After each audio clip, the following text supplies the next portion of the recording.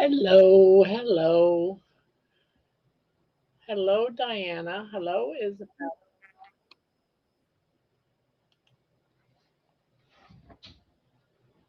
You beat me, Isabella. Yeah, Isabel beat. Hi, Sandy. I'll turn my live on. Yes, I don't know why I can never remember that. Hi, Terry. Hello, hello. Debbie's here. Let me get her on up here, and then everyone else can come on. Let me see. It is panel night, but Debbie comes on first because she is the co host on Saturday nights.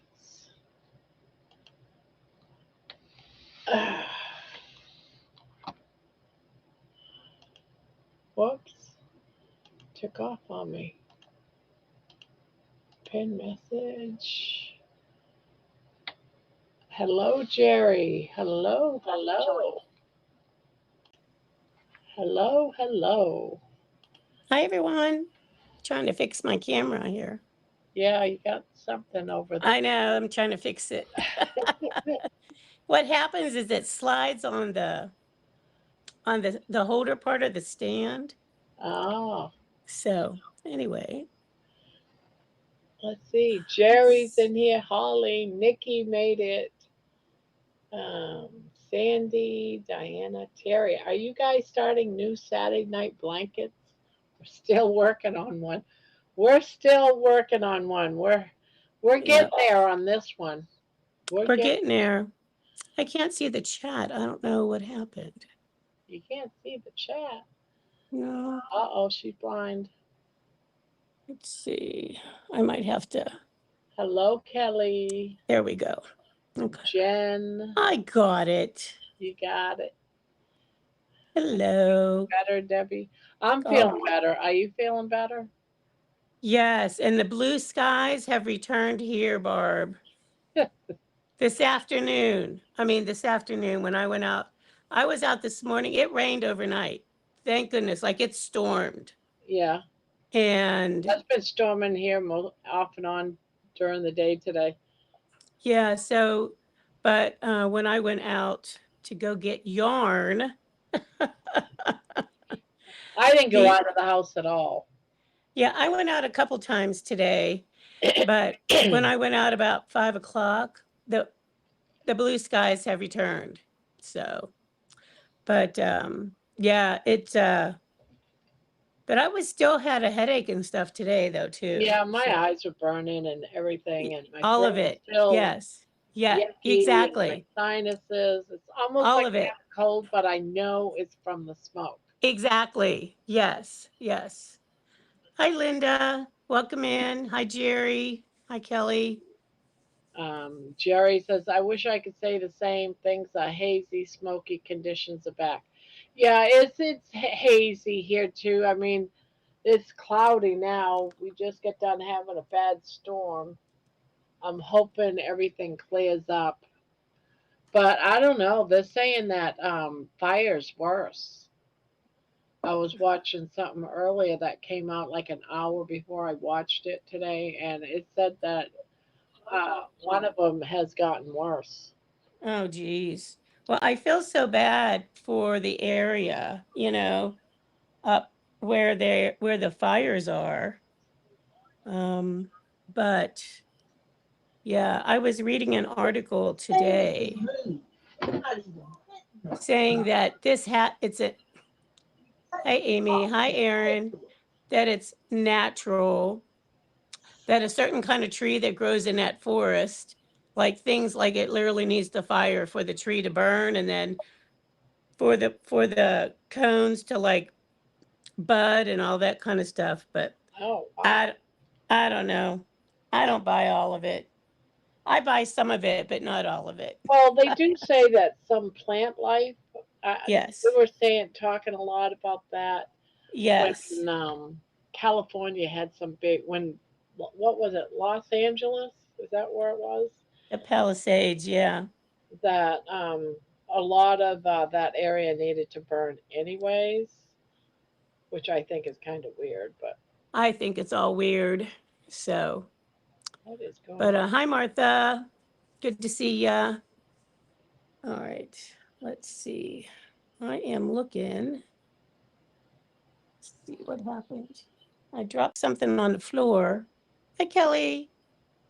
Now I don't know about you, but for me, putting this together has not been easy Hi. because it's not like a typical square. There are some nuances to it. I will give you that. Yeah. So Hi, I've had to Bonbon. fake it to make it look halfway decent. Hello, Kelly. Hello, Jen. Jen's back. Hello, ladies. Kelly, what's up, girl? Hey, Hey, Jen. how are you Yo, guys? what's How are you up? ladies? Hey. What's Hey, up, Kelly, did you Jen? hey. miss my did you miss Jen's my dog in the teasing? house. Hi, Denise. Let's So But you're see. no, in really, how are y'all doing? April. Are you making something? Are you working on something special, Kelly? Did I she just got, go Wait, deaf? you know what? I need to figure out how to. I don't think she can hear us, can she? I think I can hear you, but I think the problem is I hear two streams at once. Oh. Give me 1 second. It's confusing me. I feel like I think I figured it out. it's Hopefully Jen's I picked fault. the one that's right on time. Yeah, I'm gonna It's crochet my always my blanket. fault. Why is it always my fault? 'Cause you're just so Because darn cute, Jen. Oh, Exactly. well, Exactly. What are you ladies working on today? We're I was like, putting together our putting Afghans with our. together my squares. You guys keep talking about a Christmas blanket that you're going to work on. Yesterday, Barb was saying she's already got her Christmas yarn. Debbie, you already have your stuff all ready for when you start your Christmas Well, stuff? I had a bunch that I got last year for Christmas. Nope. So just Yeah. it was on sale I last. Barb, have you don't have to make me anything this year. I Okay, have two I skeins won't. of red heart bitty stripes and Christmas colors. That's all I got. But Ooh. we were talking about a different kind of project. Oh, okay. Doing a corner to corner Graphgan, Yes, of a Gotcha. ginger house. a gingerbread house. Is it the one you showed yesterday? I think I caught that one just as I was coming in. Yes. Uh-huh. Yeah. We thought that would be a fun something different because it's Yeah. Christmas. Christmas. Kind of neat if you Christmas. had a like if you had a group of people to say everybody decorate a gingerbread house and then you turn your favorite one into like a blanket. I'm like, I just, anyway, but you can make each Now, gingerbread Sandy, house why should I different. stop? Let's I didn't see. hear you, Kelly. I was Oh, thinking sorry. you could make each gingerbread house on the blanket all to be individual, like different. You know what I mean? You know how you get gingerbread kits and all the kids do one and they all end up looking different. You know what I mean? I just imagine you all having all these gingerbread blankets and different styles and different, um, just my crazy imagination, ladies. Well, that's a great pattern. That's how it starts, is to have the That's how it crazy goes. Yeah. imagination. Exactly. Nope. Anybody who wants to do one can certainly do one. I think that's a great thing, you know. If people I've never done a corner want to to tackle a corner. corner to corner graph can, they're more than welcome, of course. Yeah, I love doing them. I haven't even checked my mail today. Denise says, Barbara, that is so pretty. Love those colors. Hi, Anne. Good Thank to see you. ya. Hi, Nikki. Hello, Bonbon. I feel like I missed somebody. This is going to be a giveaway in about 2 weeks. Let's see. Jerry's asking, do you remember that song from South Park? It was many years ago, and the song was named Blame Canada. Nope, never Oh, watched South yeah. Park, never heard of it. Jen knows. Blame Canada. Blame Canada. Oh, Jen, of Clap your course, would hands and know beady that. eyes. Not even a real country anyway. Jen knows all that kind of stuff. Pop culture. Yep. Pop culture. Thank you. I was trying to think of what think think of the name of it. Thank you for helping me out. Hi, Menawa. Actually, it's called pop soda Hi, culture. Anne. Everyone is making beautiful blankets. Yep. Can I see it? This one is the cowl that we do on Saturday nights. That's about what it's going to look like. Wow. It looks Hi, like a Tetris Spanky. blanket to me. Hi, Spanky. Spanky's like, hi, everyone. Blame Canada, my ass. LOL. Jen, have you ever read the story The Whipping Boy? Oh, the no, but I've heard of it. Why? Terry was asking. Yeah. That's all she asked. I don't know what else. Hi, Manoa. Hi, Manawa. Hi guys, how Manawa. you doing? How you doing? Hi, Donna Ray. Welcome in, everyone. Welcome in. Welcome in. So, how was your appointment yesterday, Benoit? It was good, but I didn't sleep good. If that makes sense. I think I was in bed by 10 o'clock. I was asleep by I was in bed by 9:55 and I think I was asleep by 10:05. So it took me 10 minutes to fall asleep. And then I woke up at midnight and couldn't go back to sleep, and that's when I jumped on the chat with you guys. Um they did not, here's the good news, they did not have to put me on BiPAP at all night long. That's good. So I don't think that they're going to continue my hi Sandy, hi Ann. I don't think they're going to continue my BiPAP treatment. They may end up getting me a concentrator that's a little stronger for at night, because my O2 while I was sleeping did drop down to 82% at 4.5 liters, and they had to come in and raise the had because they had me sleep. I don't know how they did it, but they had like a full or a queen size hospital bed that they had me sleep in, and they came in and raised the head of my bed device, which of course woke me up, and then I had trouble falling back to sleep after that. So, and they asked Yeah. me, why do you think you didn't sleep good last night? I said, 2 reasons. My cat wasn't here and new surroundings. Yeah. That makes sense. But yeah, I don't think they're going to continue the BiPAP therapy, because it's doing more. It's working against my body instead of working with it. Hmm. Hmm. Now, what is BiPAP? BiPAP? Okay, BiPAP is bi means two. PAP means positive airway pressure. So with Oh, CPAP, right. it with CPAP, it's continuous air pressure, just one level of pressure breathing in and breathing out. With BiPAP, it's two different levels. You have one pressure that you breathe in with, and another when you get ready to breathe out, the pressure of the machine lowers, so you don't have to fight against the machine to breathe out. Ah, okay. Yeah, the BiPAP. They tried me on CPAP, and it made my chest hurt because it was too much Ah, pressure trying to breathe out I've against heard it. that. So they put me on the BiPAP, and I had no issues with it until I've lost over 60 pounds. And since I've lost over 60 pounds, my BiPAP machine actually started working against me instead of working with me. Ooh. And I actually had to fight with my one doctor, to get the sleep study done.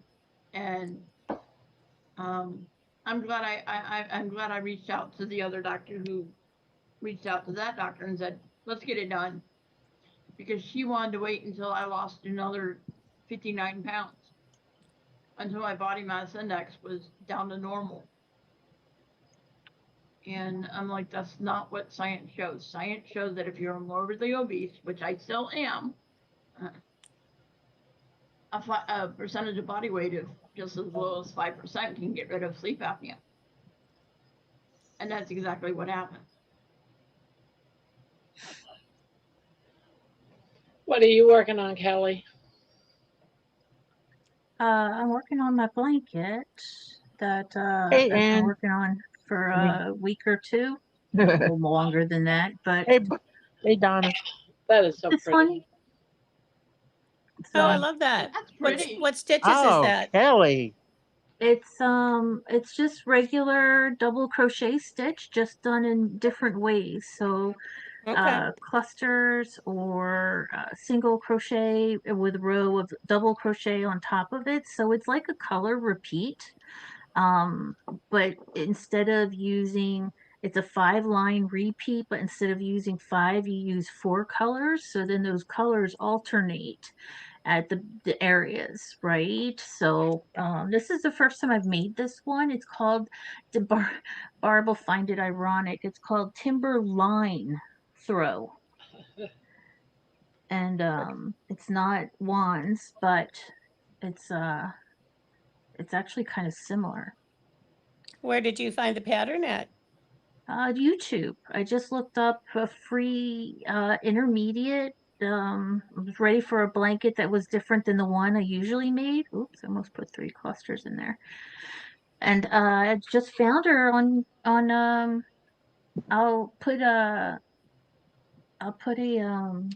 if you want a link to the video, I can send it to you all.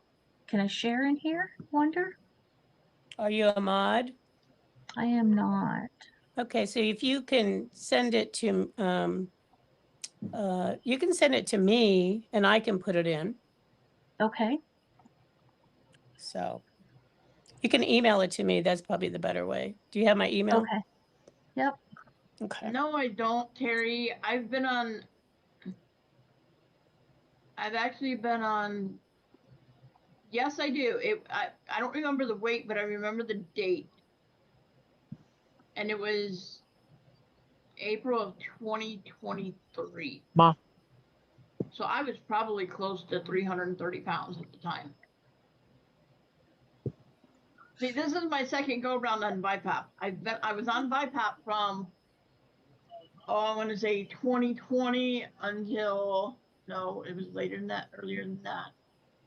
I want to say it was like 2016, 2017, until I lost 50 pounds in 2018. I was able to get off of it. And then when I got put back in when I got put in the hospital with RSV in April of 2023, I came home with BiPAP again.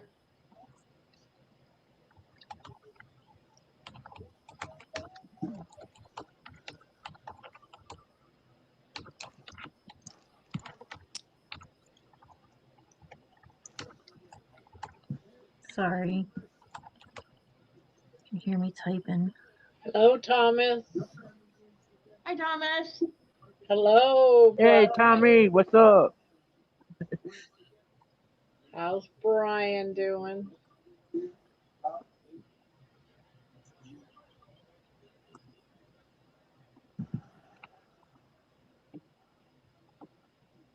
Kelly, I'm actually working on a project tonight. How are you? What are you working on? Hi, Thomas. Hi, Brian. Well, it was going to be something for my niece, but then Bon Bon turned me on to uh, what is that? A scrunchie pattern. Oh yeah. And I haven't looked at it yet, but uh, when I get done with what I'm going to do on this, Mm-hmm. gonna go look at that pattern she sent. Nice. Yeah, if I can do that pattern, if I can do it, you can do it, Jen, for sure. Um, and you just need like hair bands and uh, some yarn and you'll be all set to make scrunchies. You just gave me a really good idea, Jen, for tomorrow. I'm going to be in a parade tomorrow. I should put a bunch of colorful scrunchies in my hair. There you go. Hey, there you go. Jinx. And Bonbon's good at great ideas and inspiration. I think she said she designed this pattern. Oh, did she? Nice. I've got Is some she in here? upstairs that I've made. Yeah, Bonbon's in here. Hey, Bonbon. Hi, Amy. Hey, girl. Amy is in here. Just got out of the pool. Was in it all day. And Brian and Uh-oh. Thomas. Thomas, great I video of you on the stairs. Oh yeah, I did see that too. Okay, I posted the pattern from Kelly, and Bonbon says the pattern she sent me, Jen, is not her pattern. It's just a pattern that's Oh. out there. Oh, okay.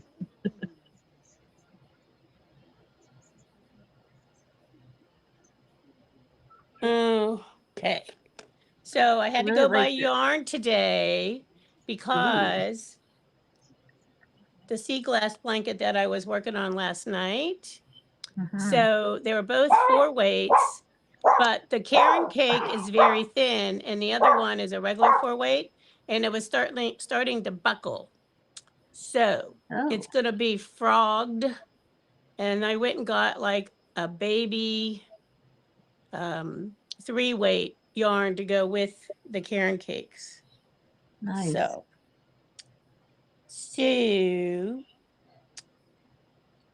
Sometimes such that happens. exactly right. Yeah, so That's I had good, Amy. ordered it from Walmart, the yarn, but of course they're like, we substituted it. They substituted a 6 weight for a 3 weight. Like that's a, you know, a reasonable substitute, right? Whoever So did that does not crochet. exactly. They substitute So everything. I was like, okay, so I canceled that. And then I went to Michael's online at Michael's and to see if they had it. So they actually had some. So went out to get it. All right, let's see here.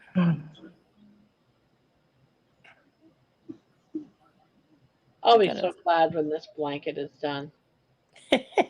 You not enjoying it? Well, I enjoyed making the squares. Yeah.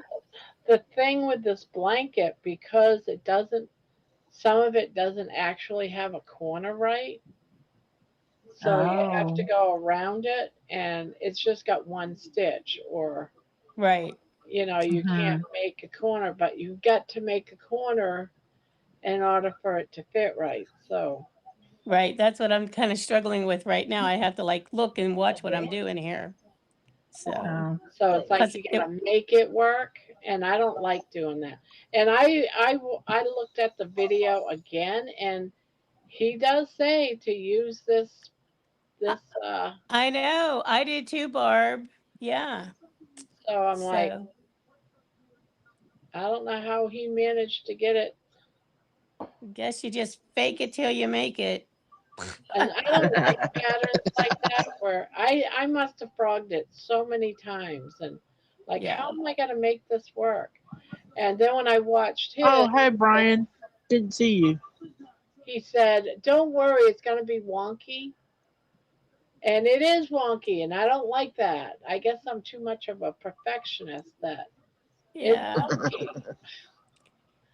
Yeah. It's definitely a challenge, I will say that much. So So Hey, Bon Brian. saying, Spanky, I heard there's tornado watch for some areas of Alberta. Hope it's not near you. Are they near you, Spanky? Let us know. We want to make sure you're safe. Make sure you and Winston are safe. Well, we're really worried about Winston. We need Winston to be safe. Well, We you gotta know, take care of Winston. I was trying to be nice, Barb. Well, you have to keep Spanky safe so Winston can be safe. So, it's kind of a Exactly. But I'm package saying deal. he's got to make sure Winston's safe. Exactly. He just said bonbon. Yeah, me too. I'll kick the tornado's ass. Oh my You get gosh. it, Spanky. Oh gosh. You be like Pecos Bill. Kick that tornado. There was tornadoes here in Pennsylvania today. Oh, yeah? Yep.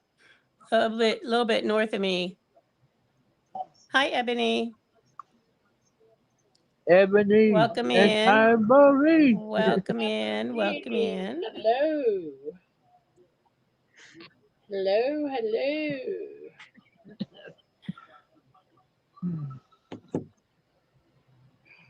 Barb, you got a lot done. So I didn't work Y'all on talking about?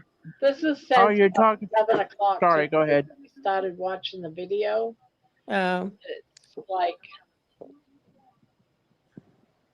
I wasn't doing any crocheting today. I was waiting till tonight.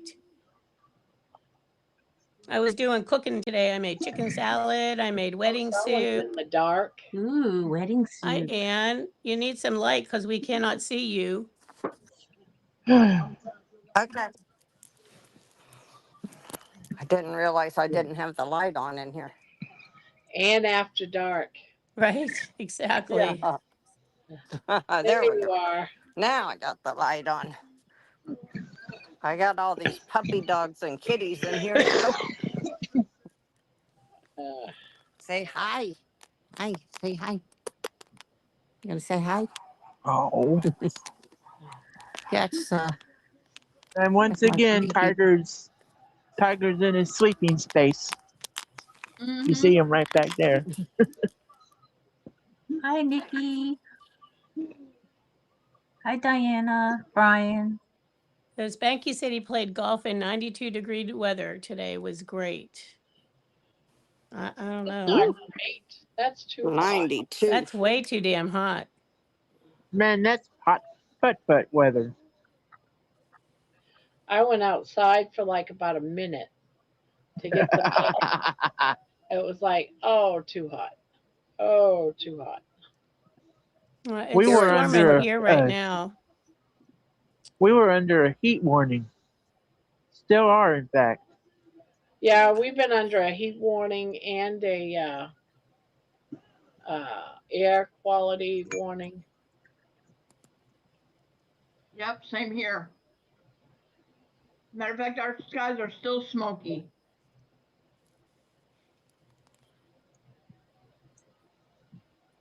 We got a lot of humidity going on in Florida.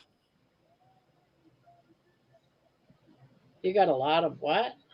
Humidity. Humidity. Oh, humidity. Yeah. You walk outside and you're soaking wet in about 15 minutes. I'd Wow. rather deal with the humidity than with the smoke from all the wildfires. Oh, yeah. We had a fire here back, 20 years ago, and man, it was horrible. I could not breathe. Alrighty. Uh-oh, Yeah, Anne's here. If she's here, then you know who ain't far behind. My brother, Yep. I don't know If where he he pops is. He's in, I'll been jump up. working. He's been Mr. working T's. a lot. I wonder what's up. He's probably getting stuff all together to go to a convention. Oh, okay. Because if he's working a lot, then he gets all that. And I know he's on Whatnot. He had a special presentation on that today. So he was going to be selling stuff on Whatnot today. So he's been trying to get a lot of pictures to sell, I guess.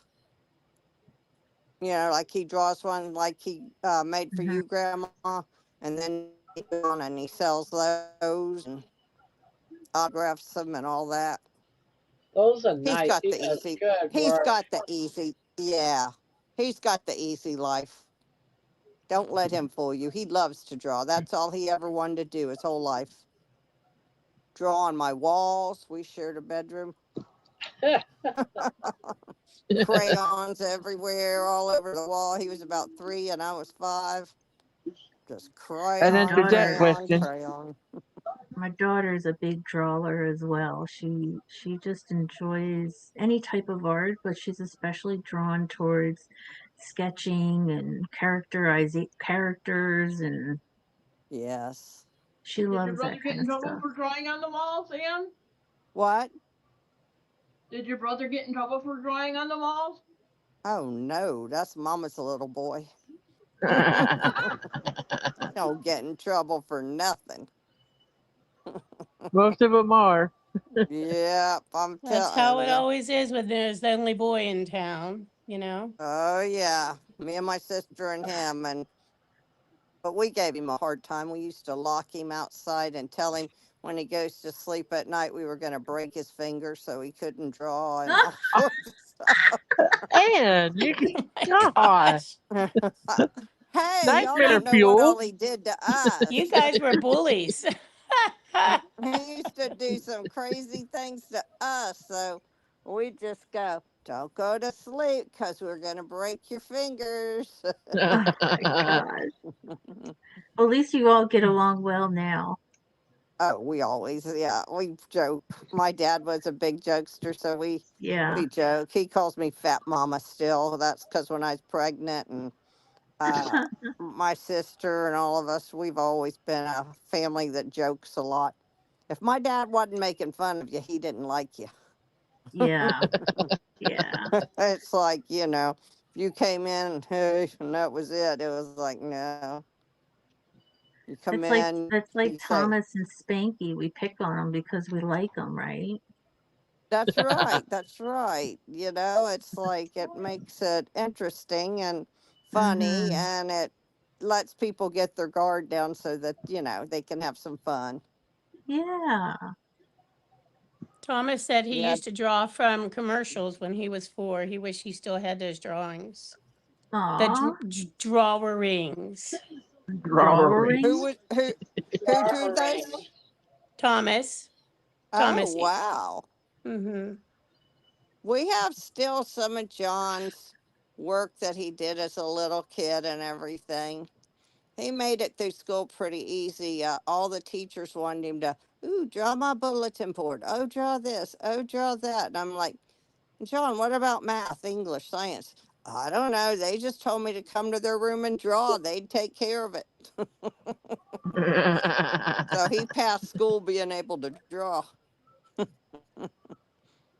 Dang. Thank Wish goodness it he were can that draw. easy. Yeah, he had it made. He had it made. But I was in.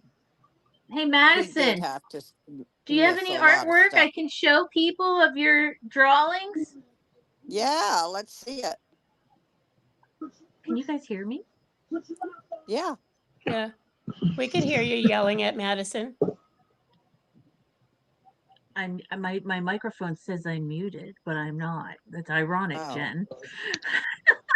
Hey, Because I was so you guys wouldn't hear. I wouldn't yell in your guys' ears. So I have not been teasing you lately, Kelly. Hi, Nomad. Hi, Patty. Let's see. But I can start. that's okay, Jen. All Just right, give me a Jen. break every Behave once in a yourself. while. I can take Okay.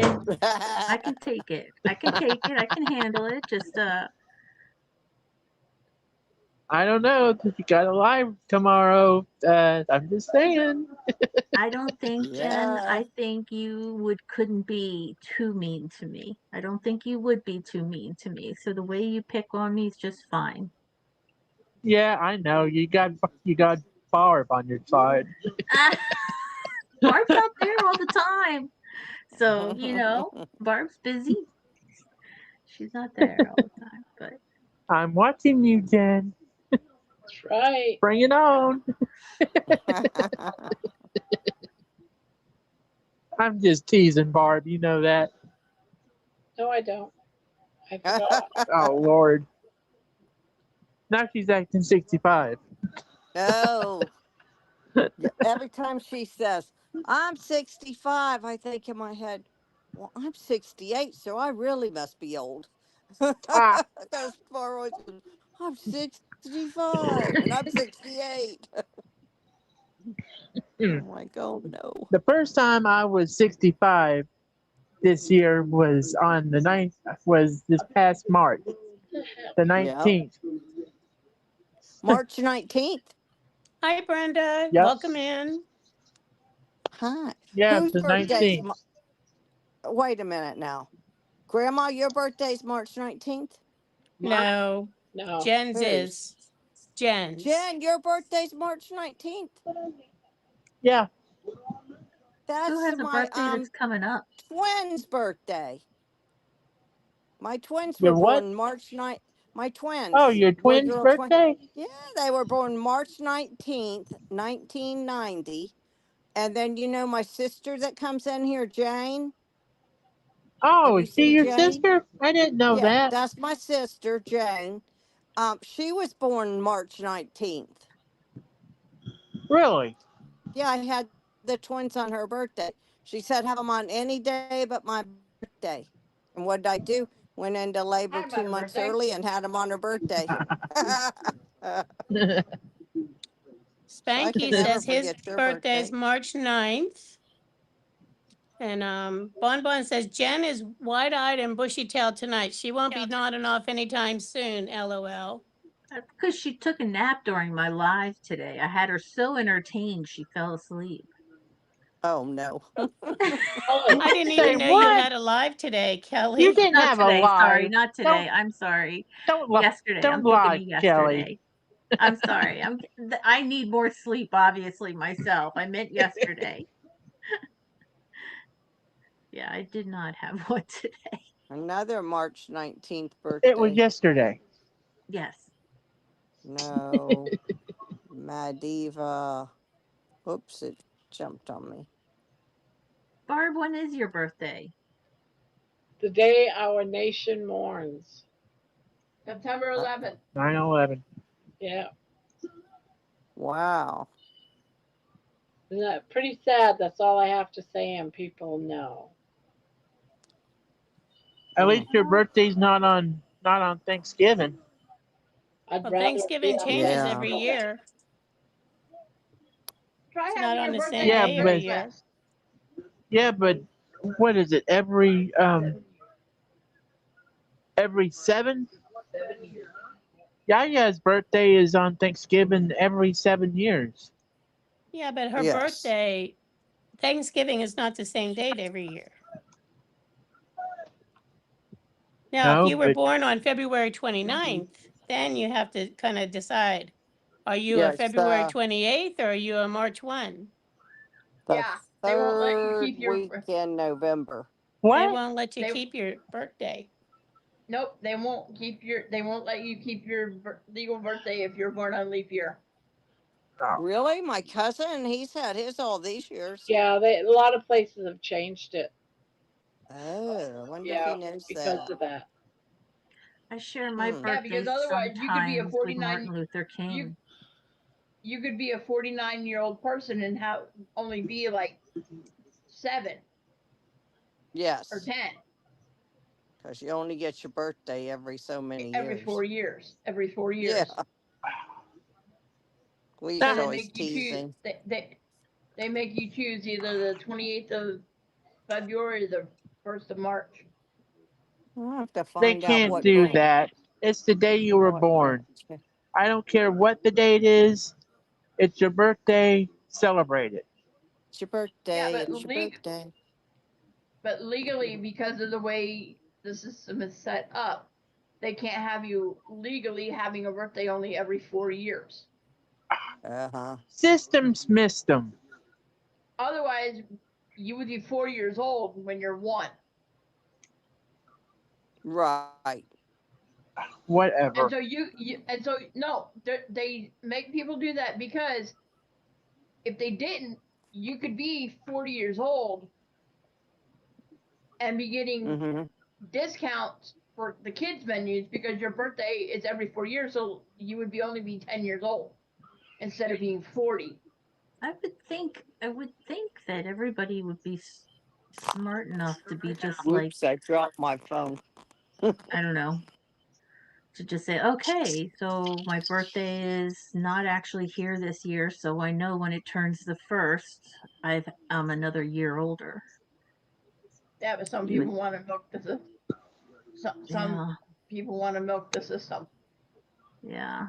So Now we're that's why hearing they thunder started doing down it. here. Thunder down under.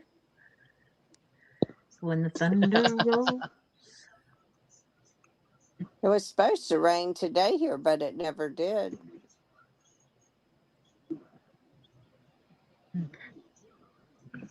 All right. Let's see.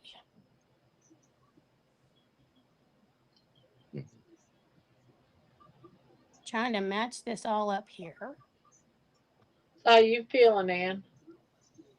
Oh, pretty good. I gotta go see a general surgeon, so I don't like that idea, but I gotta go there because of that a large hiatal hernia is my stomach's went up between my lungs and my heart. Well, that So it's doesn't kind sound of very good. no, no. It broke through like where the diaphragm is and it's up in there. So I got to be real careful about eating, and that's why I'm in bed with my head up because my stomach has come up, not the entire stomach, but a large section of it has come up and it's in between the lungs and the heart. And it feels like I'm having a heart attack sometime, but it's just the gas and everything that's causing it because of the pressure around my heart and lungs.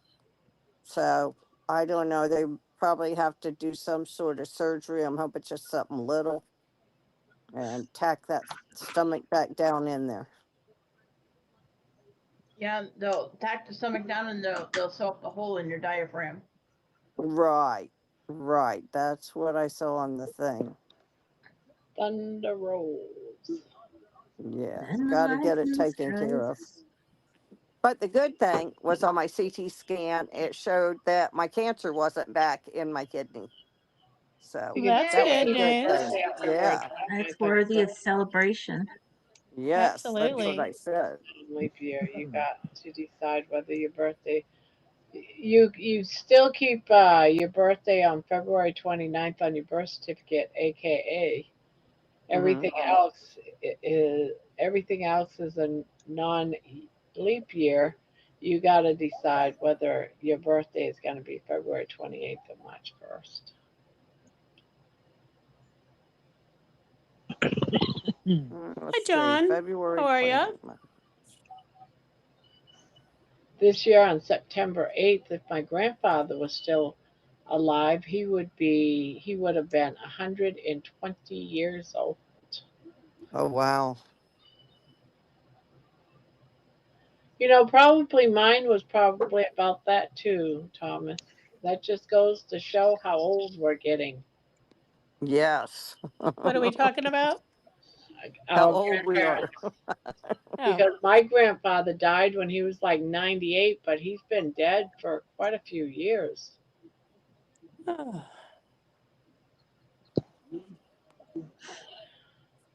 I'm hoping to make it pretty much up there because my daughter's 18 and she's my youngest, and I want to be able to see my grandkids from her. So, Absolutely. It's more motivation to get on the carnivore and keto or something like that. Get you more Yeah, battery time. says yeah, Evan saying congrats on cancer remission. yes, thank you, Is that thank you, you? thank you. Is she saying that for you? Yeah, for Anne. Oh, okay. Yes. My Just so mom everyone died. knows, I can't see the chat too well right now. I've got cataracts. Probably a good 8 weeks before I can read along with you again. So I'm listening for now and listening in for now.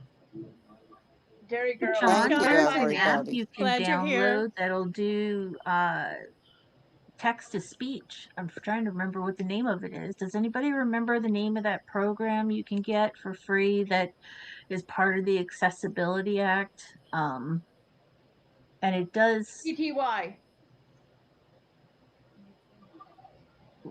um Is it TTY? it's associated to TTY. Um I'm trying to remember.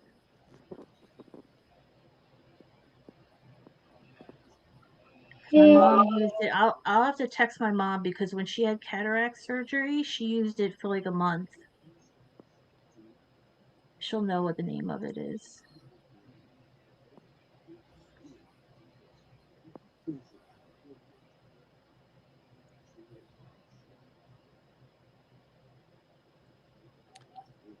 Terry Terry or says high five, Thomas? Anne. Sorry, go ahead, Debbie. Nope, I was just reading to Anne. Terry says high five. Thank you, Terry. Appreciate it. Terry or Thomas, you all or anybody else want to hop on? I'm going to hop off here in 2 minutes when I finish this row. I think I'm going to pop off and check out that pattern for scrunchies. But y'all don't talk about me too much. You know we will, Jen. That's right. Oh, I Just know. Just get the pattern, Jen, so you can make me one for my birthday. There you go. You have another customer, Jen. Yes. Jen, I I'll want send you one some for my pictures of birthday. ones I've made. okay. Let's talk about Yaya more. Gotta talk Okay. about you, Jen. You can talk So about me. Let's talk We about can We talk Yaya will more. as about soon as you you. leave. if We you get will off, as we soon can as you talk about leave. you, Jen. Well, maybe I'm not going this time. Okay. Ta-da. Bye. Bye, guys. Bye, Jen. Oh. So Thomas says he will be fasting tomorrow. No certain Mhm. date, probably 72 hours, but we'll be happy with 48. Well, I fasted for 42 hours and I finally broke it because I just feeling crabby and Yeah. With all the smoke and everything, it just, yeah, I said I'm yep, just gonna break it. But I did yep. instead of being no food, I'm just doing an egg fast. A what? I'm doing an egg fast for the rest of it. So I switched it to just water Right. Okay.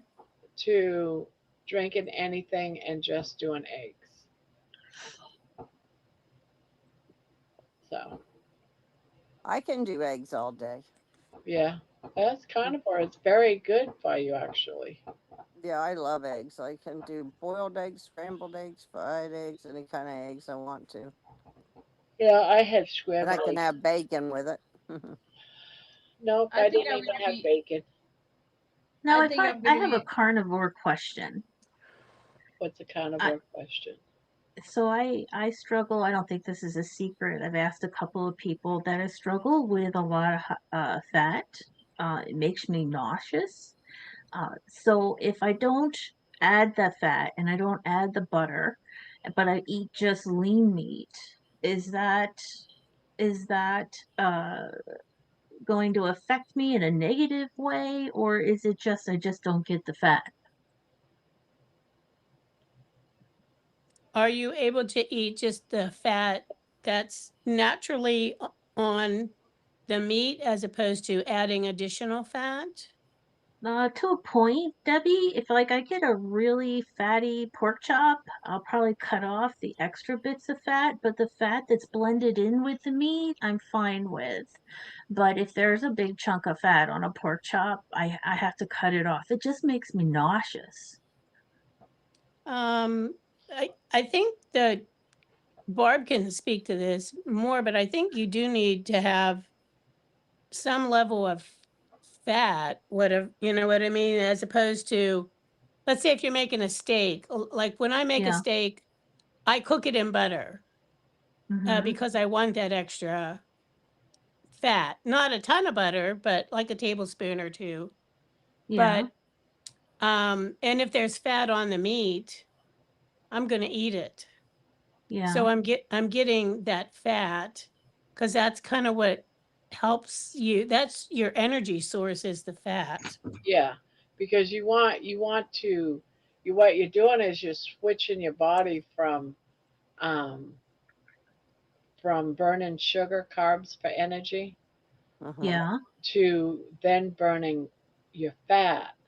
So until you get fat adapted, you probably might feel a little bit blah eating some Yeah. fat, but that's because your body, anytime you go on any type of diet and you're changing it, you're gonna feel kind of Mm-hmm. blah anyway. So my whole thing is just if you're gonna go carnivore, because have you been doing keto? Yeah, yeah, keto. I tried carnivore before I met any of you, about 6 months ago, and I only lasted 2 weeks just because it made me so nauseous that even eating meat Well, it's made gonna me make you nauseous. nauseous anyway, whether you're fat or whatever. Whenever you're starting carnivore or any Hmm. diet change, you're gonna feel. They call it the keto flu. You're gonna Okay. feel sick, like you ate too much fat. You're just naturally gonna feel that way, and it takes a couple of weeks to get through that. Now, when I have that, I just I go ahead and I'll drink something salty, like add a little bit salt to my water, electrolytes, or I'll do like that chicken broth that you can get that powder form and just make a hot drink with like a half a teaspoon or a teaspoon, and that always settles my stomach some. Um, Okay. because your body is you've got to go with the electrolytes. If you can keep your electrolytes up through that sickness Hmm. until you're good for into the 30-31 days, you usually adapt. It took me um, about a month because I was getting to the point where I just can't have any more fat. There was times Yeah. when I felt like that, and that's where when I would just go ahead and I'll eat some eggs because eggs are naturally fatty if you can eat eggs, or I would eat like a salmon because that's got y- natural fat Yeah. in that, and so you're still getting your fat, but it's a different form.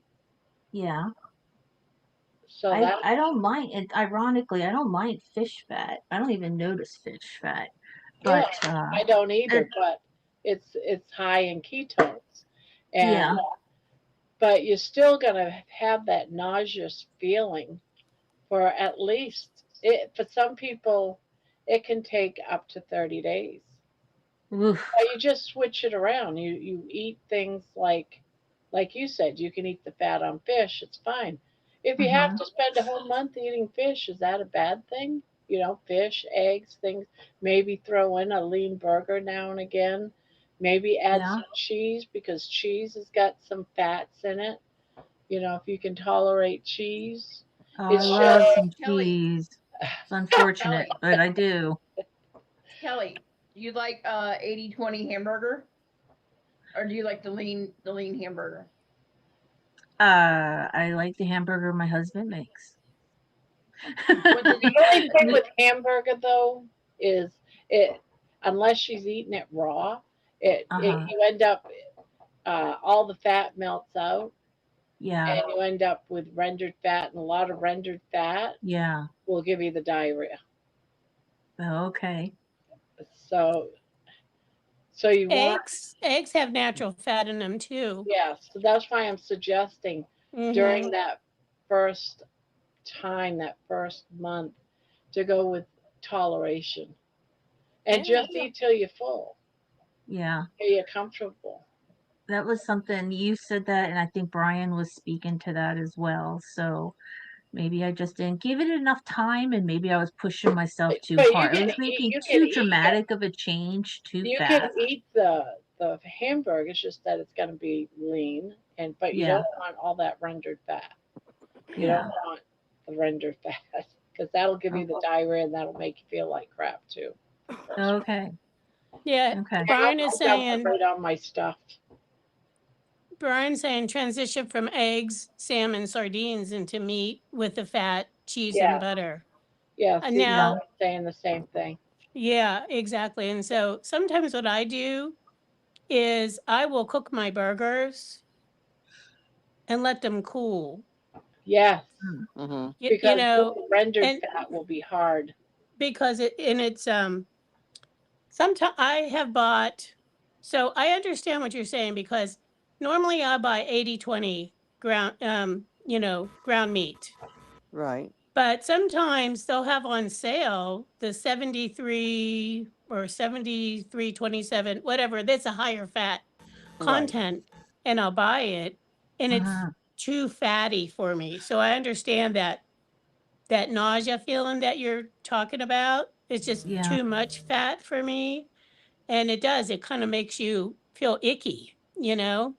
So, I love cold hamburger patties, like but cold I hamburger cookies. when That's I old when hamburger patties. yeah, when I was going into work, I would cook my hamburger patties and I would just eat them cold at, Yeah, Yeah. at my desk.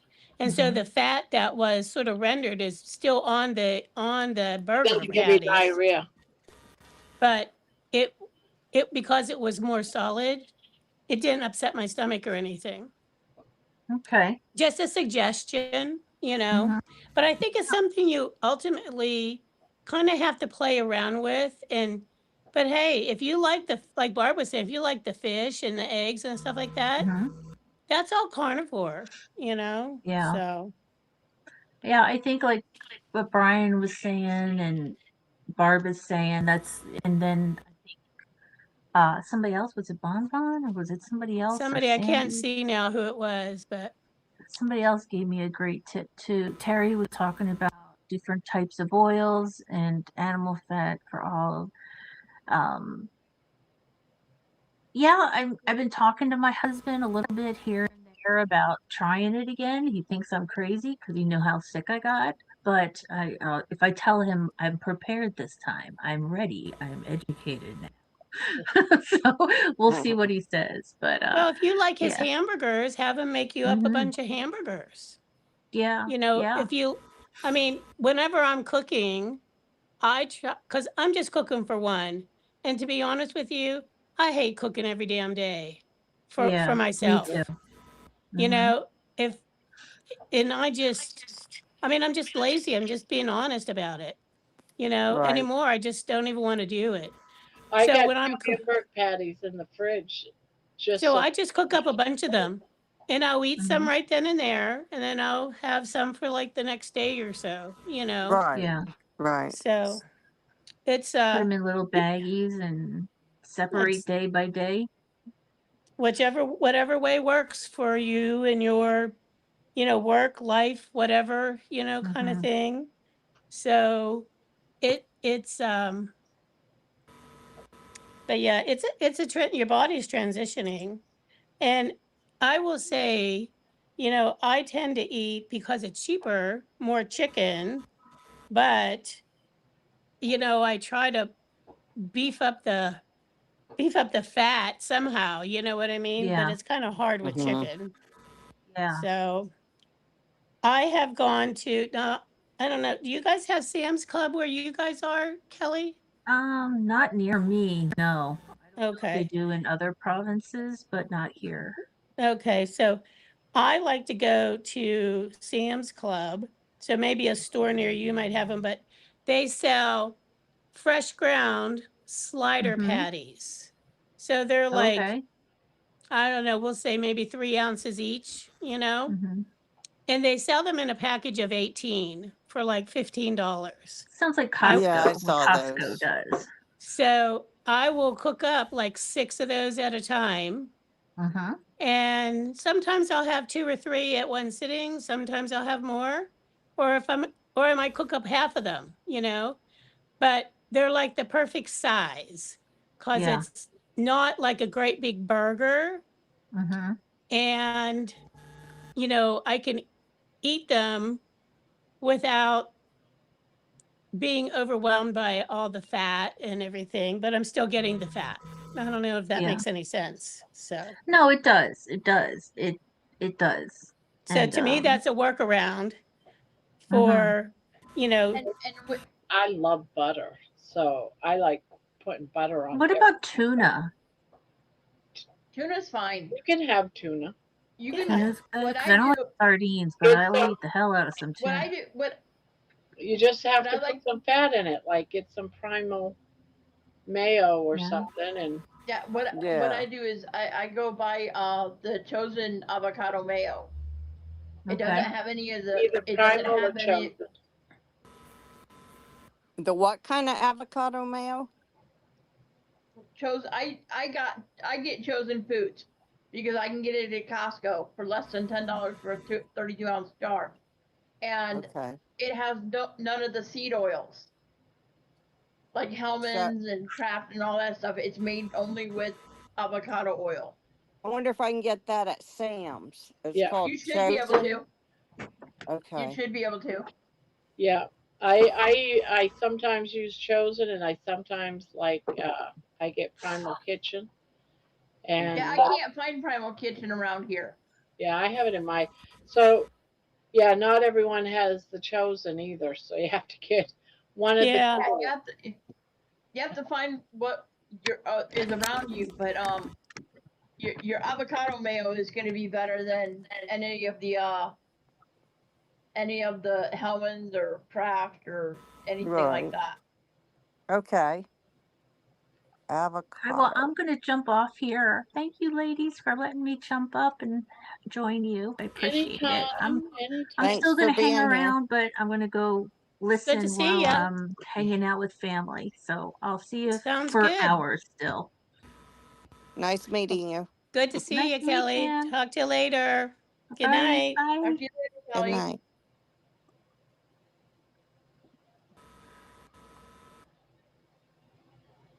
She's gone. Thomas says he's getting tired. See y'all later. Good night, Thomas. Thomas, Nighty Have a good night. evening. Spanky Spank. says Spanky says tuna, yuck. Sardines, super yuck. Any kind of fish, yuck. Oh God, I think I just threw up in my mouth a bit. LOL. I love salmon. I can eat salmon I do too. all day Matter, long. I love it. We matter of used to fact, I make just went. salmon croquettes. I ought to make some of those. I I was, Oh, it was do funny. a video of them. I meant to put some on my grocery order. I was going to get some salmon and try my hand at salmon, salmon patties. yeah. But I forgot to order the salmon. So I got some canned salmon.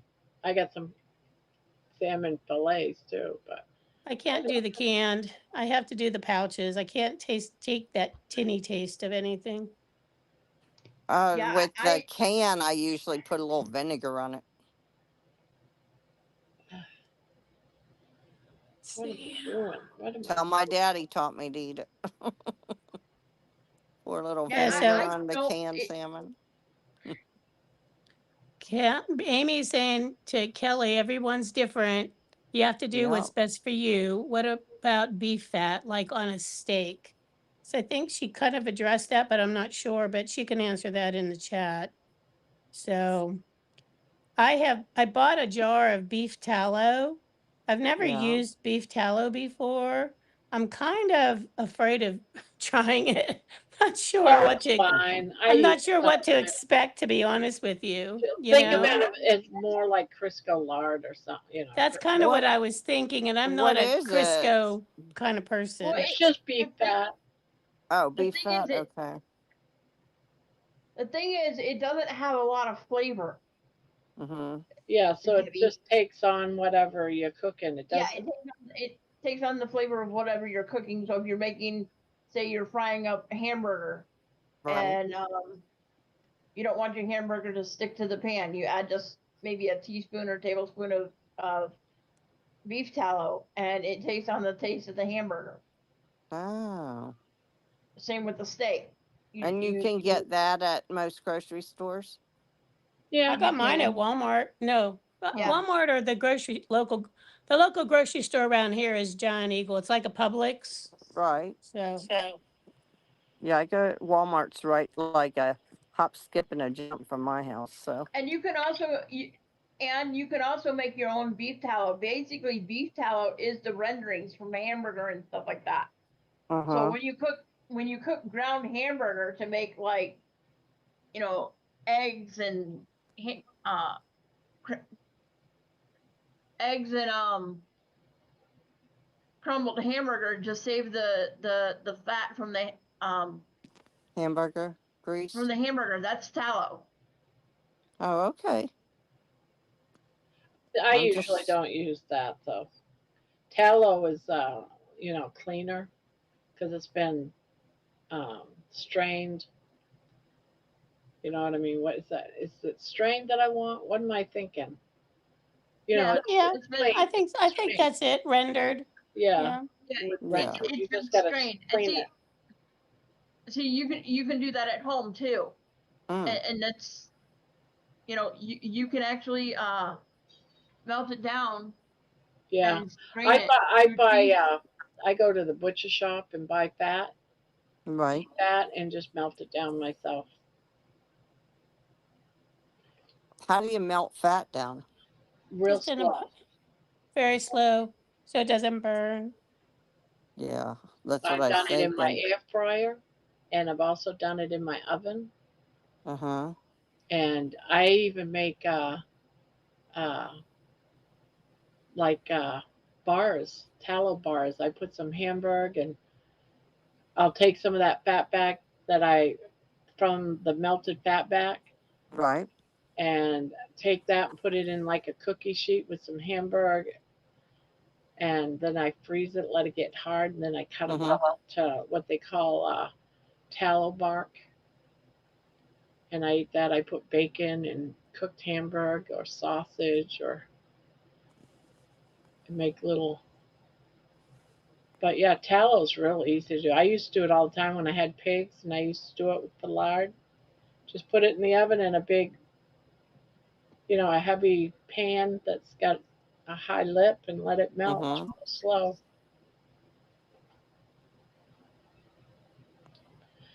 Make my own. You're making your own. Y'all should make a little cookbook on that so people know how to make this stuff. A lot of people sell them. They make them and sell them. Oh, okay. You You can should lay make down them if and you put them want. on Discord or something You can for. turn all the lights off laying down. I'm going to turn this off in about 15 minutes. Yeah, I guess I can go to Barnes and Noble or something and look for some cookbooks like that. You can find lots of recipes for free on YouTube. Yeah, Okay. I have to Yeah. just. And then I just watch like that tallow bar recipe I got from Thomas, but I add bacon to mine. Right. It's Ann After Dark. Oh, that's right. My husband just went to bed. He turned the light off. Well, I'll jump off now and let him get some sleep. He's been working hard. So I might go out in the living room later because it's only 10:10. So I'll might see you ladies in a little while. All righty. Okay, Anne, good to Alrighty. see ya. You too. Bye bye. Bye I bye. gotta figure out how to get off here now. Leave. There we go. Yep. Bye bye. Leave. Bye bye.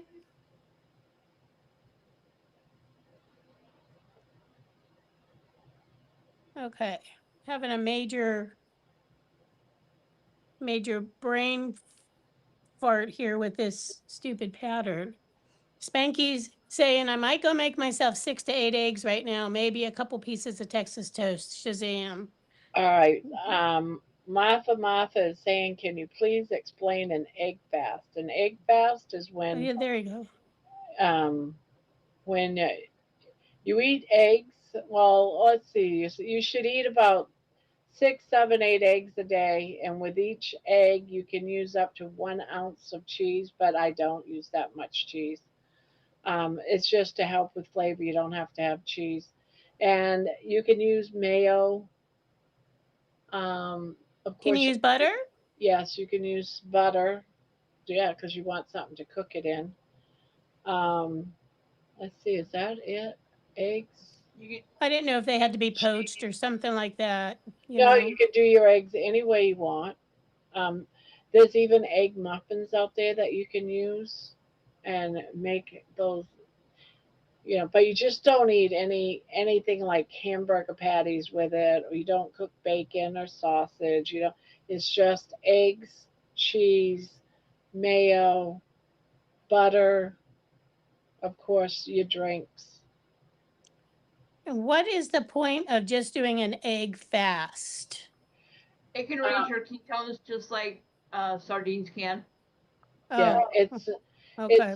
if you don't like sardines, the next up is it goes sardines, then it goes mackerel, then it goes salmon, and then from there it goes up to eggs. So eggs Gotcha. is got everything in it that you need, your proteins, your fats. Yeah, some people eat a lot of eggs. I don't think I eat enough eggs. I go through phases, although I just ordered from Amazon um these little silicone, they look like a little 6 inch, like what a little 6 inch cake pan looks like if you're making a cake, little round 6 inch cake pan. Oh, okay. I ordered 6 inch silicone ones because I want to make individual little quiches, crustless quiches, little frittatas.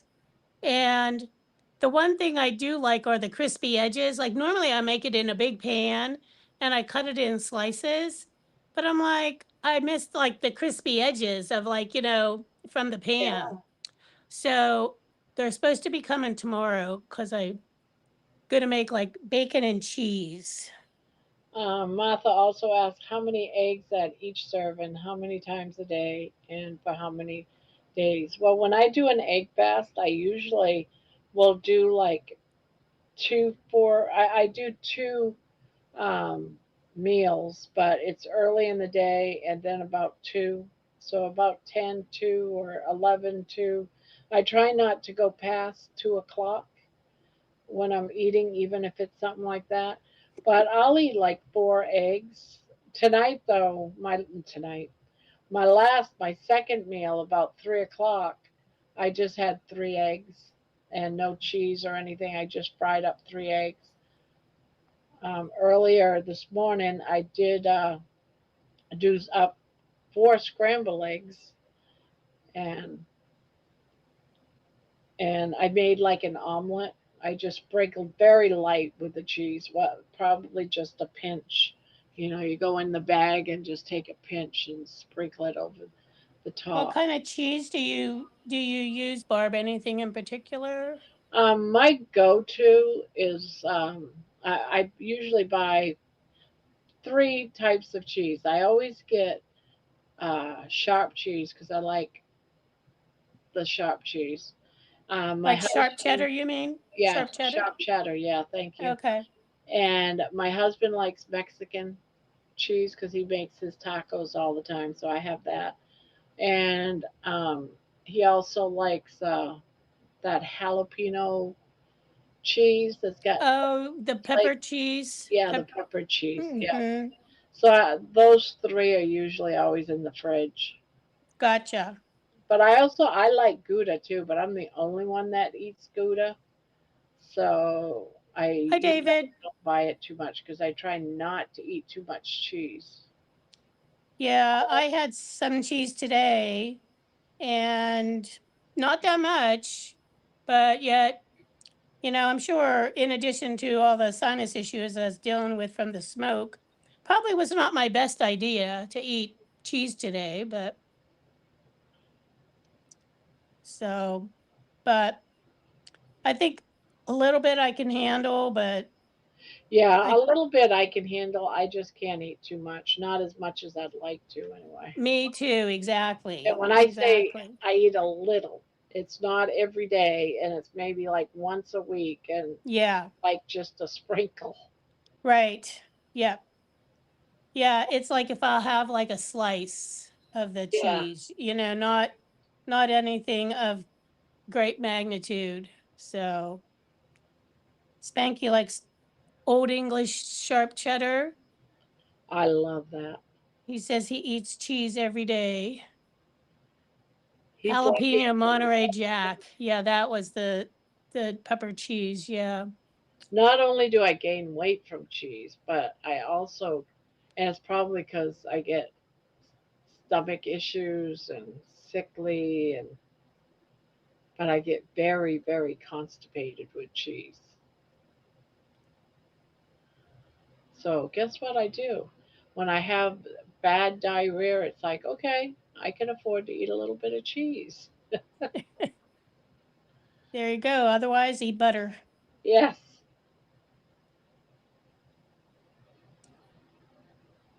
Jerry's here. Hi, Jerry.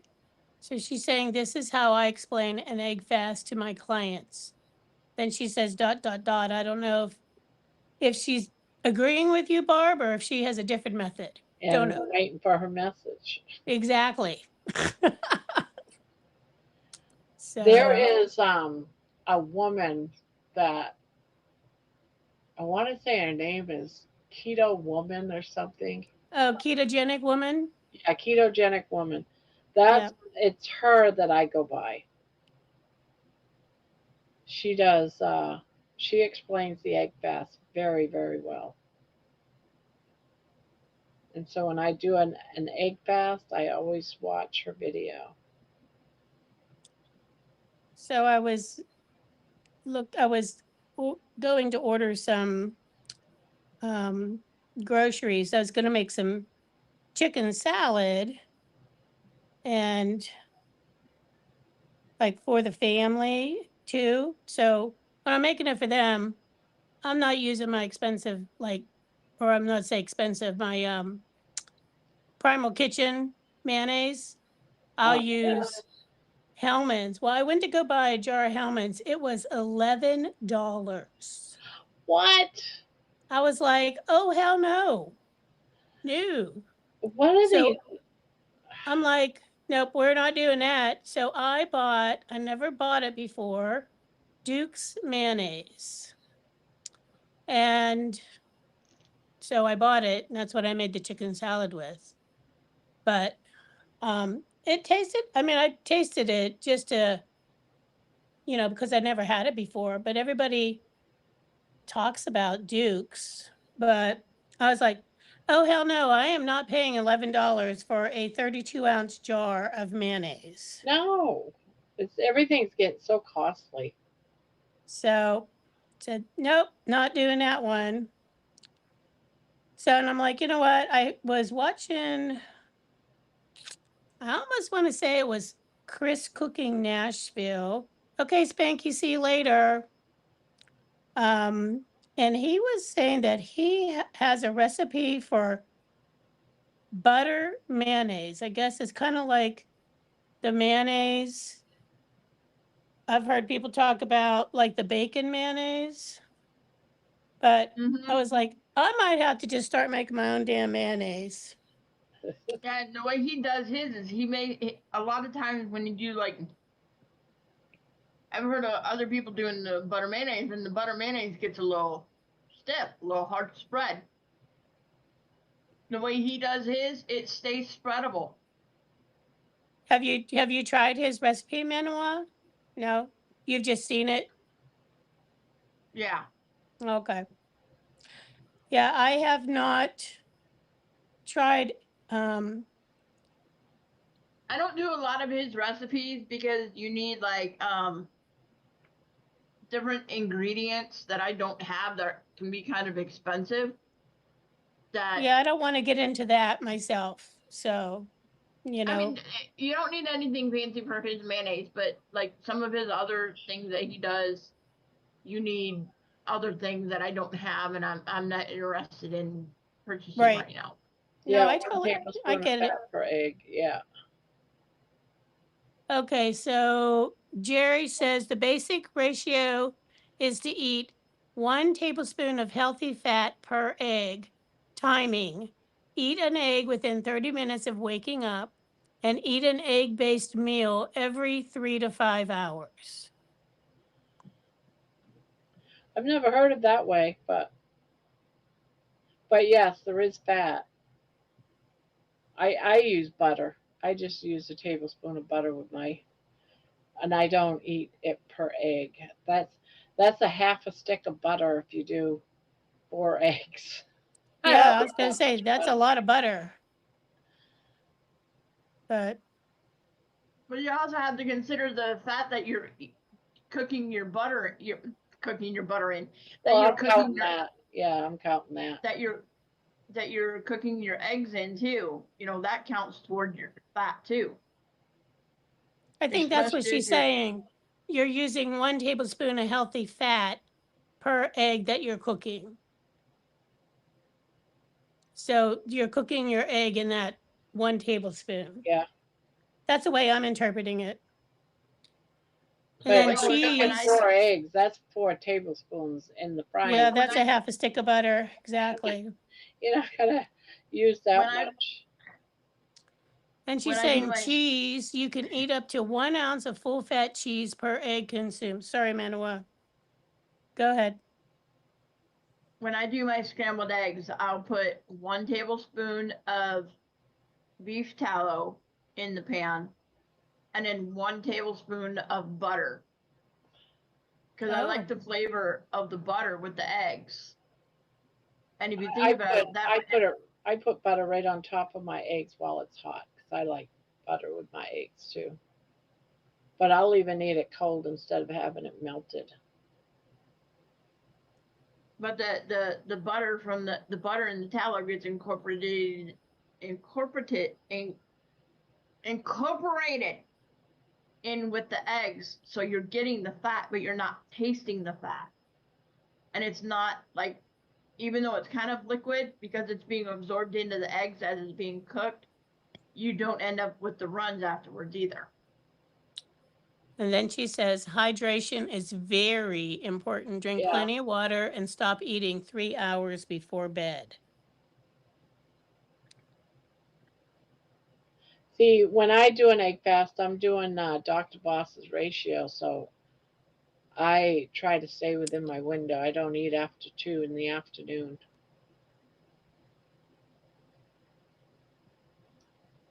So basically, I'm fasting about 12 hours before I sleep.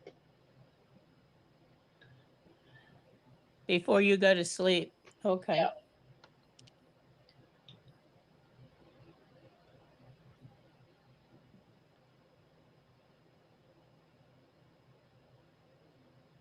Now, I don't do the intermittent window like that every single day. I change it up. I'll do it like for 5 days, and then for 2 days, I'll have a meal like around 5, 6 o'clock. Shake it Oh, a little bit, okay. let your body don't decide to be wonky and weird. Yeah. I mean, sometimes you don't necessarily want to eat that early. Like, for example, you're going out to your dinner. You know what I mean? For the movie dinner thing, So So that night, the my window is out the window. That's what I mean. Well, that's what I'm saying. Like, you're But I'll plan around it. I'll do like a fasting before it, maybe an egg right. fast or something. And actually, I don't want to do any fasting. That might give me the diarrhea. So I'll probably eat chicken the day before and very light on the fat. Last thing I want is to go to a dinner and have the diarrhea. Be living in the bathroom the whole time. Yeah, but I have to think of that too. Yeah. Always something to consider, right?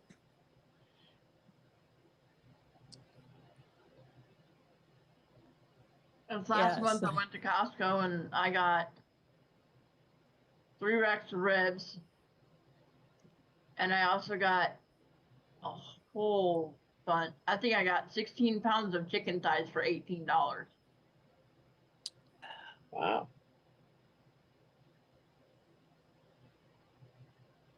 Nice buy.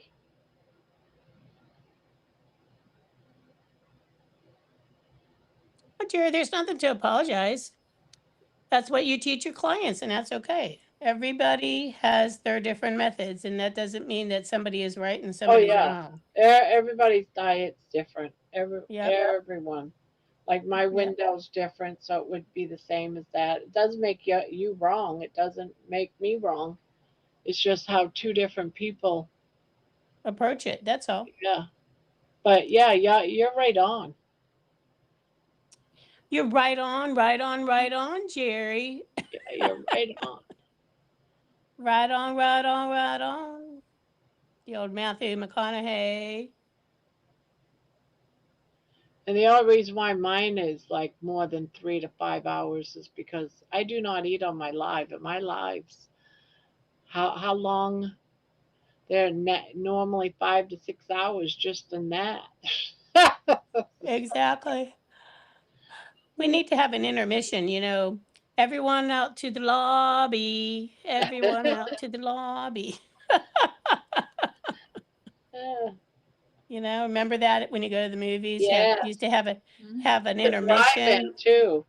at the drive-in. Yes, exactly. Yep. Yep, yep, yep. Especially when they were still showing the reel to reels. Yes. Time to change the reels out. Yeah, you got to watch for the blinking of in the movie, and that's like the Yep. sign of got to change the. Yep. Reel number 2 coming up for the same movie. I miss the drive-in. I used to love going to the drive-in movie theater. It was the best. The last movie that I saw at a drive-in theater was Diary of a Mad Black Woman. Never saw it. It's Not by not a Tyler. Tyler Perry fan. Yeah. I didn't know that he was playing Medea at first. Yeah. Yep. Hey, he made a lot of money off of that character. Mm-hmm. You don't see much from him anymore these days. But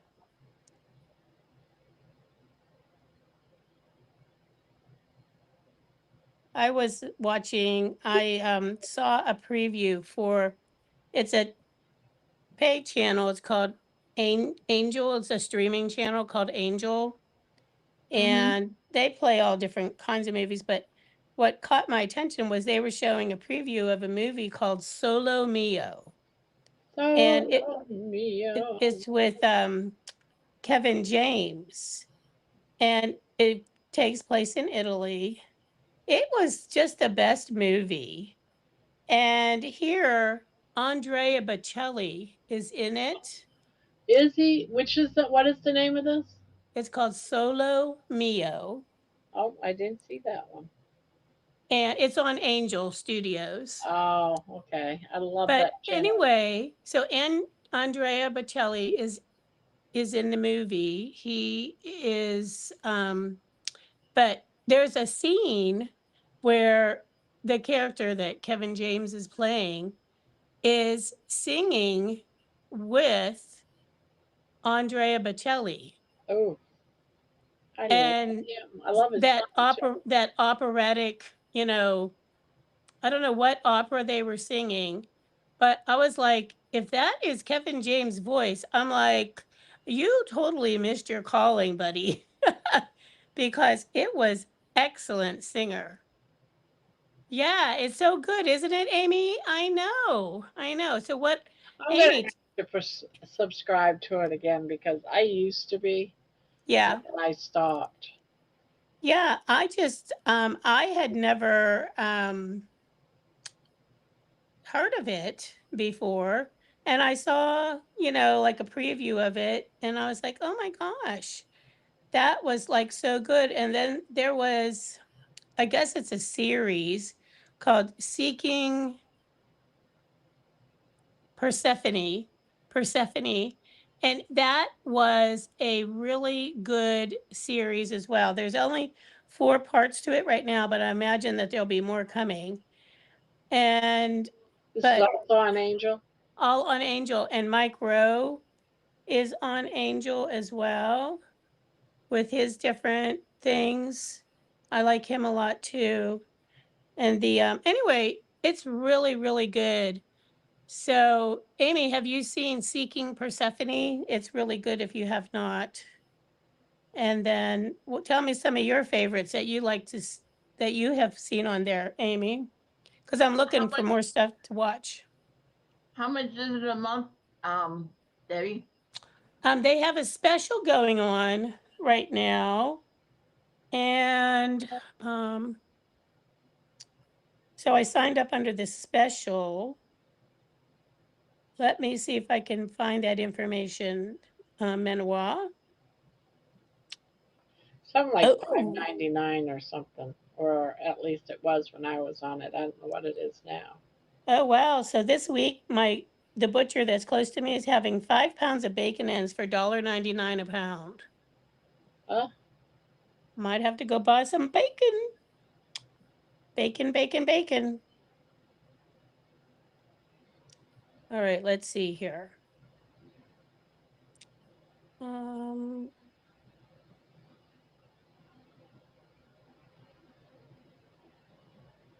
well, because I was looking for it, do you think I would be able to find it? Nope. Oh We That's yeah. the way watch it always online. goes. Angel Studios are famous for distributing major faith-based and values-driven successes like The Chosen, Sound of Freedom, and David. Yep, exactly. So Kathleen is saying Kevin James is really singing in the movie. Wow. I'm telling you, he has like an amazing, amazing voice. Good night, Nikki. Oh, it's 12.99 a month. It's gone Well, up. I got a special. I signed up under a special. Let me go see if I can find it, if it tells me in my little account thingy majiggy. Let's see.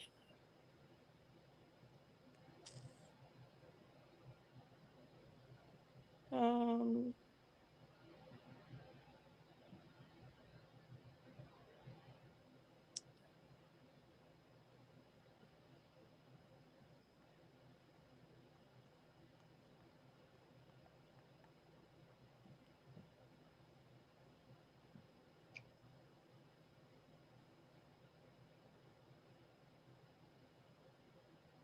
well, it's not giving me that information.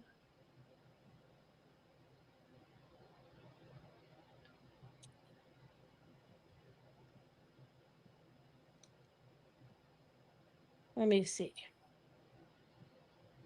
So I joined.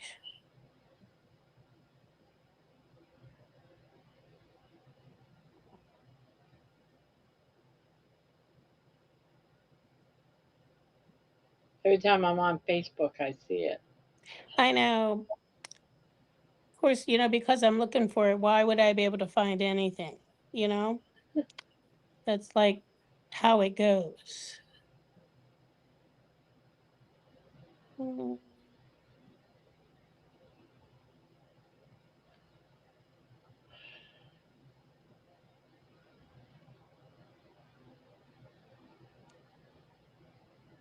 let's see.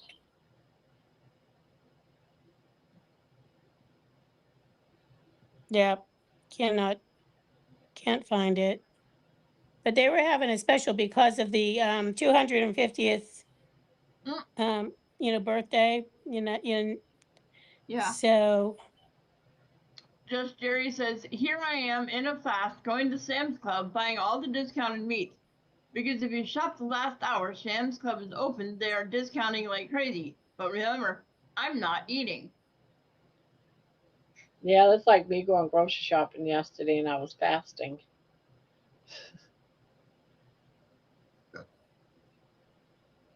Just, well, am I going to want to eat? And I weren't in the mood for anything. Jerry says, speaking of Facebook, can I post Evelyn's recipe that she contributed to the When Carnivore and Keto Collide series today? I only, I can't even find half of them because I'm not subscribed to all kinds of people, so I never know.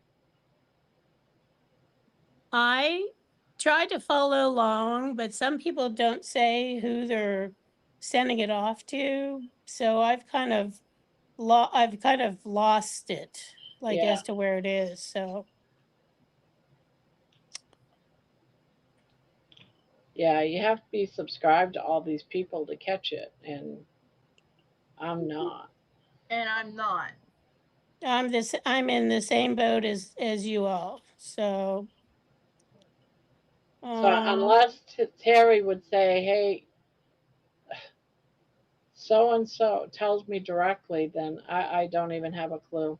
Or if okay. anybody even said, "Hey, they picked you, Grandma," I wouldn't have a clue because I don't follow everybody. Yeah.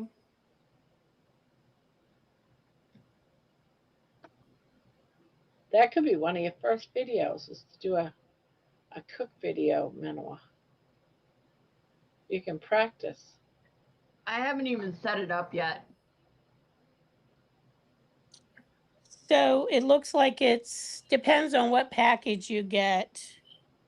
There's Um, packages. on the Angel Studios, they have different levels of packages. But right now through Sunday, they have 44% off. But is it just for the month or is it every month for like a year? I I just don't um watch enough TV to warrant spending $12 a month. yeah. Well, if I have very few things that I subscribe to, but I decided to give this one a try. So we'll see how much I watch it, and if I don't watch it enough, then it'll be canceled. So, but so far I've been watching it. So,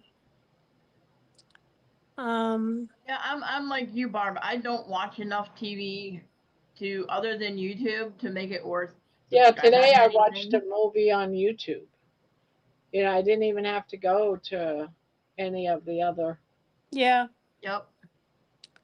Anyway, So, And it was free. when I had cable, I got Disney Plus, I got Hulu, I got Peacock. I mean, I got all these streaming channels for free, HBO Max and stuff. I never watched them. And I said, I don't even want, I got to the point where I wasn't even watching TV. I said, what's the sense of paying $150 for TV I'm not watching?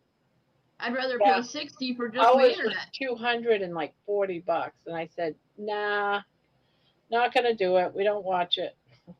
The only thing I would watch is CNN, and sorry, CNN is not worth once in a while catching.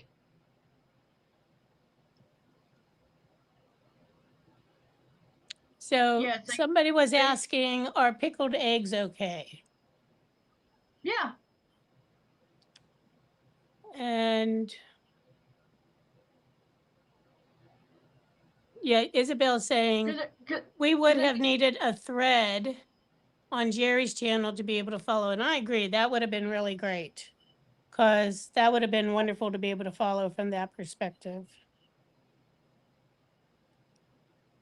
I've enjoyed watching the ones that I have been able to see, but yeah, it's too difficult to I kind of lost the thread kind of thing, so I just don't watch them anymore. If I happen to catch them, great, but meaning the Brian, keto carnivore things. it not posting anything I'm writing on here. What? We see Brian that, just said, Brian. Well, I don't know. Don't know what to tell you, Brian. You know how crazy it can be in the old It's not YouTube posting world. anything I'm writing on here. Yeah, that's a bug that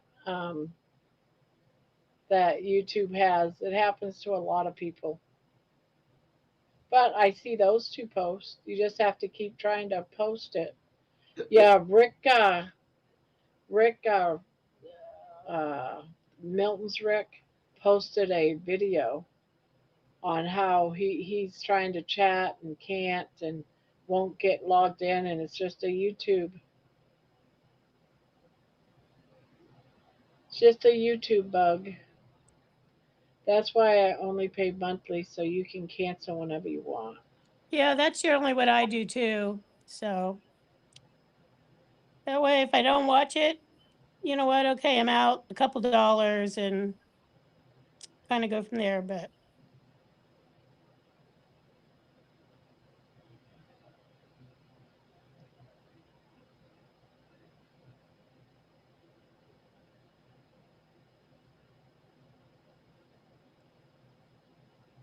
no harm, no foul, as they say. You know. yeah, I'm actually thinking about canceling. I hate to do it, but I'm actually thinking about canceling my Pandora subscription. As much as I love Pandora. I've never paid for Pandora. I just do the free because the ads are very short and they don't bother me like most ads normally do. Well, I got it because um, there's times where I'm offline, like I'm out in the bus when I'm on the bus. Mm-hmm. Um, there's times where we get into areas where there's no cell service at all, and so Pandora doesn't work. Yeah, But if you have one of the paid subscriptions, um, you can have four stations that you can listen to offline. gotcha. No, I understand. I just never needed it. So, um, and that's another thing I don't listen to enough to warrant paying for. Like I said, normally it's the reason ads are the reason why I don't want to listen to something, but their ads are very short. So I don't necessarily mind that.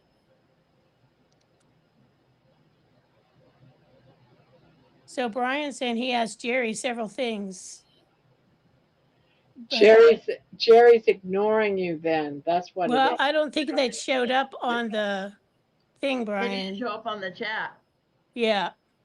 So that's what he's saying. So Mary, it would depend on what brine is used for the pickled eggs.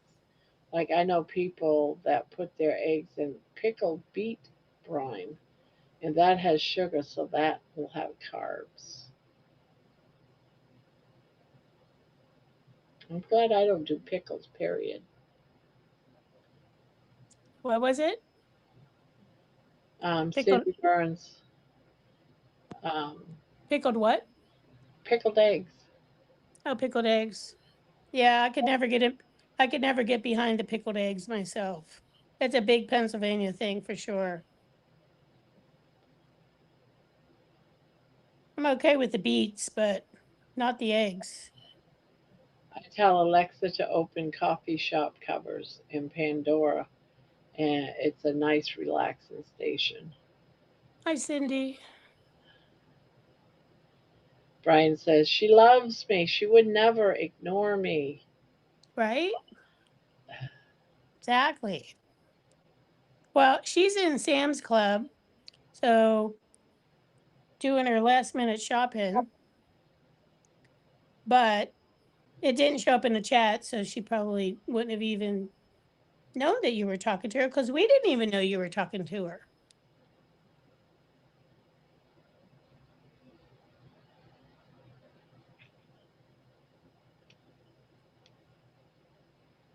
So how many rows do you have on your blanket there, Barb? 4. 4. 4. 1, 2. I got 3 done. I'm on my 4th. I just added my 3rd. Yeah, I'm just I now. added on my third, what do you call it?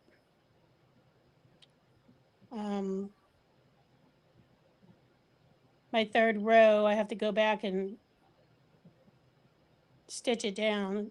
So, but you're right, it is a bit of a bugger to put Yeah, together. this is one I don't think I would do again. I mean, I like making the squares. Yeah. I just don't like how I have to connect it. It's like it's cheating. That's the only thing I can explain. Well, that's pretty much, you gotta kind of fake it till you make it. Yes, because there is, and It's a bit wonky.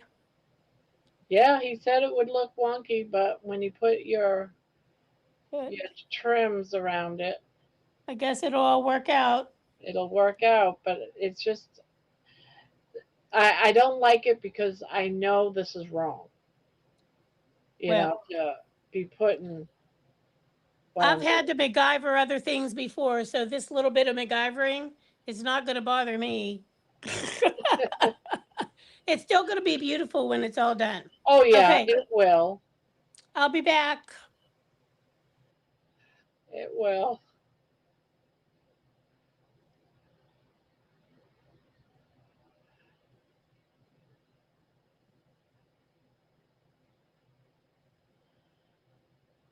Jerry says, sorry, Brian, I'm not ignoring you. I am posting Evelyn's recipe elsewhere because I can't do it here. What did you say? How can I help you? She posted it in the WhatsApp group. Why can't you post it on your channel if you can post it?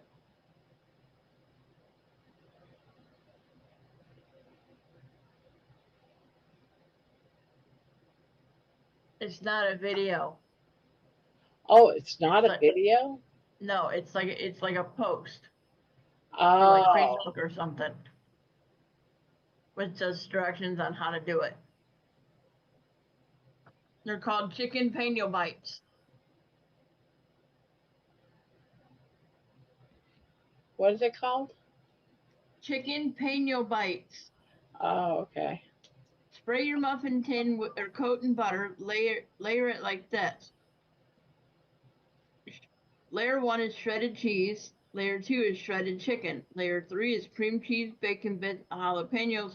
Layer 4 is more shredded cheese. Bake at 400 degrees for 20 minutes. Now that does sound good. It looks good too. Does Jerry it? posted a picture. Yes, Jerry posted a picture in the WhatsApp group. It looks good.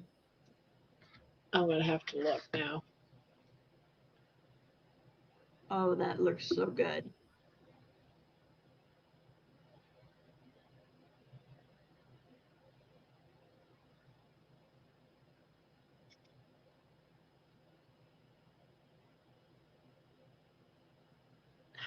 Oh, that does look good.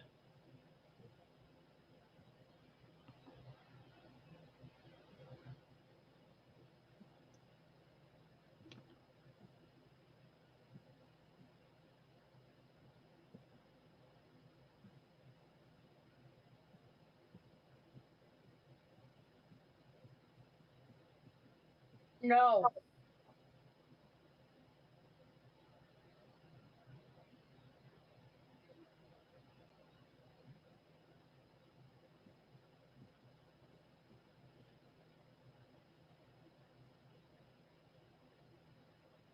Oh, I cut my finger this morning, Barb, or this afternoon. Well, why'd you do that? I forgot to pull butter out of my freezer last night before I left to go to the hospital for my sleep study. And when I got home, I didn't think to pull it out, and it was getting to be noon, and I was getting really hungry. So I didn't use the biggest knife in my kitchen. I used one of the smaller ones, Stufffish and time. yeah, I went to cut a tablespoon because I buy the box of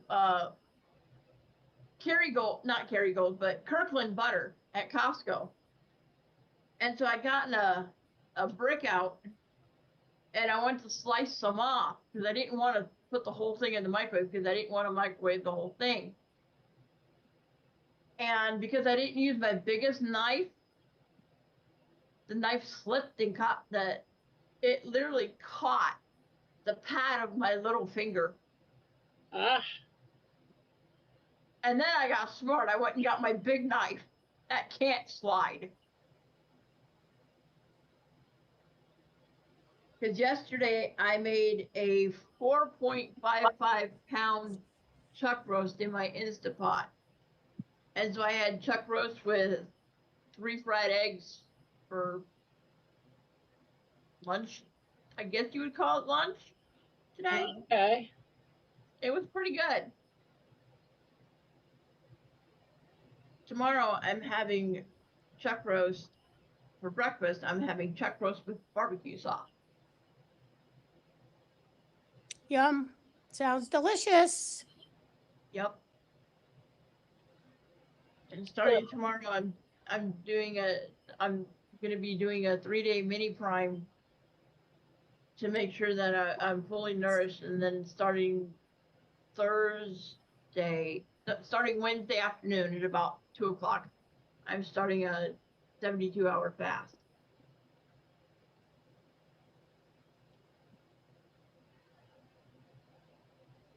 Okay. So Jerry said, I don't know, did somebody read this already? No. She's right now, she needs to step out of the chat and step onto our YouTube page so that she can post Evelyn's recipe and pictures. And I did take the liberty story, Barb, if it's wrong to post on WhatsApp. Don't know what that means. Brian's like, Jerry, the last post I made on Facebook has before and after pictures. And then Jerry is saying, excellent, Brian. While I'm there at Facebook, I will go to your post and read that. So hopefully I'll be back here later.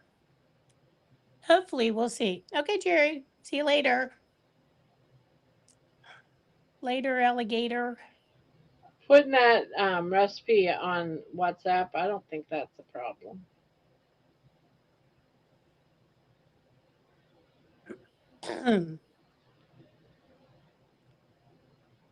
Is it a video or is it just? Oh, it's just a picture. She can do it as a community post on her YouTube page. Yeah, Is that what she's doing? Maybe. I don't know. Maybe. Don't know.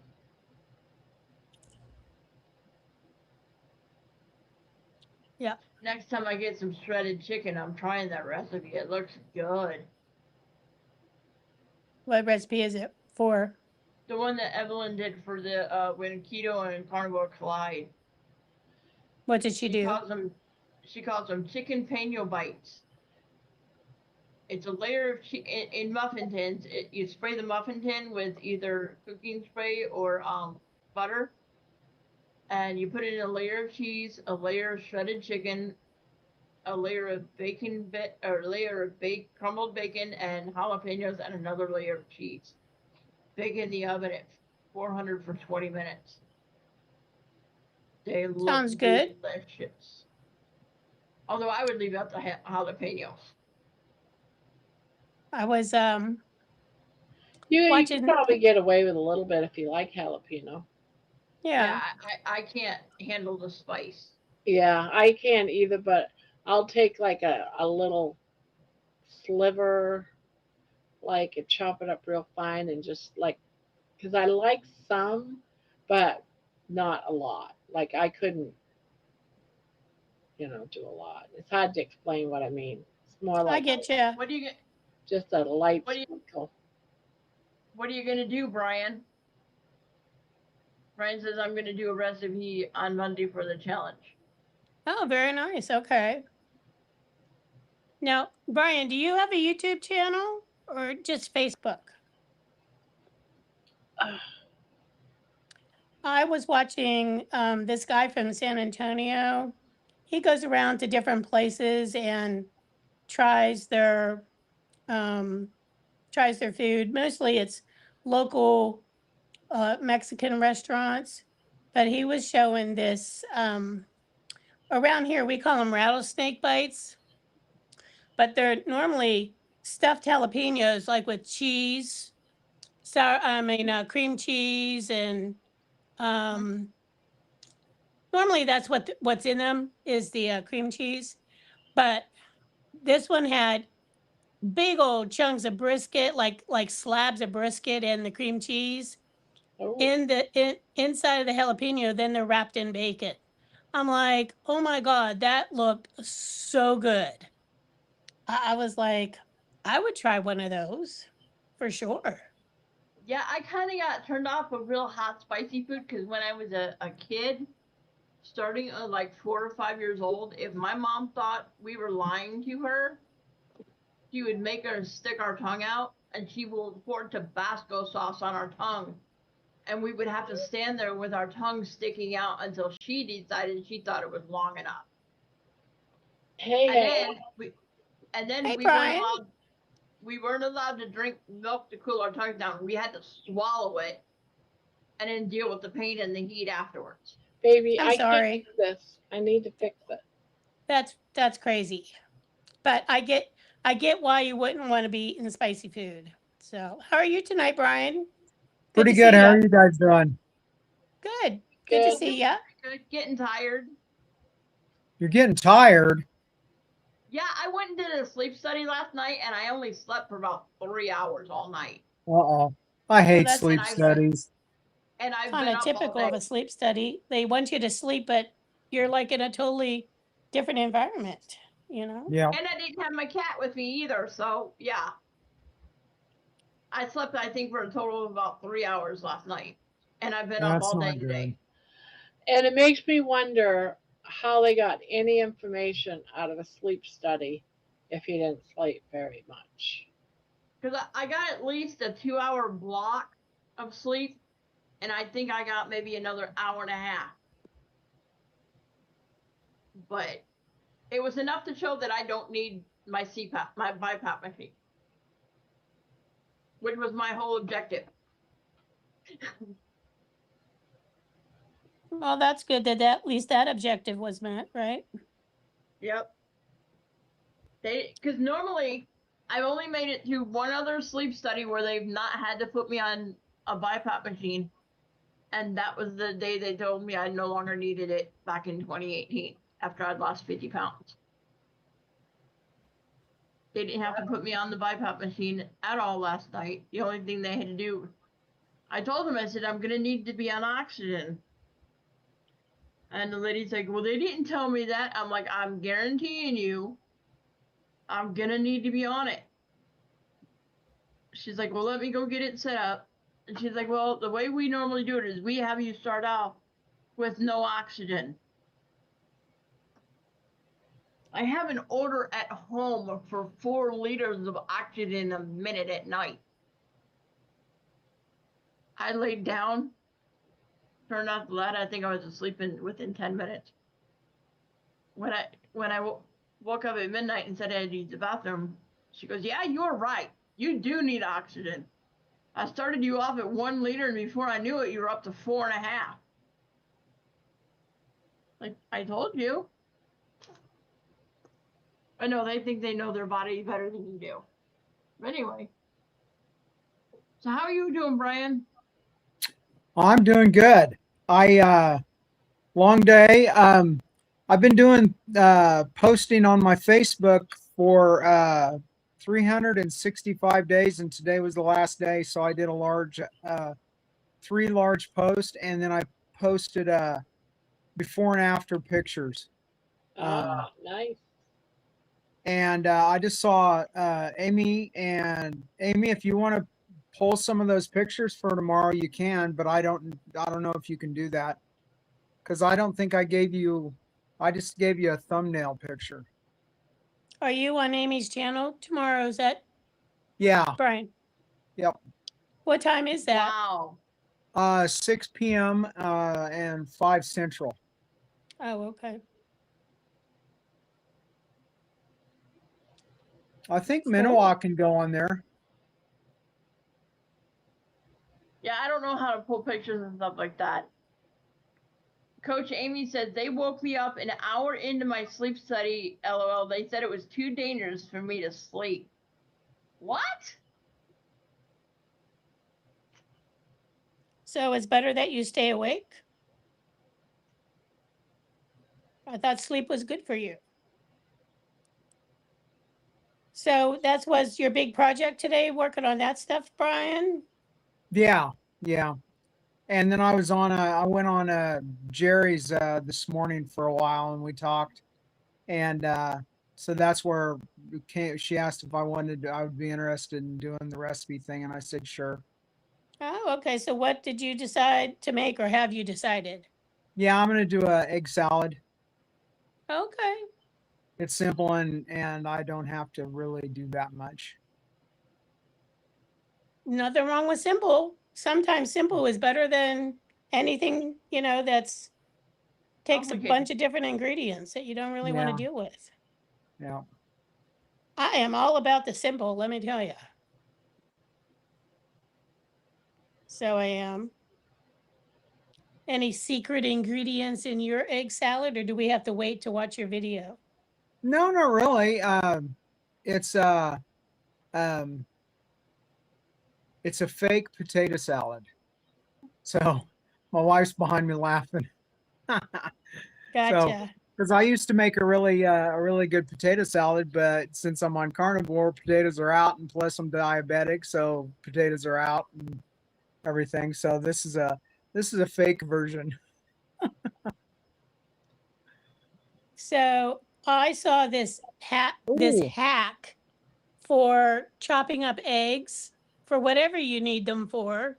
Like if you don't want to chop them up, you go and get yourself if you have it in your house, one of the little grids that you might turn a cake out onto,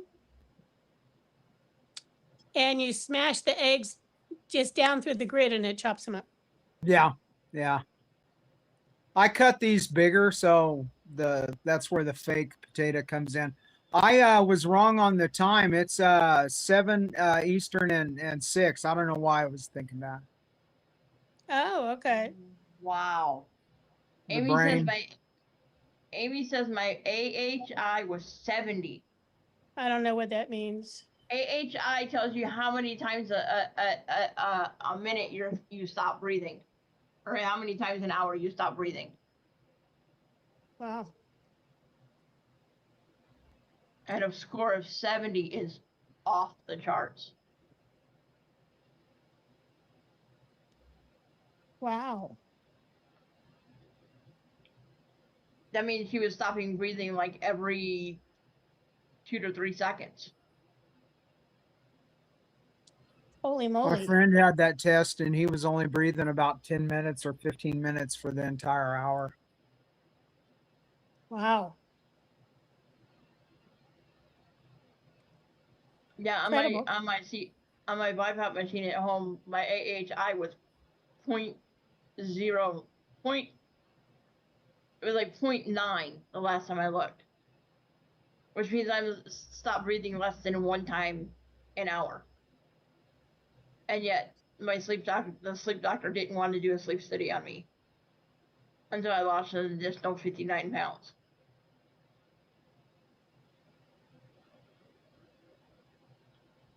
So, I'm glad Well, they got you a CPAP machine, Amy, yeah, definitely. because we like having our coach Amy around. Yep. Maybe you'll start feeling better.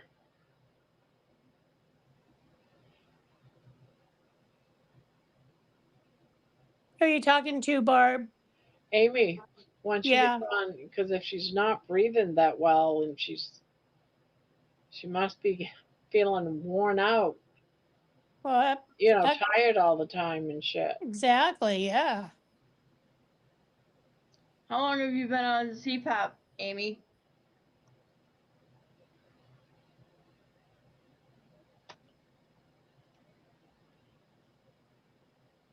So what else is going on, Brian? What else is new and exciting? Not much. Taking a break from Facebook a little bit. So I thought about doing a post going, what did I do? What am I going to do tomorrow? So the posting every day is a lot harder than you would think it would be. Try doing I, a live every day. Oh, I know. yeah, That's what I'm exactly. saying. Yeah. Yeah. Any of that type of stuff, it takes a big effort. A lot of Yeah. effort, energy, all of it. So I wish I knew how I could share the post. Grandma, you're in it. I'm in it. The Yep. You should be able to share it. Where is? I don't even. I'm not even. I don't know if I can find you. On it's just my name. I'm There's one of me in the entire world. There might be one other guy in Florida. And my cousin's kids there, and I think he has a little one, but that's the last of our line of my name. Let's see, Brian. Oh, there you popped right up. I didn't even have Brian in. Let's see.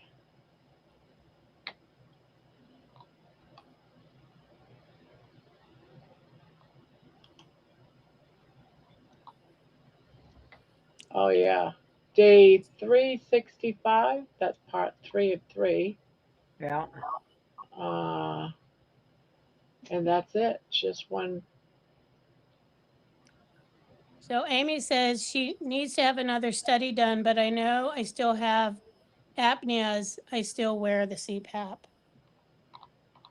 Well, it's not showing if it's more You're gonna Yeah, I think I have it on private. You're gonna have to friend me. at his friend.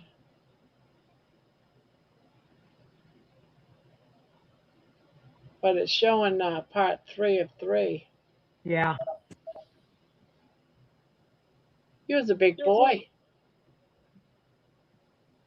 You notice I said was. Yeah, it has before and afters. So how Is much it was before and it? afters for this year, Brian, or just from No, from your whole journey? since I started. Okay, there we go. Oh, Wow. See if I update it. Oh, okay. Part 3 of 3. Part 2 of 3. Part 1. Um,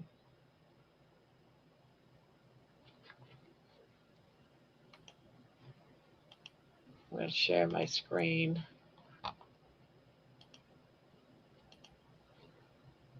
I was looking at this screen with my mouth open and I froze. Oh, there I'm back. Day 365, part 1 of 3. Well, 1 year has come and gone. A lot of things have changed. A lot of new people have come into my life on a path. The absolute best thing ever. I no longer feel alone. It's a strange thing sitting here thinking about what to say about this last year. When I started, I had already lost just over 100 pounds. I had just started DDPY. I don't know what that is. My first post was just to help motivate me and give me a push. I hardly posted at all up to this point. The first door was a small one, but I opened it. On this journey path, I've had a ton of little doors and 3 life changing doors. In my first post, I didn't know if I was going to keep doing this, and then the first large door came along and changed my life forever. I have no idea why. I opened and walked through at that time. I could have just ignored it and keep doing what I was doing, but I didn't. That post was day 8, part 2. I had to take pictures for my DDPY course and write down my why. Up to that point, I would have never posted a picture of myself or my why on here. Letting go of the pain and fear was the biggest thing I did. It allowed me to grow and change. When I opened the door, the light rushed in and it was overwhelming. Overwhelming. I will never forget that night, that feeling. Now I strive to find the doors every day, letting in the joy, the light, and opening up myself to new things and experience. I will never go back to the beat down guy who was just trying to survive and get by. There were wonderful things that happened during those years, thousands of them. My family and my friends along with my beautiful wife. I would never change 1 minute of the time. It's why I'm here. And we have Rubber Soul picture,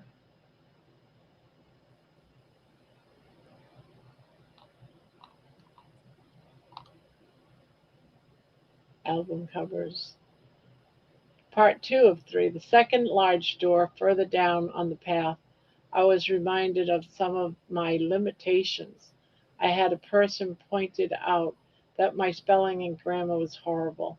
This set me off. I almost let that group go, and even worse, it opened up the door to a monster that I had buried long ago but was still messing with me. I had a verbally and physically abusive teacher. He would do it when my friends were around. Before that year, I loved going to school.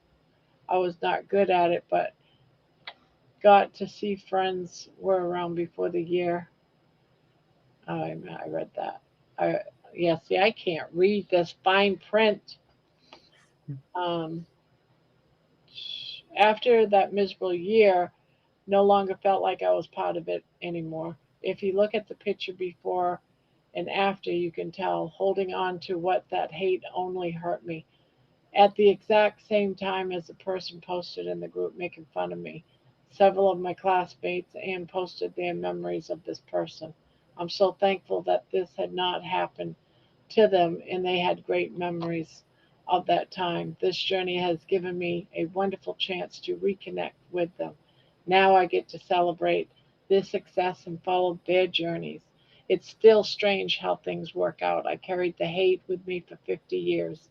It altered my course, changed how I thought and how I perceived stuff, which brings us to the second large door on my path.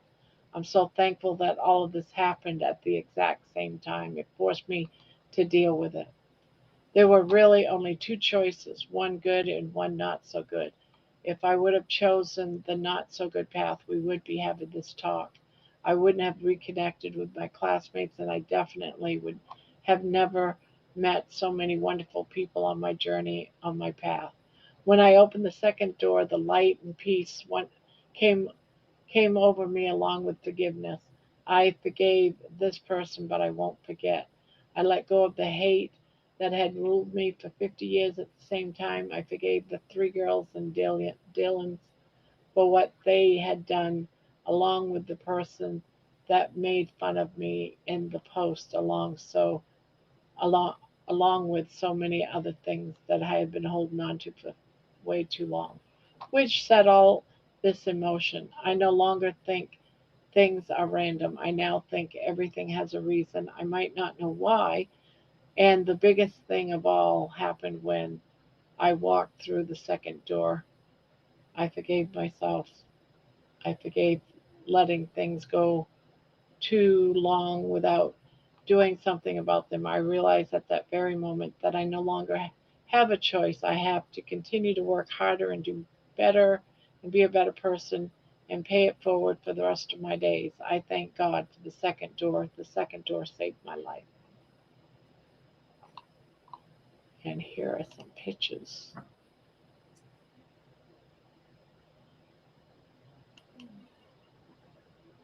Ooh, nice.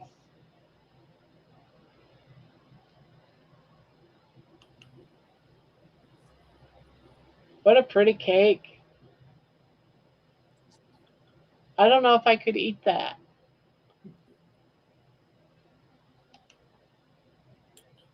It was stunning. And the cake topper one year later, we were just going to take a bite of it and pitch it, and it was perfect. Wow, beautiful. And your bride was stunning as well. She wasn't very happy that I posted this picture with her with the the blanket over her head. Oh, That was on the 4th. these pictures right here are on the fourth. Yeah. So Okay. how much are you weighing here? I weigh at that one I was probably two I would say 251, and now I weigh 245.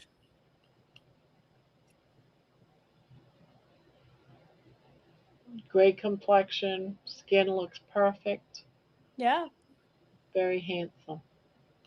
Thank definitely. you.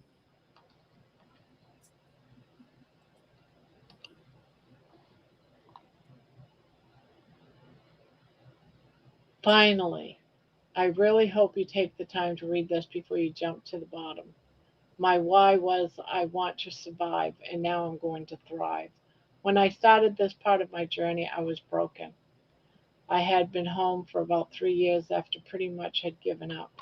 COVID had taken my ability to walk, think, breathe without pain, and drive. I sat in my chair, and that was it. And the only reason I didn't give up was Deanna Airy. My weight was going up, blood pressure and blood sugar were going up as well. The pain was horrible and just got worse every day. I said to myself, get to living or get to dying. Thank God for the internet. I started this way, this part of the journey at 474 pounds. In the first couple of months were calories restricted. Then I saw Dr. Boss, which led to Anita Bree's ketogenic women's group, and it changed my life. I learned how to understand what was going on with me and how to fix it. I will never be able to pay Anita Breeze and the people in her group back. So many of them were my friends now. At this time, I went to keto, to carnivore, and started Ken Berry's 90-day challenge. Each step I felt better. I started adding stuff to help me on my path: meditation, the sauna, yoga. DTBY has been one of the best things that's happened to me.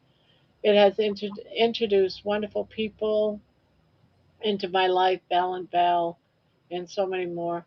And all of these groups, I surround myself with wonderful people who lifted me up at the lowest point, and I tried to lift them up as well, which brings us to Dr. Kiltz, Dr. Nelson, and Aliyah Jasmine Wells, and the wonderful group of people that I have absolute pleasure of meeting. Became a certified health coach with KMT.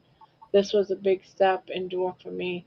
When I look back at this year, I am no longer mad about what had happened, and this is absolutely crazy to me. If I wouldn't have got sick, I would have never tried. I would never have I would have never worked to, to getting my coaching certificate from Dr. Kiltz. I know now that I would have never changed my life. There are so many people I need to thank for believing in me. Thank you.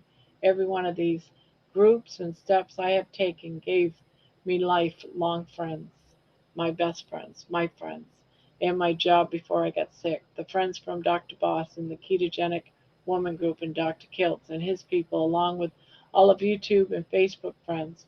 Why so many people? Because it takes a tribe. You can't do this alone. Thank you, Terry, for pushing me. Your kind heart and words kept me in the game and moving forward every day along the way. Getting close, I want to thank all the people who commented on my post and gave thumbs up, hearts, and hugs. What I am going to do now, I still have a long way to go. I would love to lose another 80 pounds, but I know my body will tell me when I need to stop. I have put in place what I need to do to achieve my goals. I didn't want to be a coach. I was just doing it for my health. But now I know I have to pay it forward. I'm going to be a health coach. I'm going to have a YouTube channel, and I'm going to write a book on what has happened on this last year along with my art. I'm going to get it out there. This has been the best year of my life. It gave me hope, it gave me new friends, and with that, my numbers. I started at 473 pounds 23 years ago before my gastric bypass surgery. I was over 700 pounds. That was a high. As the scale went at that time, when I started this way of the journey, my diabetes too had come back. My A1C was 6.7, and now it's 4.1 and 4.3. It stays around this. My blood pressure has come way down, and my arrhythmia has all but gone away. I still have plenty of issues from COVID. Hopefully, in the year, those will have left the building too. Today, I weighed this morning, it was 245. I'm going to take a break from here for a little bit. I want to thank everyone that reached out to me. It has been wonderful watching all of your stories. This is by no means, this is by no way the great people, but just a few of them that need to be seen. Barb, Crochet Corner for a safe place. Keto Rockstar, Keto Coach Amy, thank you for being a positive influence on so many people. Coach Juliet Edens, thank you for sharing your knowledge with us. Amanda whatever. Aaron Booby Goats for giving us hope for the future. Um, Jerry, you made the next stage possible. Thank you, dear friend. Thomas, uh, Target Prime Rib for my first interview. North Dakota Carnivore for your consistency and knowledge. Donna Ray Bacon Runner for being amazing. The Carnivorous guy, thank you, Aaron. Missouri Carnivore, thank you, Kelly. Dustin Keto Simple for sharing the word. This is just a small group of people that can and will inspire you to get going down the right path.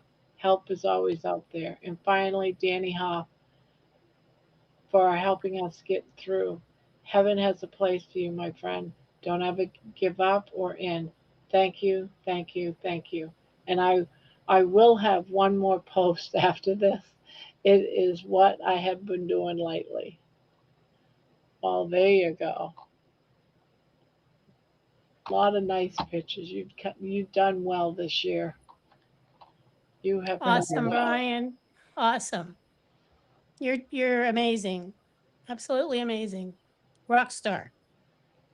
There was a lot of You people that made made me that cry. I happen. had a hard time getting through that. I know. I Aw. know.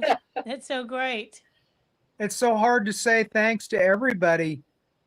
There's been so many people on this path that have helped. I hear you and I feel it. I didn't lose as much as you did, but still, I understand that, you know, it would have been hard. I know for me, it would have been hard, and I probably would have quit if it weren't for this community. Every If single one of you. if I didn't have my wife, I wouldn't be here. I would have. It probably would have killed me in the hospital. Um, I knew that I couldn't. I couldn't let her down because she suffered. She suffered right along beside you, just like my husband and my family. You know, they're the I ones that had to help dress you and you know wash you in places you couldn't reach, and physically, I had to be put in bed. I yeah, couldn't stand up by myself for almost 3, 4, almost a year. I couldn't stand up by myself with the walker yeah, I to get couldn't up either. out of the chair. I had And to have help. Yeah, so it's definitely. strange when you celebrate the first time you roll over in bed by yourself, like when a baby rolls over, everybody just jumps for joy. And when you're you're in your 50s and you do that, it's kind of strange. you Yeah, know? I could not lay on my left side looking into the middle of the bed ever because I was Yeah. too big. I could not roll over. I always had to lay on this side. I wanted to lay on this side because when I was younger, this was my preferred side, was my left side. I just started doing that like about 2 months ago. So you saying that you couldn't even roll over. I get No, it. I was too physically weak. People don't even Um, think about that type of yeah. stuff. And then over that year, just noticing little steps, little things. Like one day I was scratching the back of my head and I yelled at my wife, "Come here. What are you doing? What's wrong?" And I said, "Look, I'm scratching the back of my head." Yeah, I can scratch my spine, Yeah. which I I could couldn't never reach. I couldn't touch my back. I couldn't lift my arms and my hips. And it's amazing how much stuff's controlled by your hips and your lower back and your abdomen. It Can was you wipe your horrible. butt when you go poo? You what? Can you wipe your butt now when you go poo? We're not talking about poo tonight. That's her favorite subject, I Brian. know. I And my wife celebrate. just yelled at me and said, "You tell her you can."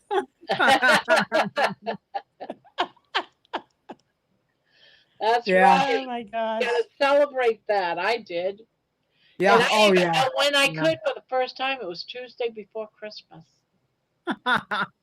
She can give you all the 100%. details. What a Christmas gift, right, Barb? Huh? What a Christmas gift. Yes, that's how I looked at it. And I couldn't wait to go live so I could say, I can wipe my butt now.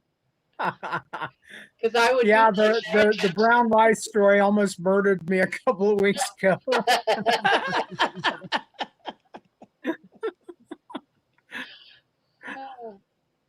Oh yeah. It's those types of things, though. Just it's those types of things that everyday people don't even they take it Don't for even know. granted. They just They take it don't for realize granted. how hard Yeah. it is for someone that is morbidly obese. Even beyond that, I think they considered me severely morbidly obese or something like that. Um, they don't realize how much of a prisoner you are in your own body. You can't do nothing. You You can't can't. you can't reach for things. You have to. You just there's so much you can't do. You can't cut your toenails. You have to have other people do it. Nobody wants to touch your feet. You can't wipe your butt. So you can't Just lift your everything. belly. You can't wash yourself. You know, those first pictures, I'm 700 pounds. That one I'm sitting down with my wife's a Halloween party. And we were sitting there going, you have to have a costume. And so I took a pen and I drew the little lightning thing on my forehead and I said, I'm what's his name? Harry Potter after his life's gone to shit. I didn't have a costume, so I drew the little lightning bolt on my head that he had on that, and I had my glasses, and that was it. But I was still functioning. I was working a 40-hour job plus another 40 to 50 Oh, hours of overtime. And I did that for years. I was working up till I got sick. My sister had a stroke, and I drove to Topeka, and somewhere along the line or here, I got the bug and I saw her. And luckily in the hospital, I didn't give it to her because my brother in law is a doctor and he said, "You would have had to have already had it." And I got to see my niece and hold my great nieces that are twins. And I went upstairs and I slept for 3 days. And I said, "I've got to go home." And by the time I left, I was in kidney failure. I had COVID pneumonia. And the drive back, they said they couldn't find me. And they said they were been looking for me. And the drive is a 5-hour drive. And it took me about 8 to 10 hours. And I almost wrecked by a little town here in Southwest Kansas.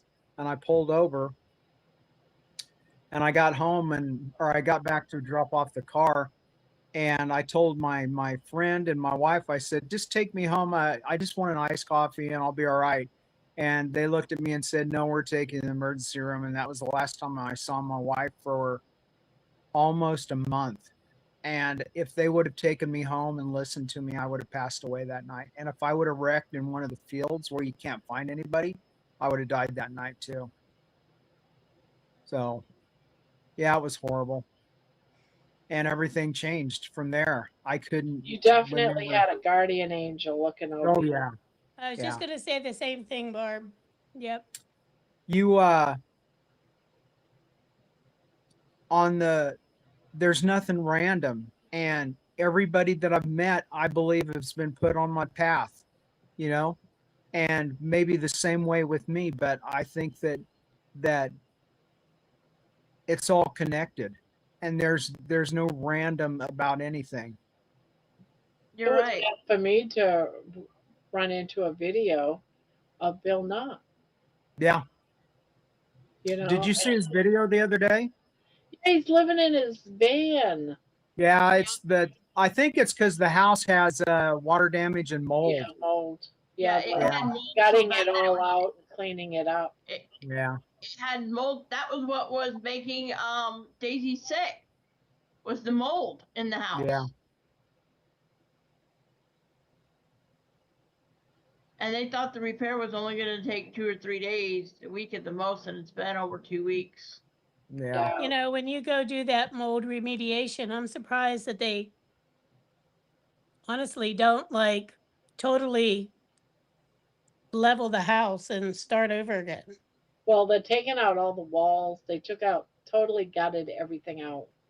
Yeah, that's All what I the mean. hot water heater, everything was pulled out of the basement. He's got like a little basement. It's just a hole in the ground, really. Yeah. Yeah. That's what they need to do when it gets to be that severe, you know? Yeah, But and they're probably whatever the basement walls and stuff that are left. They're probably treating them with a fungicide to probably, I kill would all the mold imagine. spores and stuff. Yeah. No, no, no, no, no. What'd Okay. you do, Barb? Oh, I thought I had it upside down. Oh, I would have left I it. swear. I was like, oh no, I would have been that's like, the wrong way. it's No. custom, Barb. I was like, oh please don't tell me that. Right? I keep double checking like every couple. I'm like, did I put that on the right way? Did I do this right?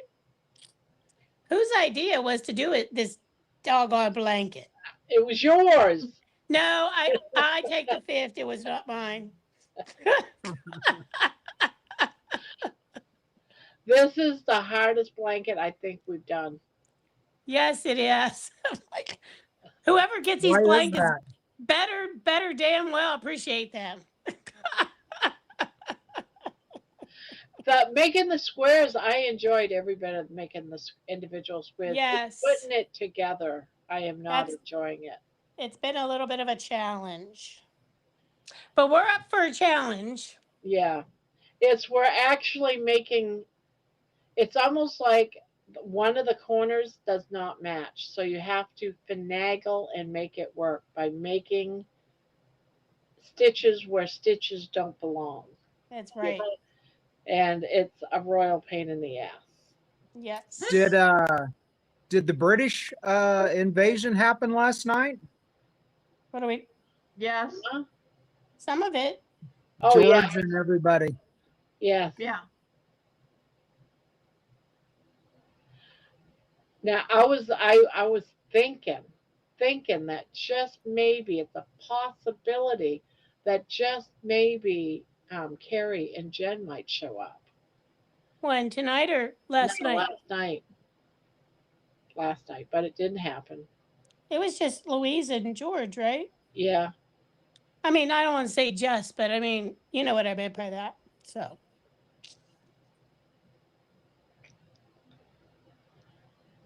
Well, guys, I'm gonna jump off of here. It was nice chatting with you guys. Nice night, seeing you Manawa. along. Get I'll some see you feeling rest. tomorrow. exhausted. I am, especially It's since you didn't get sleep last night. yeah. Morris will I keep you company tonight. Oh yeah, he's actually staring at me like, Mama, you weren't in bed with me last night. Where were Right? you? Are you going tonight? Right? I Yep. weren't I talking was. to you. I will see you guys in chat tomorrow. I'll see Okay, you on Manuel. Amy's live tomorrow, Brian. Very nice, You guys Minimal. have It was fun nice tonight. seeing you. Good night, night. So, night. Get some sleep. Oh, I'm going to. So, is there anything since you started this journey a year ago, would you have changed? Anything you regret and you wish I you'd wish I, on my DDPY, my yoga, I wished I would have, the very first time around, I wished I would have listened to my body and I pushed it and I aggravated my hip, which led to going from where I was at all the way back to the bed. And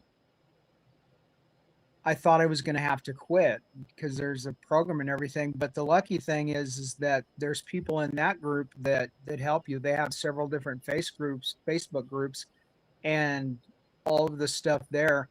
And um, they said, no, you can just go back to where we meet you where you're at. And if you need to go back to the bed, go back to the bed and start. And I worked all the way up again. And then I got sick and everything. So I just went from the bed back up to the chair. And um, they have a university in it and it comes with the program. It's called TU Transformation University and it's more intense, but it doesn't cost anything. And it's a 5-month course. And right now this is the fourth semester. And at the end of the time, they have a graduation. And I think this next weekend, they're doing the graduation for TU3. And but I wished I would have listened to my body there. That's one thing. And um, just trusted myself. But it was like a ladder, you start up that ladder and sometimes you have to go back a little bit and you move forward. And probably the main problem was just my body, but also the best thing is some of the things I can do. And I want to get rid of that walker. That walker is just a pain in my backside. Um, I got tripped up on it a while back and I fell over backwards onto water bottles. And luckily Dina was home because I left my phone on the chair. That was Mitch has talked about that, and I went, I understand completely. I didn't go anywhere or do anything without that phone because it's a lifeline.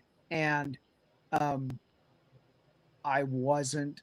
I got lazy and I left it on the chair and I was walking over by the front door and I got caught up in the walker and I went over backwards. Oh gosh. And Dina was still home. She hadn't went to work yet and she came running and she caught me as I was starting to fall off the water bottles. And if she wasn't here, I would have been on the floor for 8 hours. And there wouldn't been anything I could done about it. And then also, I mean, like you said, you think that somebody's watching out for you. If I wouldn't have went over onto those bottles, I would have went over straight backwards onto my butt. And that probably would have broke my back. So Oh my gosh. everything is a blessing, you know? I mean, it might be the worst thing ever, but it's a blessing. It's just like the gastric bypass surgery. You hope that with the stuff we know now, I didn't have the technology then or the knowledge that I have now. And but if I wouldn't have did that surgery, I would have died in 5 years. My body would have just given out, and I still deal with all of the stuff that weight caused.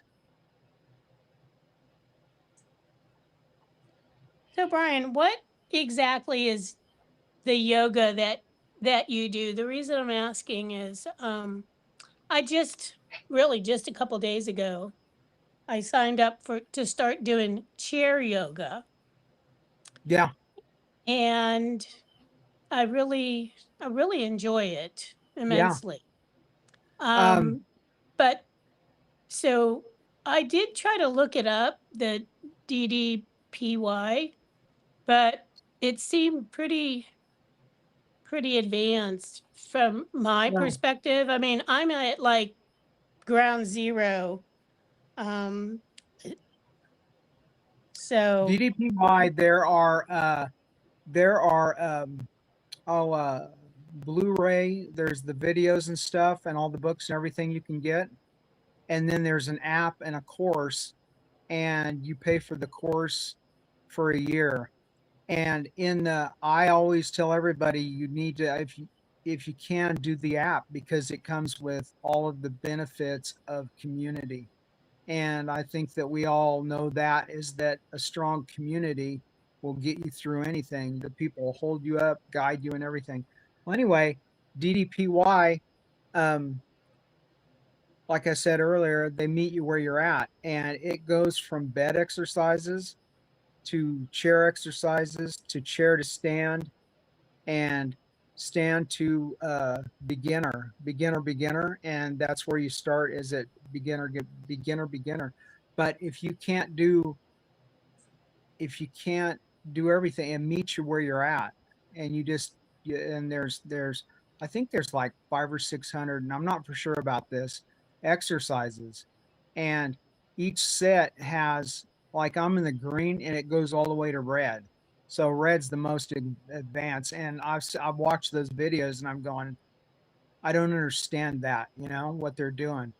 But Dallas, the creator, he broke his back in the ring, and it was on one of the things where it was broadcast, so you see it, and he landed wrong and it broke his back.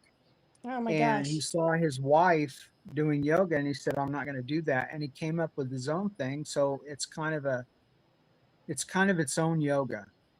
Um, and the doctors told him that he would never wrestle in anything, and after that, after he got himself rehabbed and did everything he could, he won the world championship in wrestling 3 times Oh wow.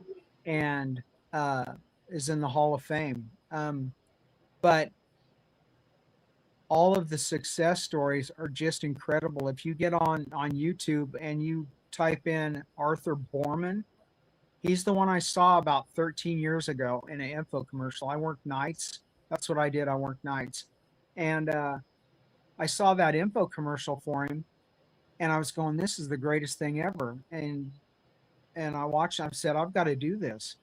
And then the doubt sneaks in and you go, well, that sounds too good to be, and you talk yourself out of it. And then a, just over a year ago, I saw that video again. And so I looked it up, and then I saw all the success stories, and the success stories are just incredible. I mean, stunning. And there's thousands of them. So I went and I got the app and got going on it, and that's where I started. That was I just celebrated the year anniversary, I think on the 8th of this month. Wow. But they meet you where you're at, but chair yoga is wonderful, and all the exercises you can do in the chair until you can stand up and do them. And I in 5 months, I want to be able to get down on the ground and get back up, and um, so I can advance and stuff. But I'm, I know that I can't do what I did before, where I pushed it and I, uh, I hurt myself, and that was on Ouch. me. That wasn't the program. That was me. No, But I understand. Yeah. I highly recommend Why? DDP for everybody, and carnivore. Ouch. Why are Hi, you? Juju. What's that? I was just saying hello to Juju. She was saying Oh, hi to everybody. Yeah, I it's not an app, it's online, yeah, but it has 30 different chair yoga routines. It has different weight routines. Like if you wanted to, you know, Yeah. incorporate weights. like I said, I just started it, so I haven't been able to go through all of it. And the other thing is she has a she does 2 Zoom calls a week that she does like live, chair yoga. Yeah. Um, the times are a little challenging for me because I work, but I figured if I could at least maybe see some of it or listen in like while I'm working, you know what I Can mean? you go Just back and look at them? not the Zoom calls, but she has like other I'll call them routines for lack of a better word, like 30 of them like on her site Yeah. of just the chair yoga, and then she has other other exercises, and then she does, like I said, has some that include weights as well. So, um, Gemmet says, Brian, think, do, Brian, do you think we should all get down on the floor and practice getting up? That's a question mark. I don't. Not right now for me. That would be calling 911 in the fire department. Yeah, the last time I was on the floor, it took 3 people to get me up. Yeah. But I I was 150 pounds heavier, but I don't want to test it. yeah, no. No. no, if You like know what? In I 5 totally months understand maybe. that comment. So, Yeah. In 5 months maybe, but not right now. Yeah. I that was another thing this year I had to come grips of is that you think that you're stronger, faster than and better than everybody else when you're actually not. And you have to find where you're at in the journey because you're not going to be able to go out and run circles, or you might be able to go down the stairs once and then you're in trouble, you know? You have your wife behind you with a gate belt helping you back up the stairs. I think that everything is in your brain, you know, where you're at, what you do, and everything. I think there's a lot of things that you can make your mind help your body do, but also reality is reality. And and with that, if you haven't exercised for a long time, you're not going to have the strength that it would take to get up off the floor. Because Oh yeah, you really have to get into strength training to be able to lift yourself up off the floor. And I that was don't have that. that was one thing I noticed when I came back from the first time I had to go all the way back to bed, and I moved up to the chair, and I immediately my muscle memory was me like 3 months earlier or 2 months earlier, and that was my thought is okay, and I was nowhere near that, and I realized that how far I went back when I hurt my hip to where I was when I hurt my hip. And it's such a strange feeling is you remember what you could do, you know? It's like when I got sick, I could remember everything I did before and couldn't do. And there wasn't anything I could do about it except for do what I did was start and just it's like eating an elephant one bite at a time. Yeah.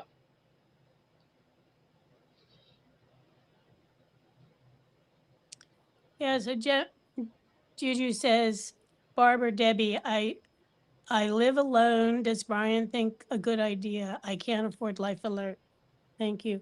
I think you already answered that, but I'm not sure. What do you mean?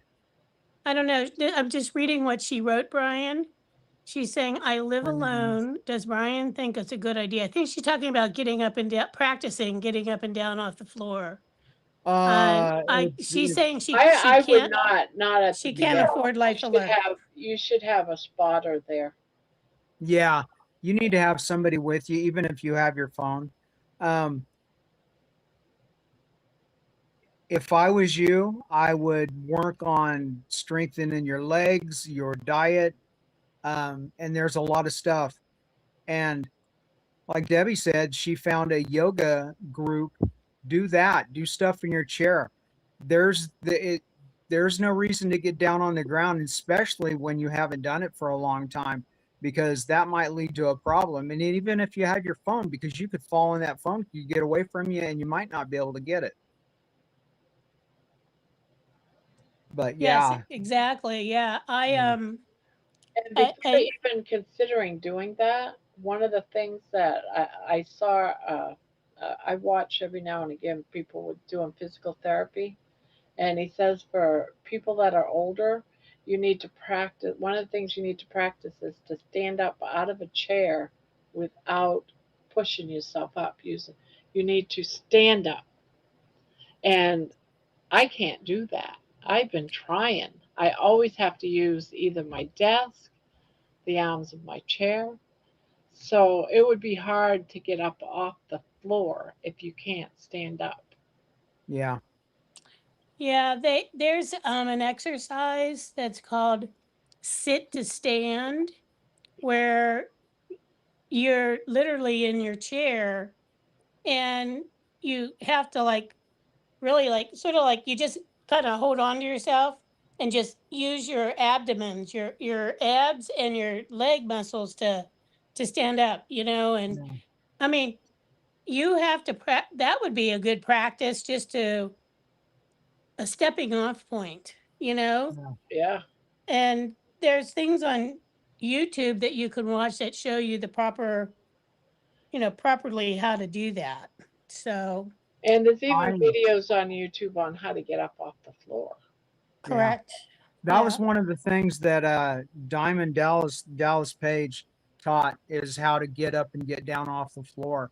I mean, that's close into where I'll be in another probably 2 months. And but I bought a metal chair, a metal office chair, because it was sturdy. And um I before I hurt my hip in this, I was doing squats where you cross your arms and then you stand up from that. And I could get up and stand up, and everything that I think and do it now is my balance. Because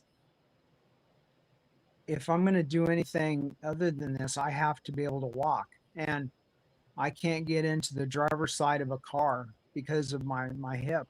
So Yeah, that's the challenge, is when you have balance issues. I struggle myself, and I notice like with the onset of the lymphedema, like my balance is crap.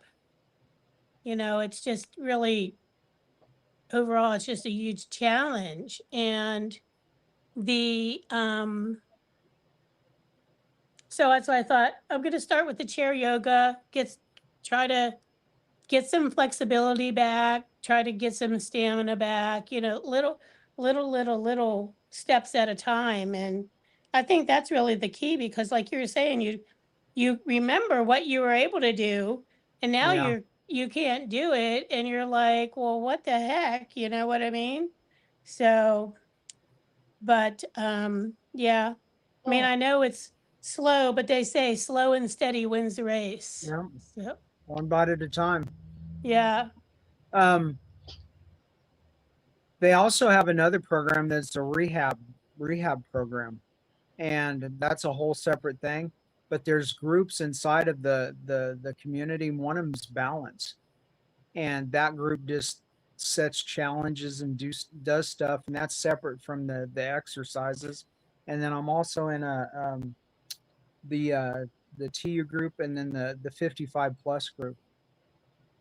And you can find where you need to be, and there's people there that will support you. This is all within Wonderful the people. DDPY, Brian? Yeah, yeah. The rehab videos, I haven't did that. And um I was thinking about it, but now I'm kind of doing where I'm supposed to be, and working up and keeping going. So and that's cheaper, but I don't know if it's as long as the thing. Um there's a boxer, Butterbean. He was really famous, great big guy, bald. and he came on their show, and he had to have both of his hips replaced, and he was walking hunched over, and now he's boxing again, and he's my age. He's me and Spanky's age. So um, that's another thing during this is hope. If you don't have hope, you're not going to get anywhere, you know. Oh, And if definitely. you listen to people, you have to find your tribe. That's one of the most important things is to find your tribe. Because if you don't, you can't do this alone. You know, something No. will happen and you'll No, break there's too down. much. There's too much against you if you're trying to do it alone. Even your own family, the people that Yeah. love you, they have a hard time supporting certain things about what we're doing. Oh yeah. That with me trying to do Dr. Boss, my daughter um, the other day said, "I'm so glad you're not doing that anymore." And I said, "Well, I'm still doing it. I'm just not testing every day." And she goes, "No, I don't want you doing that because you're starving yourself to death." I'm not starving myself to death. They just don't understand. Yeah. You know, on that we had talked about you testing and all of that before. And I remember those the first time you were going, nope, I gotta do it. This is silly. And then you started doing it and kind of just rolled into it, and then you got going and everything. And then you started seeing that the positive things of that Yeah, and how you felt. And plus, you were marking everything down. It was wonderful. I always tell everybody I I talk to, still do. I I point them to you, still do. and I say, Whatever it you is. do Here this it for is. 14 days, 12 or 14 days, you write everything down, and I tell them what you did. And Yeah, then I I write say, everything down. you don't have to test forever. You just, I just test once a week or when I'm fasting. Yes, And because the why I test was strips are doing it expensive. testing Yeah. today was because I was fasting. Although I didn't have the numbers I thought I would, but I And was feeling like crap. you can see a noticeable difference from the very first day to now. And it's stunning. Yeah. Hello, Aaron. Hi, Aaron. Welcome Hi, in. Aaron. So Denise is saying, I'm a retired caseworker and have a Bachelor of Science degree in rehabilitation. There's all types of PT and stretches. Google, you will find the the avenue you're going down. Everyone is different. Exactly. Yeah. Yeah. Yeah, you just have to kind of see what works. I mean, Juju was saying she lives alone. I mean, I get it. I live alone myself. And you just kind of have to try to set yourself up for success, whatever that means for you. And because you're the only one ha- that can make it happen or matter, you know what I mean? So it's a dual-edged sword. You don't have anybody to argue with you, but you're also by yourself, you know what I mean? So, but Yeah, it's just like the carnivore groups and the keto groups. If you've got somebody that's dogmatic and thinks that it's their way is the only way, right. no, you have to find your path and what your body does. I was talking to a friend, I Everybody's said, different. me and you can do the exact same thing, same time, same amount, everything, same exercise. And at the end of that 6 weeks, our results are going to be completely different. Exactly. Yep. Yep. Because everybody's dealing with different physicality issues. Yeah, your We'll body's just start different. from just a physical perspective. Yeah.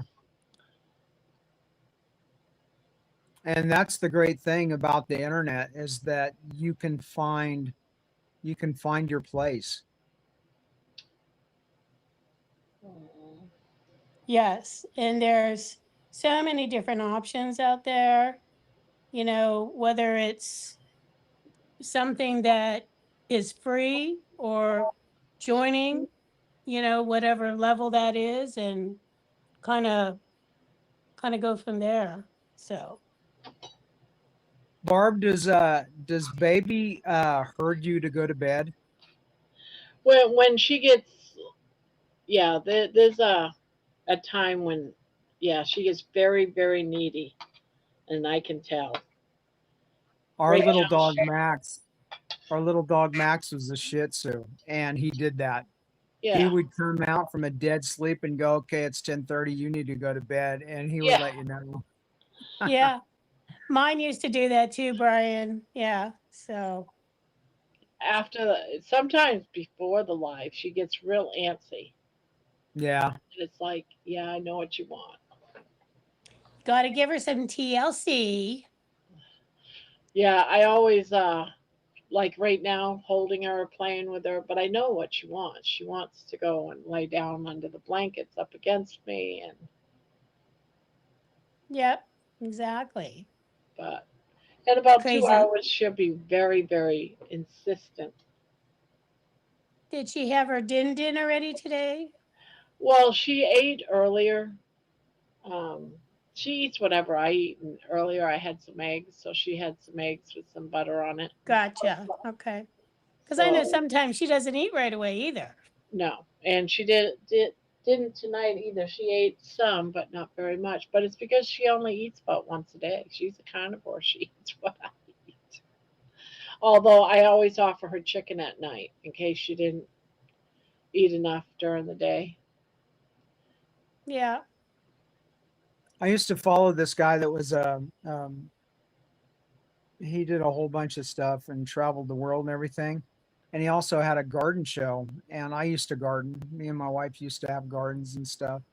And he had a great big cat, and he would give the cat one frozen chicken wing or drumstick every day. And people lost their mind over that. And that was the healthiest cat I've ever seen in my life. A lot of animals eat their meat raw. I mean, come on now, They're carnivores. carnivores. It's They're the not like they lion have a little bird. cooking station out there where they can cook their food. I still think that Max and we had a bulldog, an English bulldog, Lizzie, and we think that when that thing was going with Imes a few years back, it's actually been 15 years ago, that poison thousands of animals died from it, and we fed Lizzie Imes at that time, and I know that Max would still be here if we would have had him on a carnivore diet his entire life. Good night, Aaron. Have a good night. Night, Aaron. And I,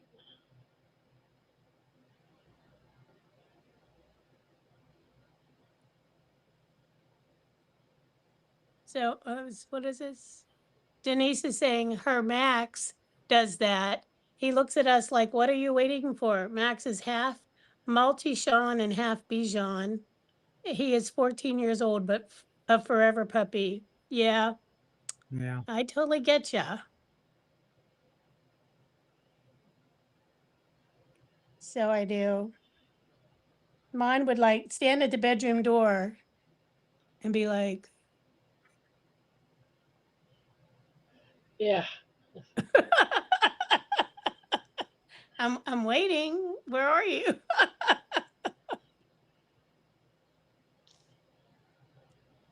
So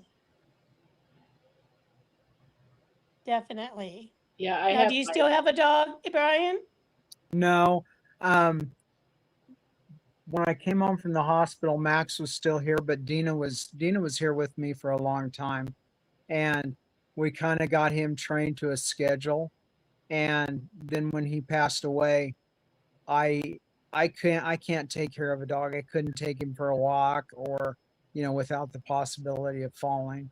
And that's one thing I really want again. I want a cat or a dog or both. And but that's another thing. I should have wrote that on my list is one of the things that got taken. Well, and I understand that my little Daisy girl, she passed like last October, but it was really a challenge to take care of her. She was deaf and blind at the end.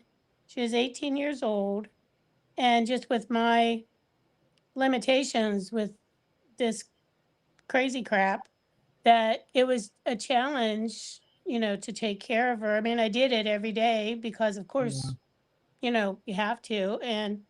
But it was, but I do miss it, immensely. So, but at this juncture, yeah, that's not my reality either. So I understand what you're saying. So I do.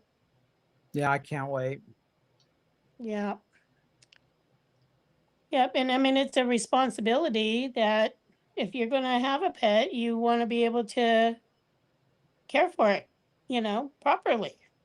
So I totally get it. Yeah. That's so irritating when you see people not taking care of their animals. Oh my gosh, it makes me crazy. Yeah. Absolutely crazy. So it does. How much more do you guys have on your blankets? I am just what we're doing is we're sewing all the squares together. Well, not sewing, we're crocheting all the squares together. So all the squares are done. So I have one more row of squares to put on, and then I'm gonna put a border on. And I'm calling it done. DUN done. Yeah, So the squares. What's Yeah. going to be your next project? we haven't really decided yet. So Do you guys meet about that? Yeah, yeah, we w- go on a, what do you call it? A call? we do like um it's like a Zoom call. It's not Zoom, but it's like a video chat. And we'll each suggest different patterns. Oh, hey, I saw this one. What do you think about this one? Or, we'll kind of email them back and forth. And so we can kind of look at them and decide, oh yeah, that's kind of good. Or sometimes we just want to do like an old faithful kind of blanket pattern that is, tried and true, and we've done it a million times and we don't have Yeah, to think about it. mindless. This is Mindless, not mindless. this is not, so it's like I'm really struggling tonight because I have to watch what I'm doing here, and I'm trying to pay attention to the chat, and I'm Yeah. trying to maintain eye contact, but I'm failing miserably. At But that point, I would have sewed my hand into whatever I was trying to make. well, fortunately, it's a crochet hook, so I can't stab myself too badly, I you could. know? So otherwise, there could I'm have been blood on the project, you I'm an know? overachiever. So,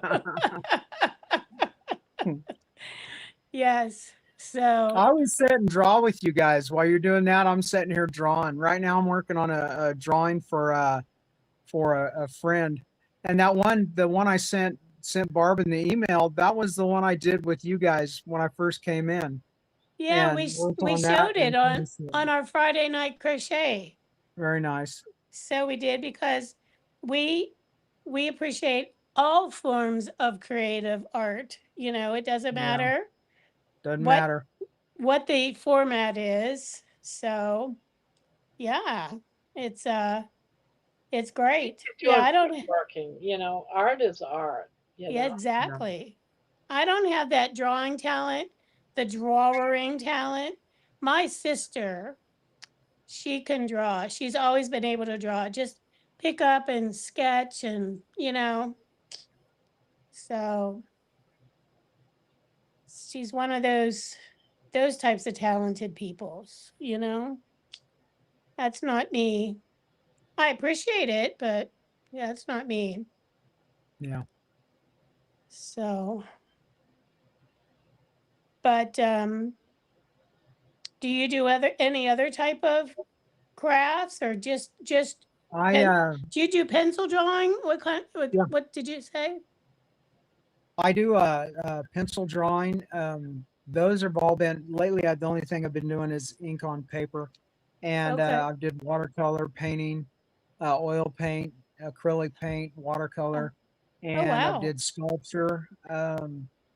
When I was in college, one of the things that I did, I was a master scene painter, and that's the person that goes in during a play and paints everything and all the backdrops and everything. And I was going to go Yeah. on and do that, and I was looking at a school in Ithaca, New York, that they taught Okay. that because there are certain things that they don't that are specialized and they're only in certain places, and that was the one that was a really good one. And I almost went, and I can't remember to save my life right now what happened, but something happened and I couldn't go. And the crazy thing is that that job no longer exists. I mean, it might for smaller theaters and stuff, but for professional theaters, they have giant printers and they print out, like you see them when they cover cars, they they stretch the plastic over the canvases now, and then they just pull off that plastic and reuse them. So my job would have ended unless I went to Hollywood and figured some way to do that. So that goes back to the your path, you know. Well, it's interesting. So I'm trying to think that this was I think the week of the 4th of July, the week coming up to the 4th of July. I don't know if you've ever heard of Sight and Sound Theater. So, Sight and Sound Theater there's one the main one is in Lancaster, Pennsylvania, and then they have a smaller one in Branson, Missouri. Okay. And Sight and Sound Theater, what they do for the most part is they do bring stories of the Bible to life. Now, these are just not any like typical play. I mean, the stage is like not just the stage in front of you, it's on both sides of you. They're coming up through the audience. There is animals, live animals in all their plays. And they the construction of these sets is just amazing, and there's moving parts. Yeah. So anyway, uh they so for the week coming up to 4th of July, they were um having the televised version. Really, they're filming the live action. They had filmed the live action, I should say. It wasn't like, and so one of them was the story of Noah's Ark. I'm telling you, this this set, like just the interior of the ark, like with all, imagine like a huge cargo ship with all the the I'm gonna call them what um rooms Levels, like for the animals. We'll call them pins, stables. pins. Pens. Thank you. I was like, what are they called? I mean, these things, and they had ladders and all this stuff, and animals. I mean, and some of the animals were alive, but then things like an elephant, they had people that were like in an elephant's costume, or they had these 3D imageries, like of different things. I mean, forget the story. You're just amazed by like this whole set. It was incredible. I was fortunate enough to go to one of their actual shows in Lancaster when I was out there for a conference. It was a different story, but it's like you were like so overwhelmed by all the action going on. Do you look over here? Do you look on the stage? Do you look over here? You have things flying over you. You have like birds coming out. You have like it's just incredible, Yeah. and I'm like, how do people even do this stuff? You know what I mean? I mean, Yeah. just the set construction. Forget like you're saying, like the backdrops and everything. But man, There's it's a thing going around, and I think it was in Wichita, Kansas City, but it's been all over the place. And it's about Vincent Van Gogh, and it's like that. And it's projections in a room, and oh, you're I've heard walking about around the that. room. Yes. And I wished I could have gone to it, but I couldn't at that time. But I wished I could have gone to that. And then you got that giant dome in Las Vegas that they just did Wizard of Oz, and it just looked incredible. Every Wow. everything in the technology is changing so fast, and everything. And like art, a lot of stuff can be done on the AI can do it in a matter of seconds. Like Well, Aaron's logo, I asked him how long did you have to do that, and he said it was just he told the AI what he wanted, and it was real short. yeah, what's so And interesting is I used to work at a corporate graphic design firm, and like people were literally were drawing yeah, like different things, and then computers came along and they were like learning how to do that, and now it is just yeah, so vastly different, you know. yeah, and that's only Amazing. going to speed up. Yeah, I was not one of the designers. I was um I did accounting. So, but the it was just incredible, you know. So, I remember a kid that when I was going to school, he said, "Yeah, um, I'm going." His dad was a fairly famous artist and a Western artist, and he said, "Yeah, I'm going to do. I've been seeing these things on using computers to do art," and everybody laughed. And I said, "You know, you started out at the beginning of it. He's probably a millionaire now, well over 1,000 times, you know." And if you're at the beginning of something and he didn't poop it, you know, he didn't go, no, that's silly. Everybody right. else in that class made fun of him. And I was going, that sounds cool, but my computer skills are lacking. No, I understand. Yeah, you the people that were sort of willing to embrace that, Yeah. you know, certainly are were definitely ahead of the learning curve for sure, you know. You always wonder, you know, when they talk about AI replacing stuff and I was listening to Dr. Ken Berry live, or I think it was live or one of his videos, and he was talking about that, and he was telling the doctors they need to get themselves straight because AI is going to replace them if they don't. And I never even thought about that. You know, you think about robots and all of that, and he said they've got machines, robots that can operate on you. And he said the percentage of like the percentage of a doctor diagnosing stuff and the AI was 30% better. And he said, "Do you really think that you might say that no, I want to go with the human, but if something can diagnose you well earlier and save your life, which one are you going to go with?" You know?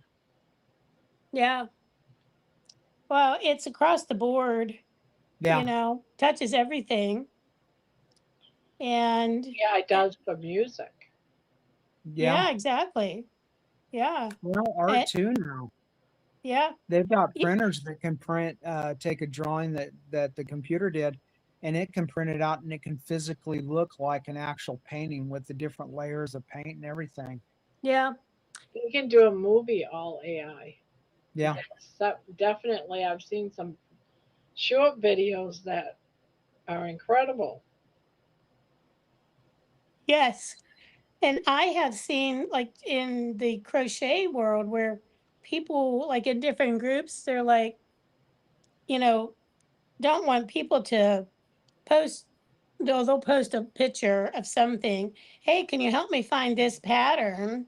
You know, they've seen a picture of, let's just say, like this Afghan that's in the Barb's background. You know, here the red and white one. Well, that may not even be a real pattern. It's just something that somebody came up with from Gotta a. make that blanket. I know that would be really good, but but you know, people are finding that it's hard to discern. And then whenever they do find quote unquote a pattern, the pattern doesn't work because somebody hasn't literally tested it, you know. yeah. But A lot of that cookbooks are like that. When I used to cook, um, they were put out and it was just somebody's thought about it and the recipes weren't tested. Right. And then when you make it, it's horrible and it didn't work. And you're just sitting there going, and then you come to find out most of the recipes, and it was just somebody sitting down, drawing, coming up with a thought. Exactly. Like, oh, I think it might work, or they have you buy all these expensive ingredients because it sounds good, it looks good, Yeah. but it doesn't really work. Yeah, I get it. Absolutely get it. Definitely. So do you do the cooking, or does your wife, or do you guys share it, or what do you do? My wife, mainly, and then every once in a while, like the egg salad, I'll get to put it together. And but my wife generally does all the cooking now, and I used to do it all before. That was part of my job, is I cooked for 7 people, and where I worked, and I loved cooking. When I was younger, I wanted to be a chef, but it never happened. And then that is So such a your hard your job. job that you worked overnight, you were a cook, a chef. Is that what you're saying? No, I took care of. I worked for a company that worked for individuals with intellectual disabilities, and I did that for 27 years. I started out, and I had one client that I worked with that was needed a lot more assistance and care.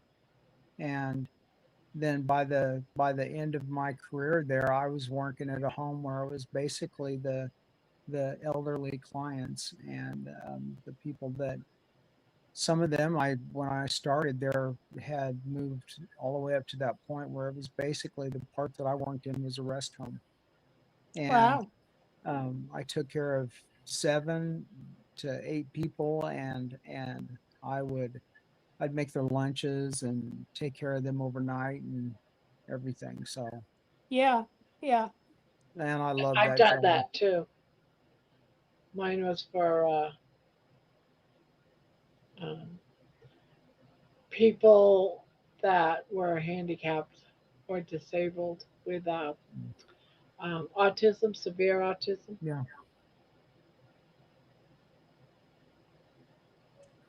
I worked with people with MR,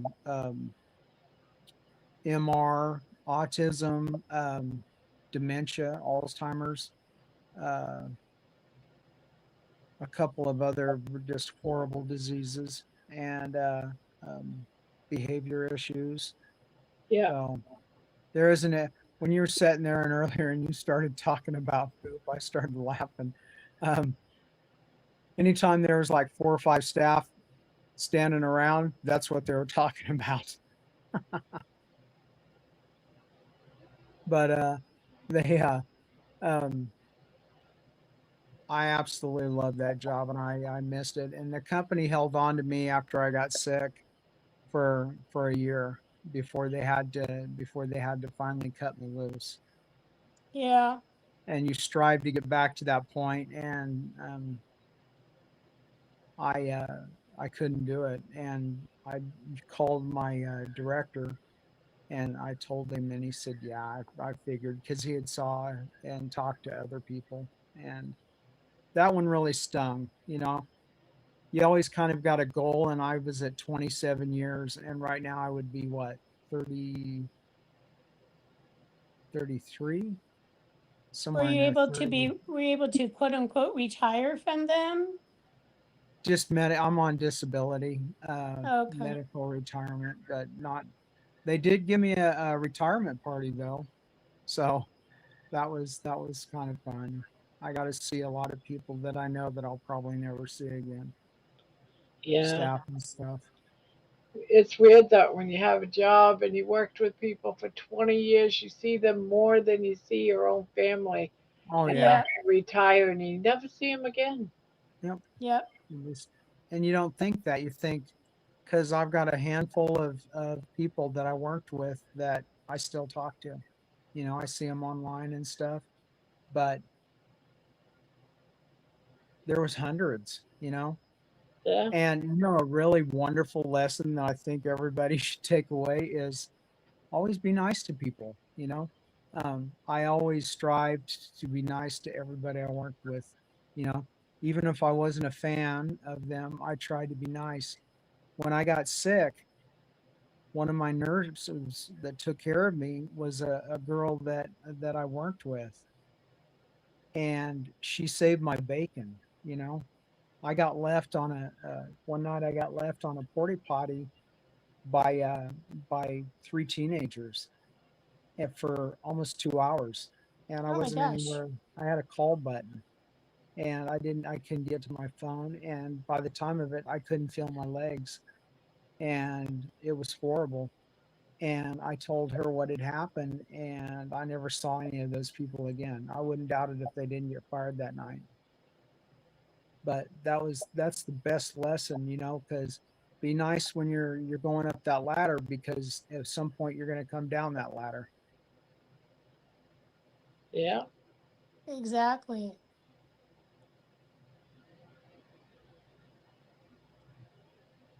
That's exactly right. Ugh. It's quiet tonight. Just saw that I missed a stitch. Damn it, Janet. Uh-oh. All right. We're just gonna fake it till we make it. Well, I think I'm going to call it a night. I've started to fade. Thank you, Barb, for reading that and showing the pictures, and thank you for everything you do. Well, it's your one And you too, year. Deborah. I know, 1 year. It'll be interesting when we have this conversation a year from now. Yeah. You know? Yeah. Of all the changes we have done to ourselves in the past year, Yeah.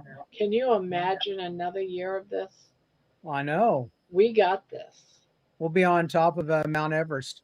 Yes. I used to climb mountains, in Oh, Maine. really? Yes. Yes. I've I even got had. chased by moose through the willy wax. That'd be crazy. Our friends have a cabin in Colorado, and they had a picture. They're all outside, and they have a picture of a moose running right by them through their property. And I'm sitting there looking at that thing. It was ginormous. It didn't have. It Oh was yeah. young enough, and it They're didn't have bigger its than a horns on. horse. Yeah. A bull moose I is bigger than a horse. One time they had a fire burn, and so we were sitting around the little campfire in front of the cabin with a lantern and the thing. And I got up to go inside to get something. I looked over and I said, "Man, that's a bright star." And then it became two really bright stars. And I said, "We need to go inside. There's something watching us." And I figured it was like 35 yards away from us. It was a bear. And in the morning, I was looking exactly where it was at. It was about 15 feet away from me. Oh my gosh. Yeah. Wow. And my friend had a little chihuahua. I don't know what kind it was. It was real hairy, but that thing was just yapping away. And I'm sitting there going, "What are you going to do about it? I've got a pistol on me, and I don't think it's going to stop that bear if it really wants to come our way." Yeah. They get so brave. What's They're funny is you like, see those videos where the little dog's actually chasing away a bear. yeah, Those are exactly. hilarious. Yeah. I have a friend, Night one for of my me. best friend and his friend were mountain climbers. And I figured they were just walking up the hills and taking pictures and stuff. And they showed me it. They're on side of cliffs with all the carabiners and the ropes and everything dangling. I'm going, "Nope, no No, thanks. I don't want none of that." no, no, not for me either. Nope. Where you're holding on to the rocks and then using them sticky shoes to climb around. Nope. Can't make me Exactly. do it.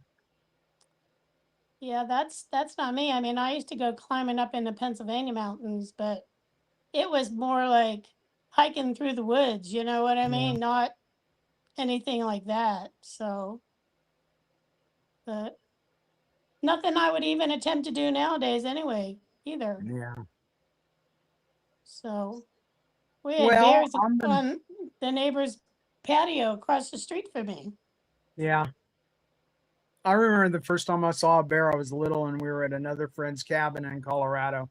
And it was trying to get into the trash, and we're all sitting there plastered up against the windows watching it. Very nice. Well, I'm gonna head out. You guys have a wonderful rest of your evening, and thank you. And Barb, thank you for everything you do in this community. And I said in that little part where I said you're a safe place, and I'm glad you keep it that way Yep. because it's really hard Try. to let go of some of the demons and not worry about somebody making fun of you in other spaces. Yeah, and that's I've been there, and Mm, I don't need that either. So yeah.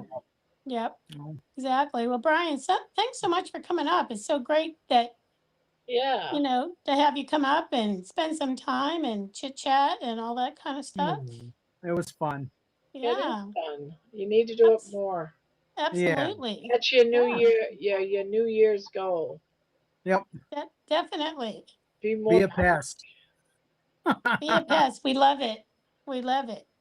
So, Very nice. absolutely. You have a good Stories night. Get are some important. rest. What was that, Barb?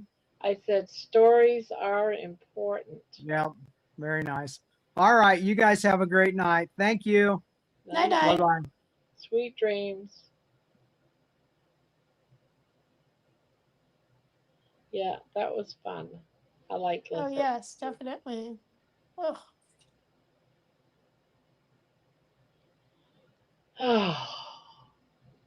I'm glad I didn't do more than 25. you and me both, Barb. I got 5 more to attach here. I'm on my 5 now, doing the last 5. Oh, I have one more to do on this row, meaning I have to complete this, one more to complete this row, and then I can add the last 5. Yep, I just did that too.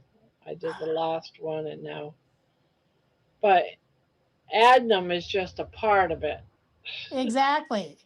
because you still gotta go around all the individual squares. Yes. So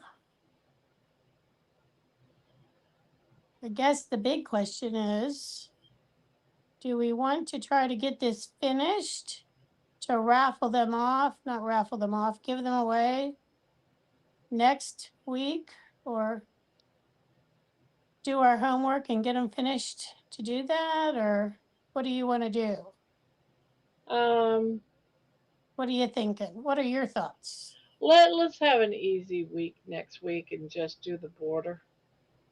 Do the border next week? Okay. Yeah, I gotta So, add a bunch of rounds. oh, that's right, because your squares were smaller than mine. Yeah. Yeah.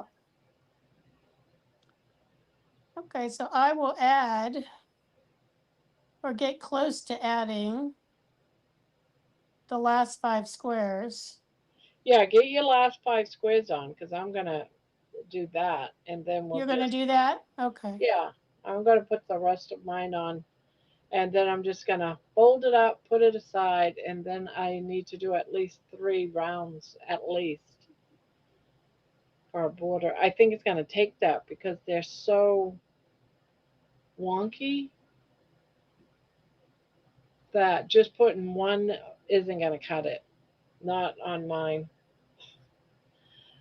I want to get it so it's straightened out a bit. Yeah, I got to lay mine out to make sure I didn't miss any other connection spots. Because when I was just doing my last thing, I realized I had missed one connection spot. Yeah, I had to take mine out because of that too. So I want to make sure I get those, filled in if I did miss any of them. But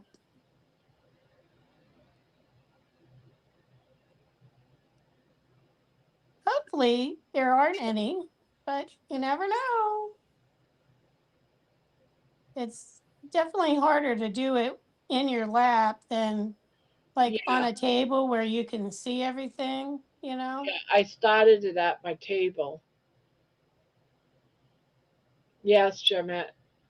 John Beatty's drawings are amazing.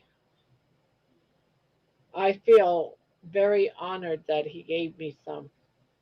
Yeah, that's pretty amazing, right, Barb? Yes, Quite the gift for sure. exactly. I was Yeah. like, what? What? Every time, it was just one after the other, and I was like, what? Yeah. Couldn't believe it.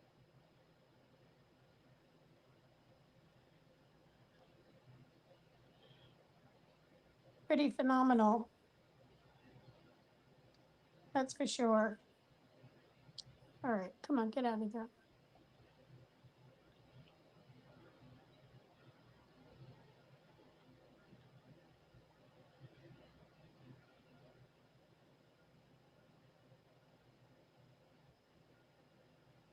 All right, let's see here.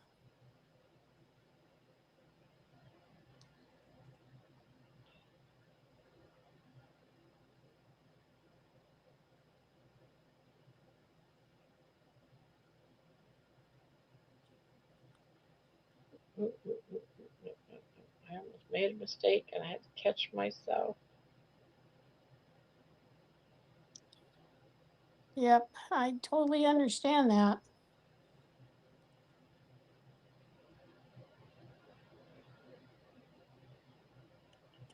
So on the last row that you're adding, Barb, are you still attaching them and then coming back and doing the ziggy zag Yeah, thing? yeah, Yeah, yeah. Right okay. now, I'm just attaching them. They're like flags right now. Yeah, that's the part I'm gonna be doing here in a moment.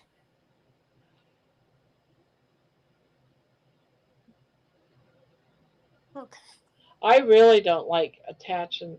Well, I didn't mind the other ones because we had the granny square going all the way around the whole thing, so it was pretty easy. Correct.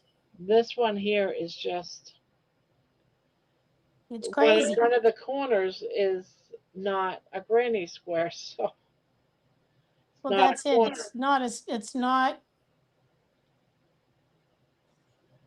It's not complete, quote unquote. You know what I mean? It's Yeah. just a point.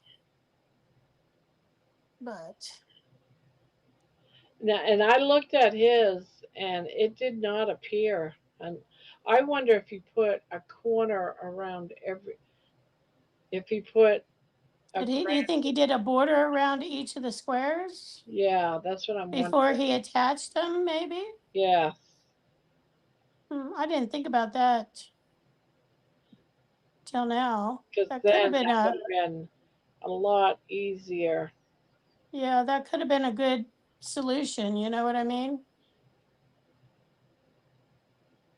But But it, hindsight is 2020, Barb, you know? Why didn't you think about that beforehand and tell us that? I know, right? Exactly.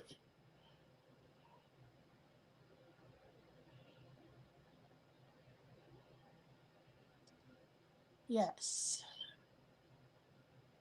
I totally I totally agree. That probably would have been a good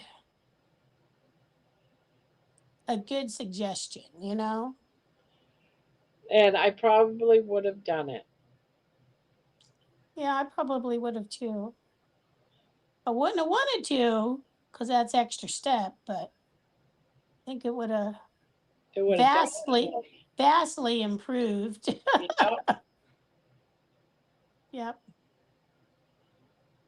And he didn't say whether or not he did that. I know. So, But everybody's different, you know? So, but it's gonna look fine. It's gonna look all right. I keep looking at it, and it's like, yeah, it looks all right. so I was watching a Creative Grandma video today. I didn't watch all of it, but they were talking about their favorite yarns of 2026. Oh, And one of the yarns, oh, damn it to hell. Now I got a frog. Shit. Um, anyway, they were saying that one of their favorite yarns is called Bernat Harmony. It it's a um, I want to say variegated. It's a variegated like, but they said it's super soft. But it's $15 a skein. ugh. All these yarns are $15 a skein. Yeah, and that some yarn at Michael's has just gone up this past week. So I'm like, oh, Yeah, um at Michael's. I was looking for the yarn to go with the Karen cakes. Like I said, the thinner yarn. And so I had originally ordered it from Walmart. It was like 3 skeins for like $10. Well, they didn't have it. So that didn't do me any good. So I went and I found it at Michael's, and I even checked on Amazon, but it was cheaper at Michael's, and plus Michael's was doing a Christmas in July. I don't know if it was 25 or 35% off. But still, for baby yarn, it was the regular price was $8 a skein. I'm like, seriously, this is like way too expensive, you Yeah, know? it really is. I mean, I don't know how people can afford to buy gobs and gobs of these yarns, you know? And that's actually what Creative Grandma was even saying. Like, this is too expensive. You have to wait for a sale, you know? Yeah, So, but even at, so what was it? $10 a skein. So if it's $15 a skein and you got 35% off, what would that make it? Hold on. Let me check. if it's $10 and 30% off, it's No, $7. no, it's $15. Oh, it's adding up. That's Let's see, insane. 15 times 0.35 equals, so $5 off, we'll say. So it's $10 a skein. I'm sorry, $10 a skein is still too expensive. Yes. That's why I don't do Karen anymore. Before, at least I was able to get a Karen cake for like $8, but now it's just too expensive. I'm not going to spend Well, that kind of money for one skein. exactly. Even a pound of yarn, it's like 300 and something yards or something. It's just no. Yep. Good night, Jen. Good night, Denise. Not night.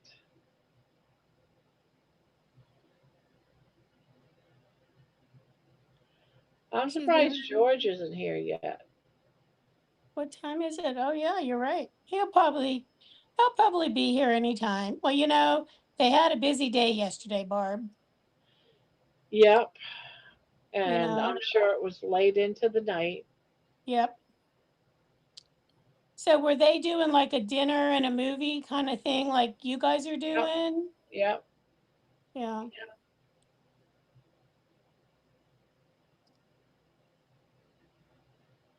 When you're being the hostess with the mostest, like he's being with guests. So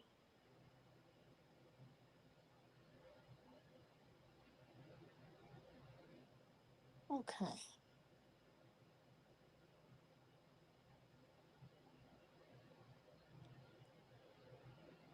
Alrighty. Here goes nothing. Putting on the last. Oh, don't fall on the floor.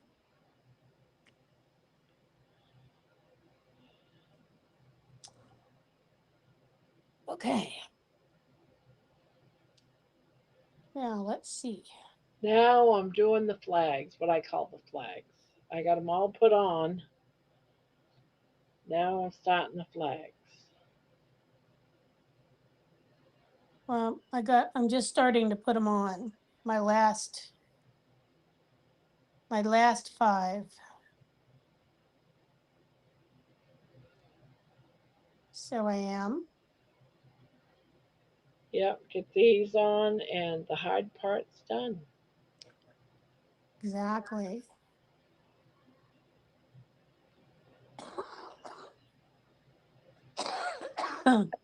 Excuse me, I'm sorry. I'm too lazy to sit up to hit the mute button. I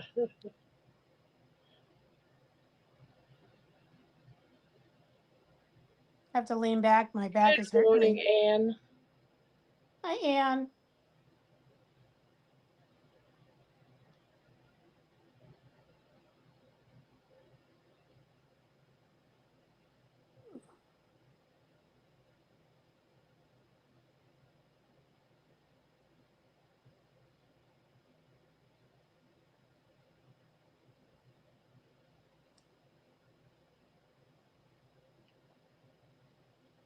I saw George had posted a picture on the corner, but I didn't know who all the different people were. He didn't say. Them. Huh? I said I knew most of them, but there was a couple. There was like 2 or 3 that I didn't know who they were. Yeah. So, but that's okay. I don't know everybody. Oh, neither do I.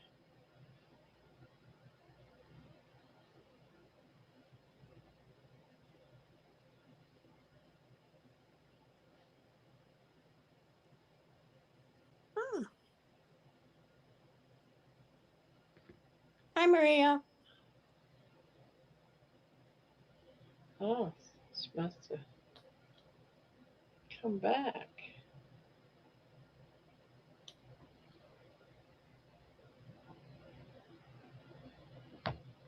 Anne, did you go to the festivities of yesterday? I think you're in the UK. Steph looked well in the photo. Yeah, she did. Very happy.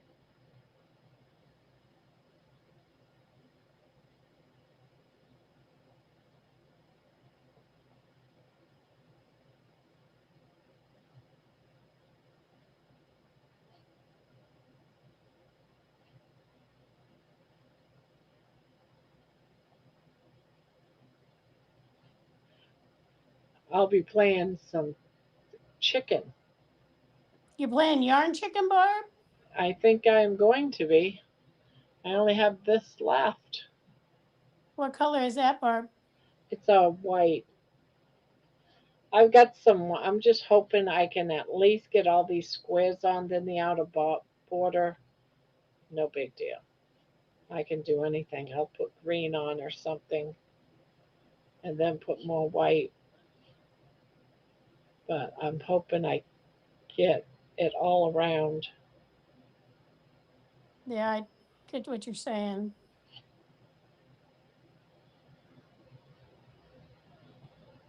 Doggone it. I'm getting tired. I keep messing up.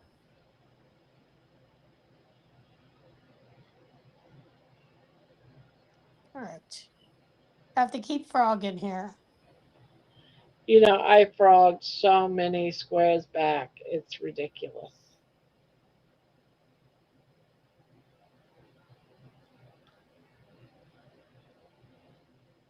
So many squares.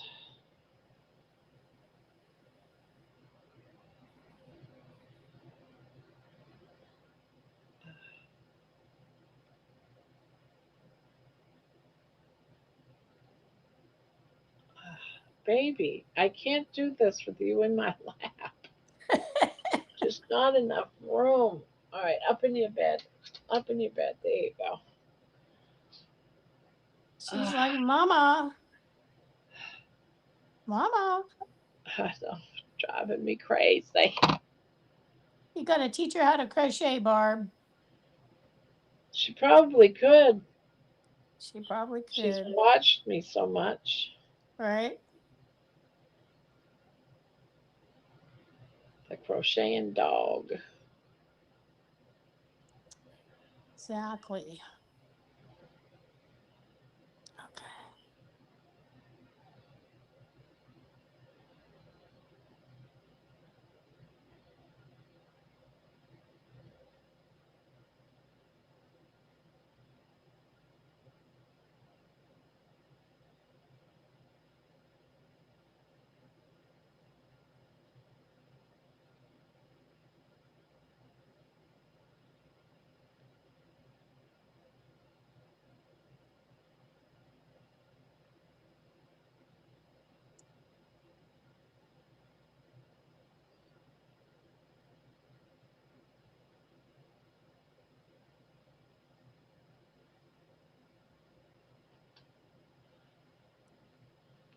Oh, hi, Lisa.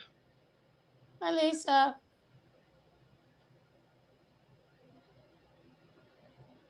What are you working on tonight, Lisa? Anything?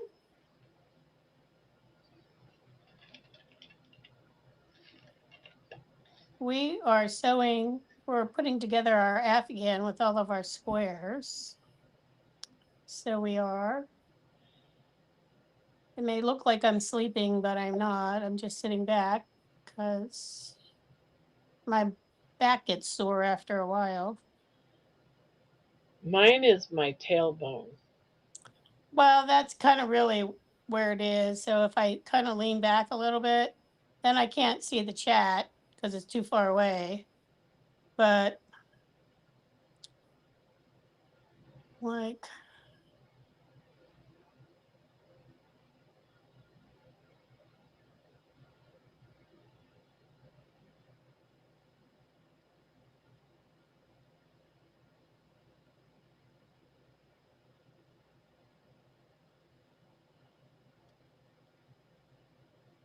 I don't know how people can sit like in a hard chair the whole time that they're Oh, no. online. So, You know, Terry hasn't been on, or Jeannie tonight. no, you're right. They've abandoned us, Barb. They did. Well, you know what? It's summertime, and I think people are just doing stuff and out and about and whatever, you Yeah, know? I think you're exactly right. I think this winter's going to be crazy in here. They're not interested in sitting online and chatting or anything like that. I mean, I get it, you know? So, I do, but we miss them, miss seeing them. Wow, I just looked at the temperature outside. It's 73. I haven't Says seen a it's 73 in forever.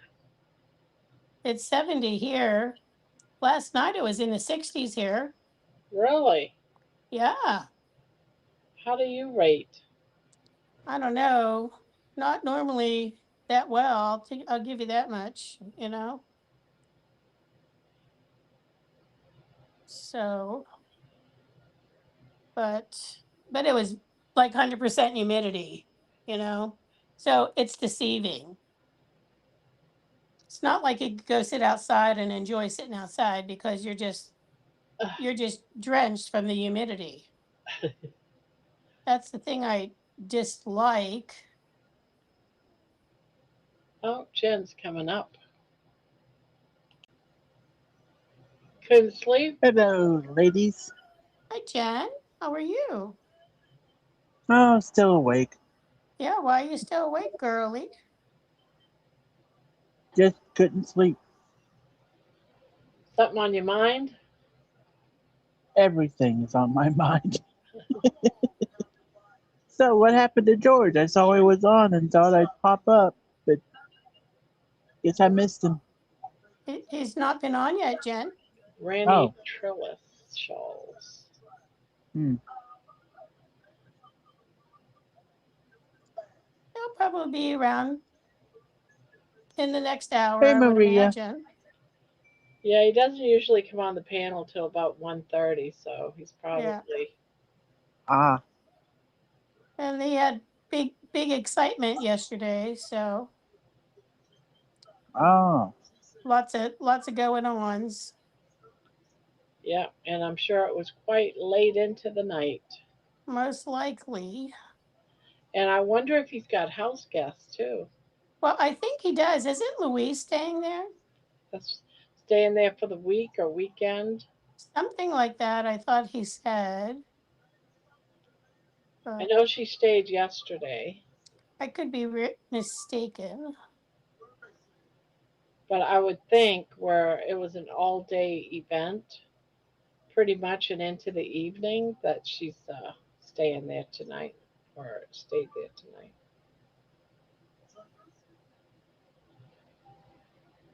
So what have you been up to, Jen? oh, just Did you find your pattern for your hair scrunchies? yeah. And I tried it, but but my hand-eye coordination just wasn't in it. You're supposed to do single crochets all the way around the rubber band I'm using, Yeah. but and I had it for just 1 minute, but then it slipped off, and after a while I just said the heck with this tonight, and I'll do Yeah, something sometimes else. it's you have to be a little more awake to work on some of these things, Yeah,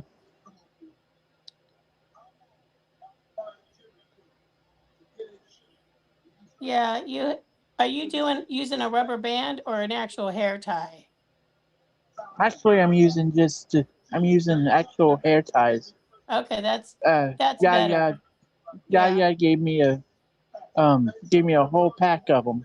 Oh, that's good. That's better because I mean, they could still break, but not as easily as like a regular rubber band could. So, Yeah.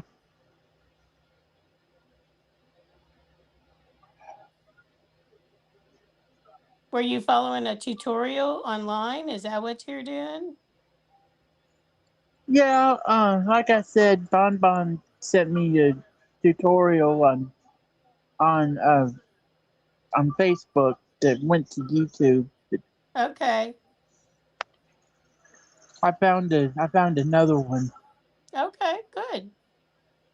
Yeah, different ones are, sometimes you gravitate more to like one person's style versus another person's. So it's always good to check out multiple people doing the same thing. So, Yeah, there's some that I can't. I have a hard time following. yep. Me too, Barb. Me Yeah, too. I'm used to doing simple projects like scarves and blankets, stuff like that. Hmm. I thought I'd go a different way. Well, you know what? I think it's good to kind of branch out and try different things. So, Yeah, and this scrunchie tutorial says really simple. Even a baby can do it. Yeah, if the baby's a teenager. well, I'm sure you can do it when you're wide awake. So, I was wide awake about 2 hours well, what I ago. meant like earlier, not like after doing stuff all day, is what I meant. So, Uh, what's my yeah. favorite blanket I've ever done? Actually, I've never done a whole blanket. Uh, but if I would have have to choose, I did a I did a purple one that was really more of a shawl. No, no, it was a pink, multicolored blue and pink shawl that I made for my niece when she was really young. Gave her, oh, and it had pink friends on it. Gave it to my niece for Christmas. Oh, okay. I'm sure she loved it. Yeah, uh, she was like 4 or 5 at the time. Mm-hmm.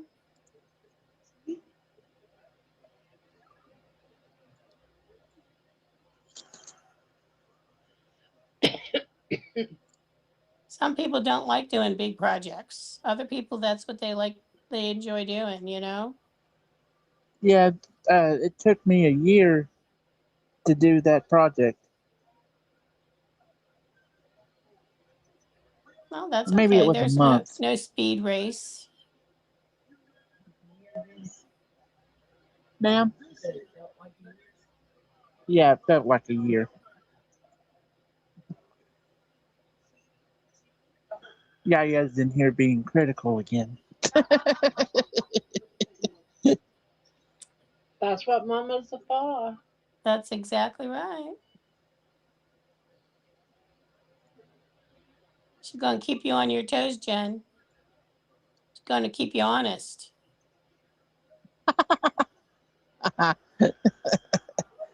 Keep me on my toes. And my feet Exactly. and my and everything else. All of it, right? All of the above. Yeah, that's right. That's exactly right.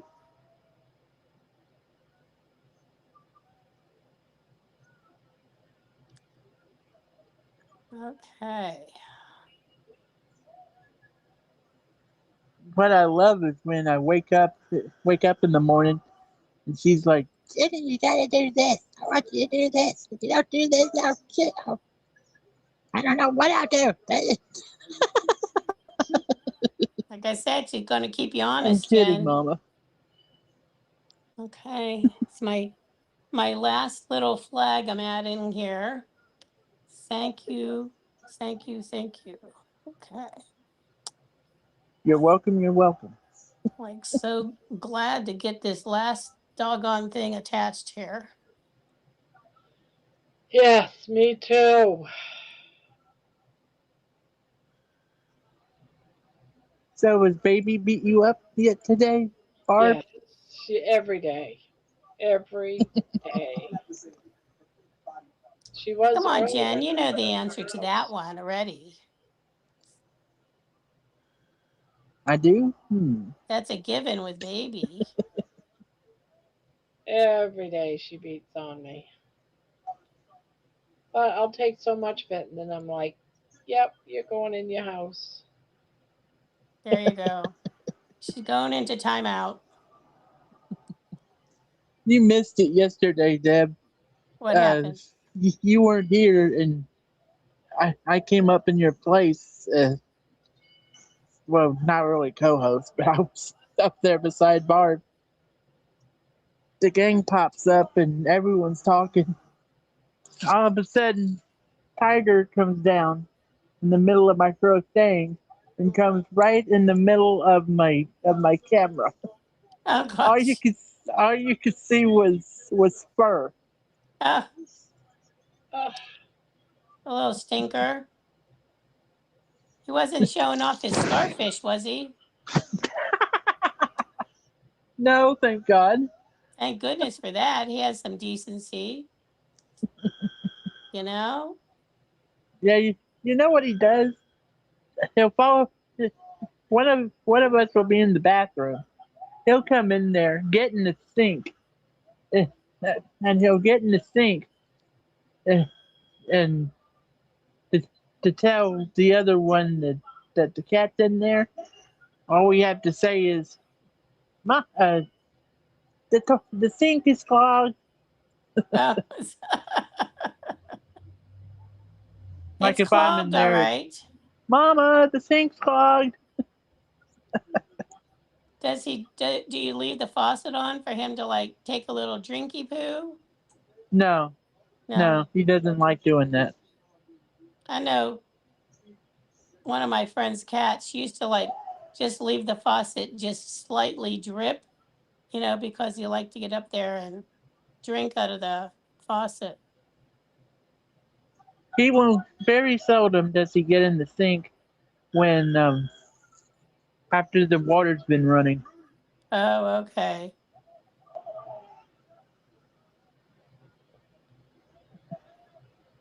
Yeah, his nickname is Clog. Jonathan's in here. Hello. Good morning, Jonathan.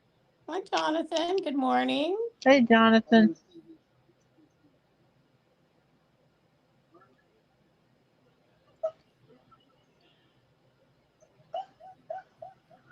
What Jonathan is that? John Forever Strong or the other one? No, I think it's Carnivore Muscle. Jonathan Muscle, Carnivore Oh, Muscle. oh, okay. Yeah, that he's Jonathan, not John. Oh, okay. Yeah, they're totally different names. I'm still learning. We're all still learning. I can't keep up with all the names half the time, so I just muddle along the best I can, Jen. Okay, Barb, has Debbie done any table dances yet? Not yet. Any pole dances? Not yet. Not tonight. I've I been think she was busy. waiting for you. Been busy, Jen. Oh, I didn't want to take your place. my place. Yeah. I thought My you and pole. Spanky were the ones that doing the dancing on the table. You Well, guys the are the last. table dancers. Oh, actually, I can't do table dances right now. My table's broke. Your table's broke. Well, that's not very From good, dancing on it? right? No, the cat got up there and it had a groove in the middle of it, and then one morning he got up there and it just cracked. So, Guess you have to get a new table, Jen. well, right now I'm kind of working with a metal stool that my grandfather left us. Okay. All right. But I don't have any new moves at the moment. So I was just trying to Where make an is envelope. I just had the uh, frog because I was putting the two edges together that don't go together. where All is right. Spinks anyway? He was in here earlier and he went to go watch movies and hang out with Winston. Yeah, I We're heard not about feeling Winston. Poor better. guy. And so that's what he Poor kind of little guy. does. I think he said he was better now, though, right? I think he says he's doing a little better today, so that's good. Yeah, he said something like he threw up today, but he was feeling better.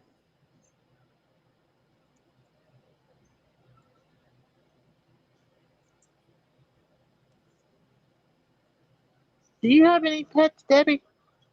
I used to have two dogs, Jen. I had two poodles, Oh and yeah, my they were born with the same dad, different moms. They were born 2 days apart, and one of them passed when they were 14, and then my latest one, Daisy, she passed this past last October. She was 18. She was deaf and blind by that point, but I miss them, but not in a position to get another one just yet. yeah. So yeah, they're great company. That's for darn sure.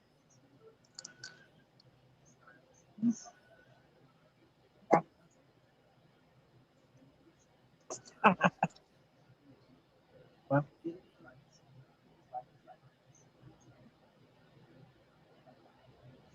Mom. Your mom's still up too, huh? Oh yeah, Yeah, she what do you stays up. She stays up all hours. she stays up all hours?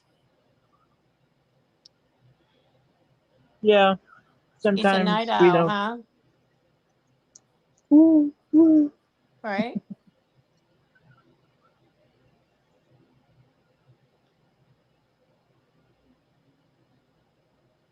My mom was a night owl too.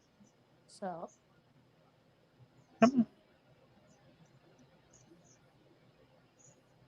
I'd say if I had my druthers, I prefer to, I'm a night owl too, but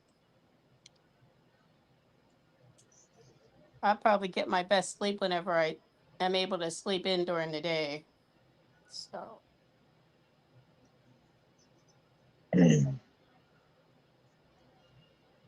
are you an early bird, Jen? Do you get up early every morning? On a good day, I'll get up at like 6ish. Take the dogs out and turn the coffee on. Is that your normal morning routine? Oh, my favorite routine is getting up at like 7 Yeah. and doing that.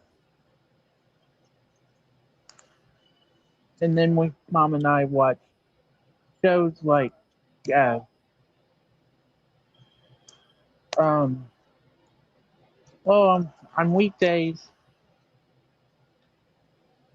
it's games on Game Show Network, Match Game, then uh,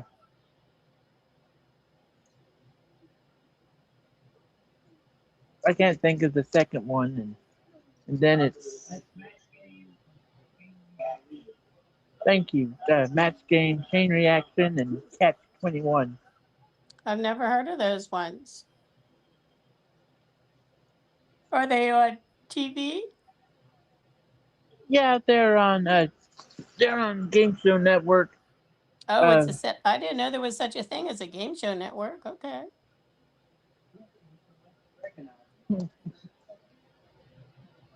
we have we have Friendly. I don't know if you've ever heard of that I have that TV too. service. I have it. Oh, you have Friendly? Yeah. Is it on there? Well, it's on Roku. Oh, I don't have Roku. Uh, I have then have Friendly, you but I don't have Roku. on? Well, they come they come on from 6 to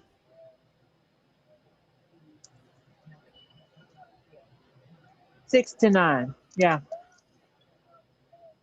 So what do you and like then to it watch on the Friendly app?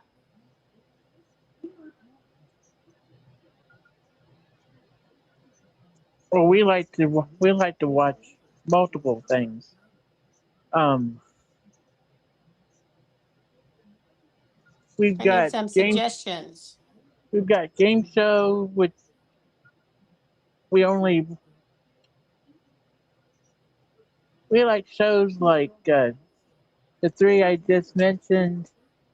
Um, What was that one? do what now? What did you say it was, Jen? I said the shows that I just mentioned. Oh,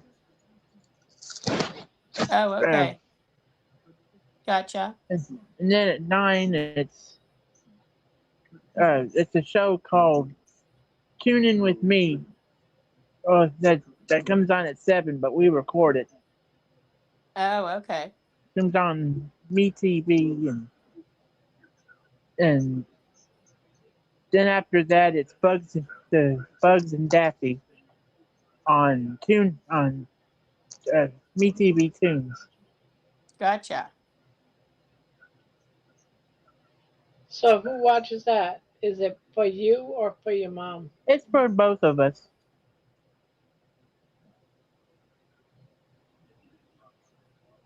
I guess she's talking about Friendly. Uh, About what? we also have Tubi. which has TVs, movies. I Is that I something don't you know. pay for, Tubi? No, it's all free. Oh, Of course, we do pay for is that Friendly. on the Friendly app, or is that something separate? No, that's separate. Okay. That's separate.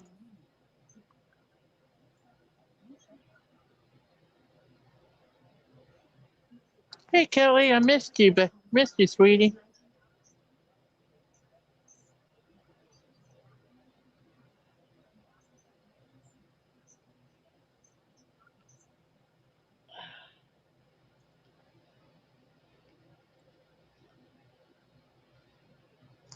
And then sometimes we watch Amazon Prime, and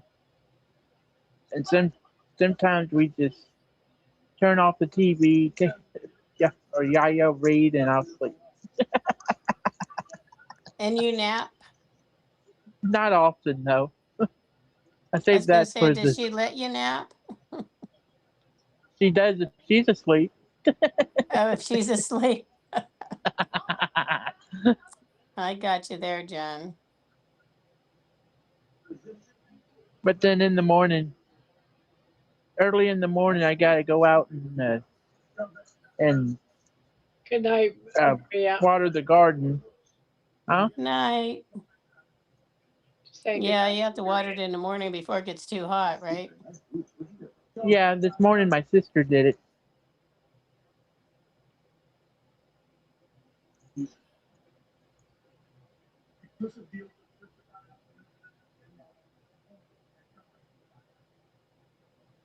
Well, that's my life. How about you?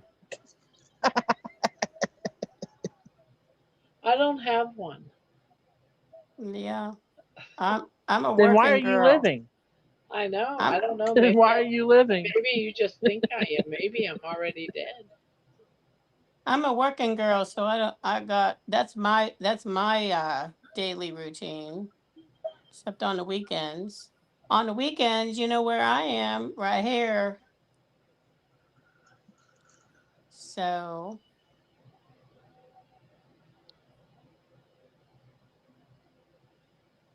It used to be before I met y'all.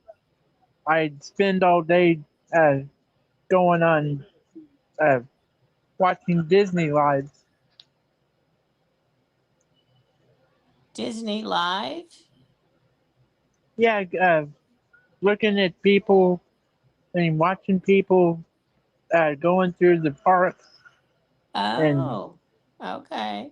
talking to them. Maybe You sometime. mean we took over for Disney in your life? We replaced Disney in your life, Jen? Who? Juicy. Disney. Oh, Disney. yeah. It just didn't. I just got bored with it. I didn't even know there was such a thing. Nor I.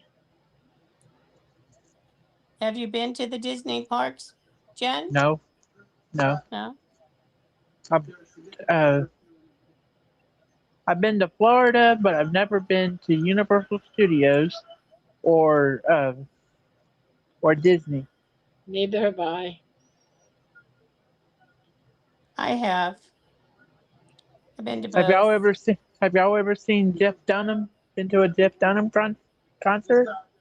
I've seen his concerts online, like where they air his shows. Yeah, You know what I'm I know talking about, Kelly Jen? has. Huh? Kelly's been to. Kelly knows his shows. Yeah, I've not been to his actual show, but I've like on Comedy Central, you know how they used to show like the live performances. Yeah, Yeah. I've only So been to one. he comes to Pittsburgh every year. So he does. But I'm not into going to the concerts or any of that kind of stuff anymore. Nor am I. I'm at a I was different never a big concert. concert goer to begin with. So Too many people for me. Too loud. It was too expensive. Like it Yeah, was, too I expensive. never had the money. I mean, I went to some concerts, but it was like if I went to one a year, that was it, you know. So, but I've been who was your favorite concert you've gone to, Jen? well, my least favorite was who was the guy um who was the guy who would have the cake put on him. Have He what? was James Brown. Thank you, Mom.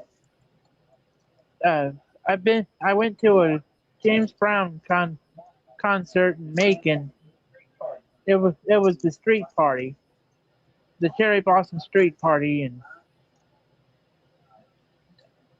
we were all the way back in the nosebleed section.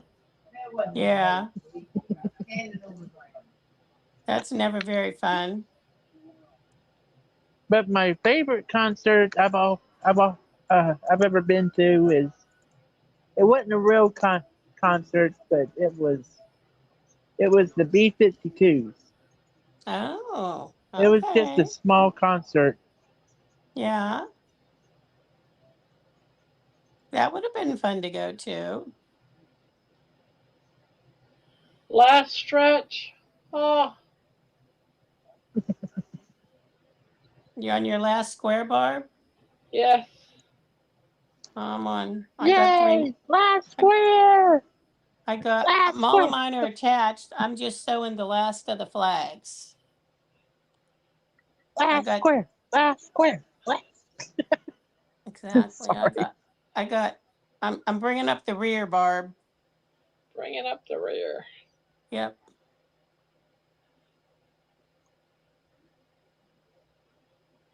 I'm getting to the point where every spot looks the same. I know. I know. Oh, Poor Barb. I totally, Up totally, crocheting all day. totally get you. My eyes are watering. yes, Like mine too. I think the yarn fumes are getting to me, Barb. Ah, trying to figure out where the hell am I supposed? What am I doing? You didn't use stitch markers, did you, Barb? No, I just couldn't find my flag.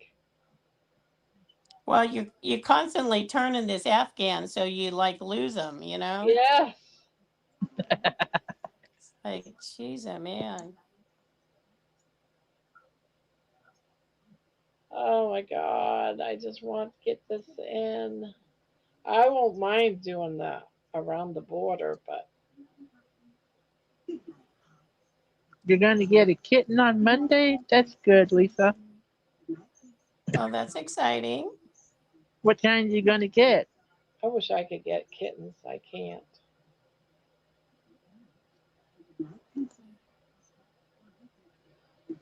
I don't think Baby would be very happy. No, she wouldn't. She would disown me. She's like, I'm the top dog. You're lucky Woof.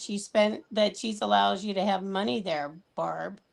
And then she chases him out of here. Right?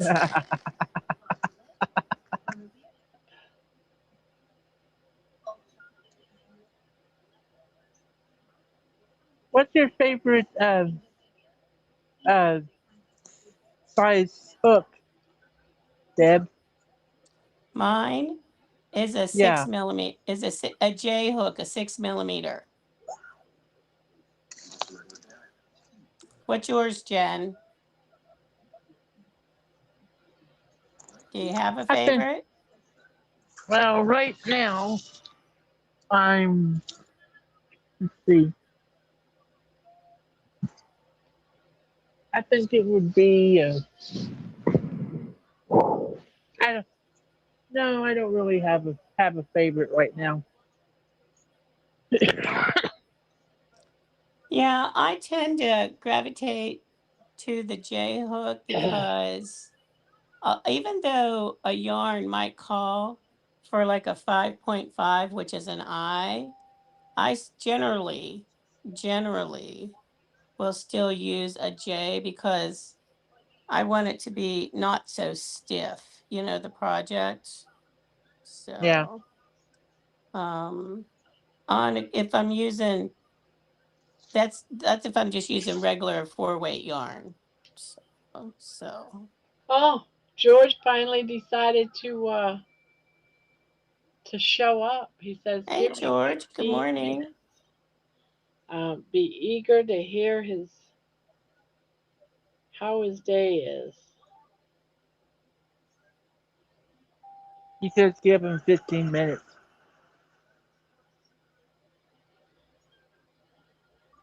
Uh, I'm almost there. I'm almost there. Oh, it's such a chore. Uh, it is. It is. I feel like I Come need to on, Barb. go drinking after doing this tonight, Barb. It's like driving me to drink. Come on, Barb. Come on, Barb. And of course, I'm going to have a mess with the yarn. Are you Have some making more it tea, to the maybe. end without playing yarn chicken? I think so. Well, that's good. I swear that looks like a Tetris blanket. A what? A Tetris blanket. It's a Nintendo game. Oh,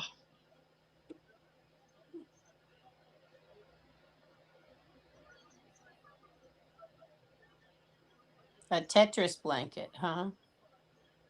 Yeah, it's hard to explain. Have you ever heard of Tetris? I have, but not totally familiar with it. So I used to love playing it.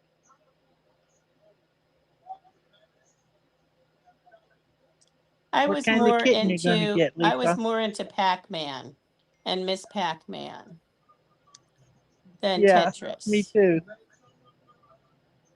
And the other one I liked playing was the Centipede game. Oh, Oh, You remember yes, that one, Jen? centipede. Yeah.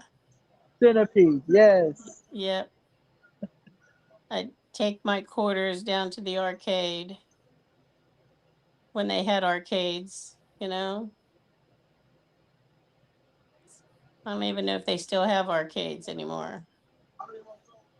yeah. I don't. I can't even think of where there is one. I know they still have them like at the shore, like in beach towns, but now what I see around here eh, are called skill games, but really what they are slot machines. Ah, They're but in Pennsylvania they call them skill games. They even have them in grocery stores, believe it or not. wow.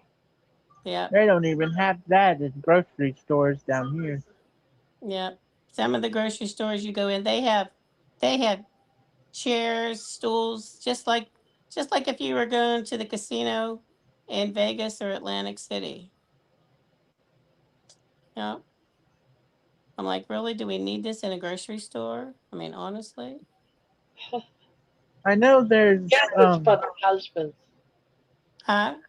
It's for the husbands, not for the wives that are shopping. It's for the I mean, ones they go in waiting. there, they're hanging out. Like that's what they're doing the whole day. So Charlie, come on, we're done. Get off that machine. something like that, I think, Jen.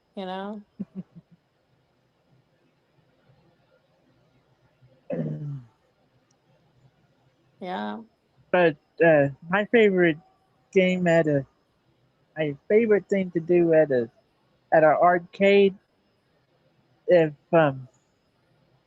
if they didn't have video games like you just mentioned, Centipede and Space Invaders, uh, my next choice would be skee ball. I never Ski win, but ball. yeah, Yeah, I that just was always I a good just one, enjoyed right? yeah. I just enjoyed rolling the ball. Yeah. Yeah. I hear ya. Yeah. That was always a good one. I was never very good at the claw game, where you're trying to Oh, work the claw to get a those things are prize. those things are rigged. I know. Or there was the other one where they would push the quarters, and kind of like push the quarters. I don't know what that one was called. You'd be lucky if you got a quarter. You lost more Treasure quarters than you chest won. or something. Huh? Something like treasure chest or something. Something like that. Yeah. Yeah, Yeah. Those quarters just kind of were always just sort of right on the edge. They never fell over into your bucket. So they didn't. Just amazing, huh? Right? I always thought games Probably like like magnets at the edge of the thing to prevent it from popping over. You're probably yeah, I always thought games 100% like that was stupid. Yeah. And you need like 100,000 tickets to get like anything of Yeah, barely decent magnitude. yeah. I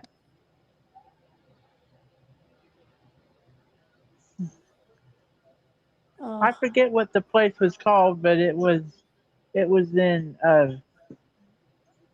Warner Robins at uh um they had they really had big games, and it'd be one of those places where you try to get tickets. They had big prizes, little prizes, and it's one time I got like 5 tickets. Knew I wasn't gonna come back, so I just got a little Rubik's cube about that big. Went yeah. outside, tried it out. The thing broke in 5 seconds. Oh, yeah. They weren't even worth the plastic that they were made with. So, Yeah, so I just threw it away. yeah. Like if I was ever at one of those places and I knew I was not going to ever be coming back, I just found some little kid and gave them all the tickets that I had, made their day, you know? Yeah, I did that once. I So, had like one ticket, gave it to a 3-year-old. The kid ended up eating it. Heard the parent go, uh, heard the parent say something. Now don't eat that. That doesn't go in your mouth. well, 3 years old puts everything in their mouth, you I know? know.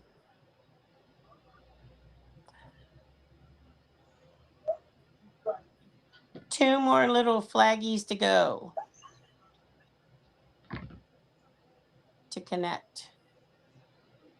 One little, two little, three little flaggies, Yep. It's about the size of it. 4 little, 5 little, 6 little flaggies. I will be happy, happy, happy. Hey, hey, Jaja. Or is that Yaya? What are we doing? Just somebody on the chat. JA Brownie 1. I think she says it's Jaja. I Ah, think we asked about it earlier. Well, not tonight, but at another time. Jaja. Okay. Like how to pronounce it, Jaja. Yeah.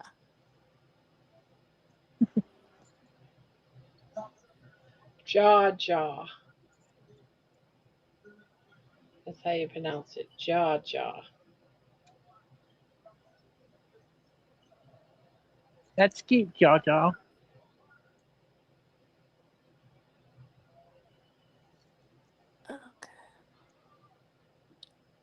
I got my name from part of your name.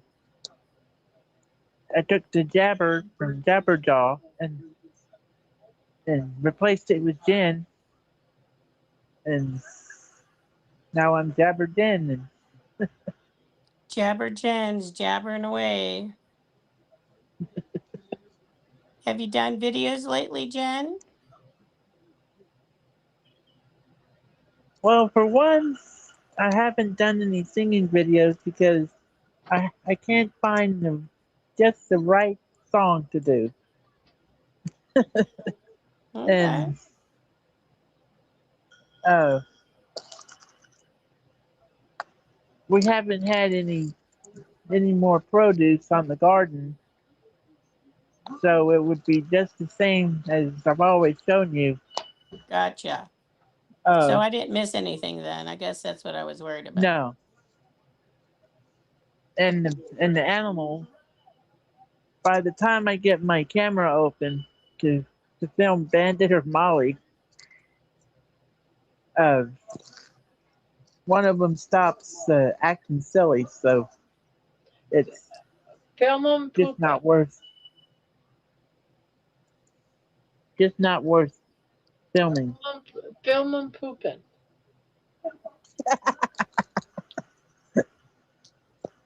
How about no? I've done it. I filmed baby pooping twice in the last 2 weeks.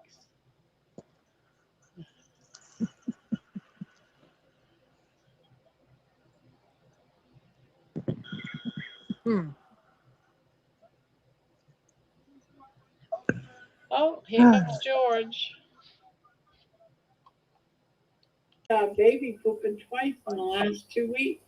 Hi, George. Good morning, everybody. Hey, Good morning. How are hey you? there, Georgie boy. Here I am. You got your sidekick Hey there, I see. there, Georgie Yeah, I've got my boy. sidekick, Hamish. Oh, Yep. here comes George. Can't Oh. wait till you tell me all about it. Oh, right, okay, ready to go. I'll just remember to switch YouTube off. Right. Good. Anyway, how is everybody? Doing well. How about you? As Yeah, well I'm as I sorry. can be. I'm absolutely exhausted, but yeah, I'm I all was right. going to say, are you exhausted? Yes, I didn't realise just how exhausted I was until it all ended last night. Yeah. It was that was the culmination of a year's work. So Yes. was, big thing. So yeah, so it was a very big thing. It was a great day, and everybody's happy. So I guess I am. wonderful. Wonderful. Now I get a break until I can watch you guys have some fun next week, because obviously there's 4 screenings over in the States. Yeah. Coming up, 1 in Ohio, as we know, and 3 others. So I can sit back now, and I've done my bit for Healing Humanity. I can relax and watch it unfold, and then watch it again on September the 5th. I'm gonna try a lot of it live, or at least keep my camera running and just film one of the two. Yeah. Of course, not the movie, Yeah, absolutely. of like the dinner and the questions after, and or any like reception or. It's going to be good, Bob. It's going to be good. I can tell you that for free. It's gonna be good. Did you cry? Oh yes, I think we all did. I don't think there was a dry eye in the house, to be honest with you. There's a song about that by Meatloaf called "Not a Dry Eye in the House," and I think that was a very apt song for yesterday. So I won't do any spoilers, but it was very good. Did you have a lot of people attend, George? We had over 100, so that was good. That was a bit of a triumph, considering that where it was down in the southwest of England. Oh, fantastic. A lot of people made the effort. A lot of people came from a long way away. So yeah, well, I think Kerry was very, very happy. Wonderful. He said it was the best screening that he'd done so far. So it was nice. a personal triumph for me, and Healing Humanity is Kerry's masterpiece. So yeah, it was quite an occasion, to say the least. I'm just in a state of shock, to be honest with you, folks. I really am. I think my brain is still racing, but my body is saying stop. Right? So we got to switch into relax mode now. Just as I was able to give Dr. Kiltz a day of relaxation after the event last time, so Kerry, Jen, and myself, and Lainey, and Louise, we're having a day of relaxation in Glastonbury today.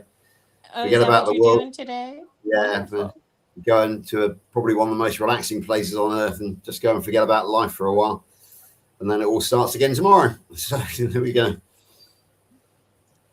Well, that's wonderful that you guys are taking a breather day, you know? We are, So, absolutely. Yeah. yeah, you need it after like a big event like that, just to decompress, you know? So, It's very Yeah, true. We sit do. around, relax, Yeah. have a Yeah, pot of tea. I was able to give Kilts that day when he came over, and now hopefully I can do the same for Kerry and Jen as well. So, and Lainey as well, of course, because she definitely deserves it, and Louise, because Louise was magnificent yesterday. So it's I'm sitting here in a state of shock, to be honest with you, ladies. I really am. oh, that's What a okay. day. It's perfectly understandable. How Yeah. long Ooh. are the mans going to be in town for this time? The mans will be in town for today. They'll be when you say in town in this part of the world, they're staying having another day, and then they're heading back towards London for I think another 3 nights in a different Airbnb, more London based tomorrow. Back on Thursday. Okay. I believe so. Yeah, I believe so. That's my understanding. Or gonna be back on Thursday. One of the two. Yeah. Because so I don't know whether our trip. So. Are you taking them on the tour while they're there, George, or are you just meaning like the tour London and stuff like that? Or No. My involvement with Kerry and Jen will end today when we come back from Glastonbury. Oh, okay. So they will they're very independent. You know, so that's Jen's got her own itinerary that she wants to do. It's basically there was Kerry's day yesterday, but the rest of the holiday belongs to Jen. So, and I think she deserves it. It's quite funny, really, because there is an unholy alliance now between Lainey and Jen. They have empathy with each other because they have two very difficult husbands who are passionate about healing humanity and about the carnivore diet. And sometimes they've identified the fact that sometimes over the last 3 years they both felt a little bit sort of come second place to Kerry and George's passions. So yeah, Lainey has found a real ally in Jen, and vice versa as well. Yeah. So it's up to Kerry and myself to show them a bit of patience and understanding today. It's kind of their day, not ours. So we're looking forward to it. Yep. Show the girls a good time.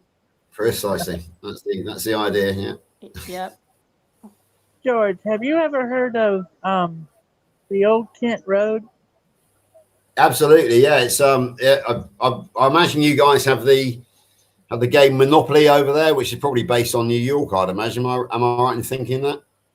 Oh, you can get Monopoly in anything, but yeah, New York for the most part. But yeah, absolutely. Well, our London version of Monopoly, the Old Kent Road, I think, is the very first property that you land on when you leave. Really? When you leave Go, yeah, and the Old Kent Road is quite famous in London. It's the one which heads from the centre of London to the southeast, which is where you find Kent. Okay. Why do you ask, Jen? Well, because there's a song that Yaya and I really like. The Old Kent Road. The Old Kent Road, is that the one? What is it called again? I think it's called the Old Kent Road. It's I know I'm vaguely aware of the song called the Old Kent Road. It was Watcher in the Old Kent Road. Yeah, something like that. Yeah, I'm aware there is a song that features the Old Kent Road, but I just off the top of my head I can't remember it.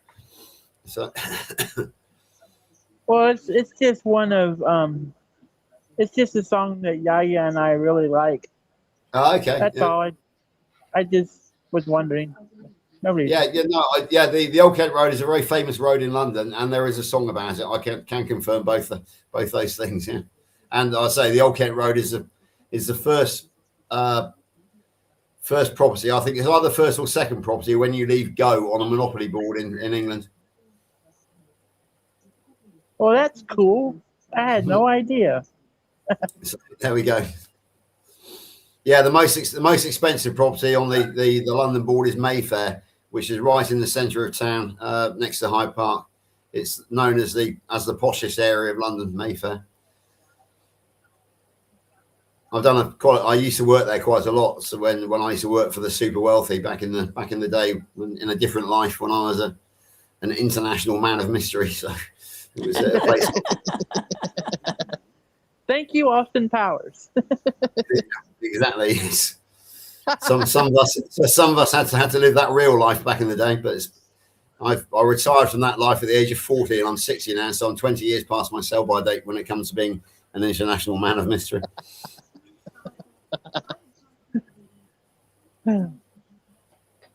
So, what was overall thoughts from people that watched the movie? Absolute triumph. Basically, it's just an incredible. Yeah, just massive positive feedback, really. No, not a complaint at all. I don't think, not from the people who attended. Plenty of complaints to me on Facebook about where it was, and how difficult it was to get to. But those who made the effort, we had one chap, I think, travel 10 hours, and he stayed overnight on the Friday and the Saturday. He made the effort. He went the extra mile. He showed what was possible. Yeah. Wow. So Again, fair play to him. I take my hat off to him. they could have did it in their area. They could have tried. Yeah, exactly. Those who really want to do it, they can do it.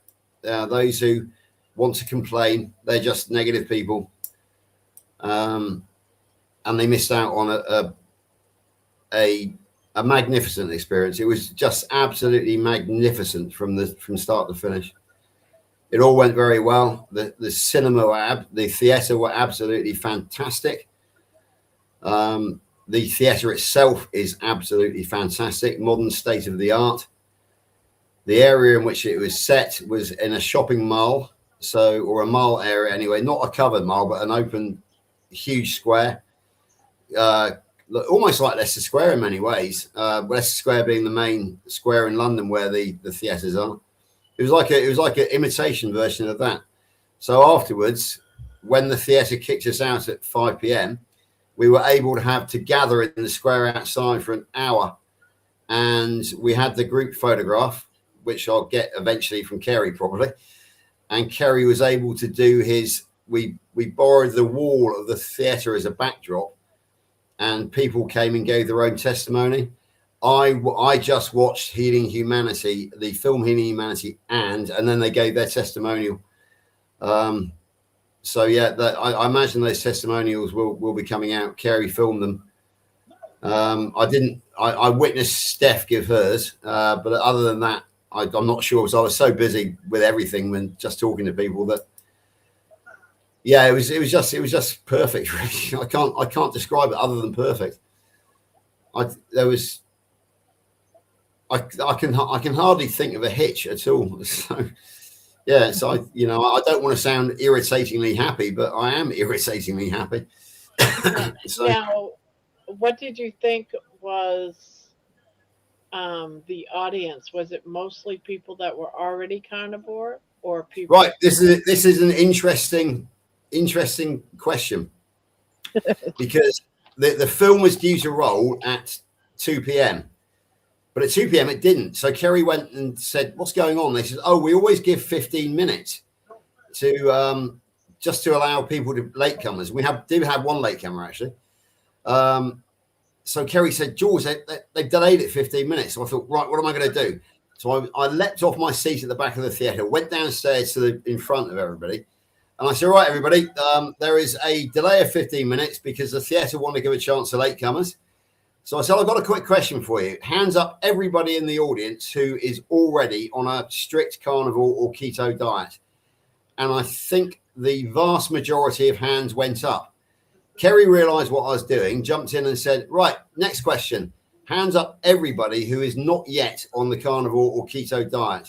And there was, yeah, thanks, Debbie. We'll add you to the list. And yeah, about 10 hands went up. So I would say probably 80% of the audience were already following the carnivore or keto lifestyle, and about 20% of the audience were there not yet on the carnivore or keto. So I think that gives you the answer you're looking for, Barbara. That's it. Those are rough figures. They're ballpark figures, but that was about right. So Well, yeah, I'm looking at two that are not, and I would like them to be. yeah, exactly. Well, there were one or two people. My great friend Ziggy, the carnivore camper, came yesterday. Look her up on YouTube. You'll find a couple of very funny videos that she and I did together in the open air, walking on the hills. She brought her daughter and her mother. They are not yet carnivore. I don't think she actually gave me a WhatsApp last night saying, I don't think we got through to them, George. She said she was feeling a bit sad about that, but at least she made the effort. She brought them and they saw the film. So, but as she said, it's up to them what they do with it now. That's all we can do. All we can do is give people exposure to our lifestyle, and then it's their decision. We have to respect their decision. We have to accept the fact that not everybody is going to adopt our lifestyle. And they're very important that we don't try and bully people. I've learned that over the last 4 years. You cannot preach. You cannot bully people into doing it. No. You have to give them the information, and then they have to make their own decisions. And then lead by doing. I don't have to tell that my family. They see it. Yeah, exactly. They see the changes. This is the thing, it's very easy to be sad because we watch people going down the hill and we try to reach out to them. It's like reaching out a hand, but they refuse to take it. Yeah. This is the problem. But all we can do is reach out that hand. We can't do anything else. We can't bully them into making a decision for themselves. The carnivore way is a personal decision. We have to respect that. And if people won't make that decision for themselves, we cannot help them. Yeah, no. I'm exhausted, ladies. I already am. I haven't got time or energy to waste my time on those who won't listen. It's as simple as that. I would much rather spend my time and energy on those who are receptive and those who are trying to find their ways. Yeah, exactly. So how was dinner then? Or was it lunch? Was it after the movie? It was after the movie. It was 6:30 p.m. until about 10 p.m. So it was a very relaxed evening. It was very intimate, a small room with 24 covers. So and the 24 covers was literally as many as we could fit in there. So nobody felt that they were separated from the main crowd. I put in a very good seating plan, which meant that both tables had table captains, if you like. Kerry and Jen were the center of one table, and then Steph and her sister Nikki were the center of another. And then on the flanks, I put the rest of the Healing Humanity UK team, myself and Lainey on one end of a table. Richard and Lauren, who couldn't stay very long, I put on the other end. And then we had Louise supporting Kerry and Jen on the other table. So everybody was either sitting next to, or I'm saying every VIP guest was either sitting next to or opposite a member of the Healing Humanity team. So nobody felt left out. Nobody felt that they were being, that they weren't getting value for money. And the Tudor Hotel itself served a fantastic 3-course menu. The Tudor is the best carnivore restaurant in the world, far and away, because the chef, Andrew Driver, kudos Andrew, has taken us on board and he has ticked every box. He is really enthusiastic about servicing the carnivore way of life, to the point where he's made sure that there are no seed oils. He understands the fact that we only want something with either a mother or a face on our plate. So there is no plant, there is no garnish in any way, shape, or form. He has replaced the table salt on the tables with pink Himalayan rock salt, which is one of the accepted ones in our community. Some people complain about it, but it's a good alternative. Better than the rest. He went the extra mile yesterday without me asking. He put whole sticks of butter on the table, which I wasn't expecting.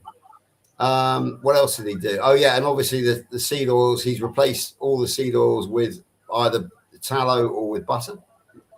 The tutor itself we ordered water, and they provided 20. There were 24 people, and they provided 12 bottles of still and 12 bottles of sparkling water included in the price. So the tutor went to the extra mile, and it was fantastic. And as Kerry and myself were walking back to his car last night, he said, "George, I just wish I had a Tudor restaurant on my doorstep."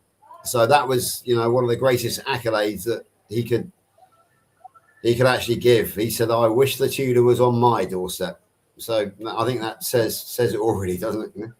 Now, did the restaurant, the Tudor, did they completely change out so that every meal in their restaurant they're using tallow and butter, real butter? No, because that is no. That is some way down the line, maybe. Yeah. It's baby steps, Bar. They just did it special for the They do it. They when they know the carnivores are coming, they make special arrangements. Because basically, it's I wouldn't be at all surprised because Andrew prefers cooking with solid fats, so I would not be at all surprised if they start moving towards that, especially if they get the solid feedback from because as we know, beef dripping and butter taste far better than the seed oils. So it's entirely possible that we have definitely sown a seed in Andrew's brain, and also in the brain of the management at the tutor. But we know that to stop doing something that you've been doing a lifetime and to switch to something else is not an overnight change. It wasn't for any of us at the end of the day. So why should it be for them? But Carla and myself, I kept on, I kept on sort of going outside, and Carla, the head of service, and myself were swapping notes as we went along during the night. And she said, "George, the feedback I'm getting," she said, "that it's amazing." And she said, and all the girls, all the staff, they're saying, "Who are these people? They are so lovely." So we made an impression. And I said to Carla, I said, "Look, the reason we're so lovely, there is not a drop of alcohol on that table. So nobody's getting affected by alcohol." I said, "We have mended our brains by using animal fats instead of plants." And I said, "We have straightened our hormones out so that we are now fully balanced human beings. And this is how human beings should be." And she said, "You're right, George." She said, "It was amazing. Kilts and Angela, and when you came with Kilts, everybody said the same. And now that you're all here tonight and everybody's saying what lovely people you are." She said, "You're all absolutely crazy," and laughed. And I said, "Yeah, but we're very proud to be crazy, Carla." Well, I hate to interrupt, but I gotta go. It's like I said before. Well, I usually say it this time. It's past my bedtime. All But right, I'll catch y'all later. all right. Bye, Yeah, George. see you later, Jen. Thanks for being there, and thanks for the good question about the Old Kent Road. Oh, no problem. I'll see y'all later. See you later. Tell Deb I said bye. Bye. Bye. Bye.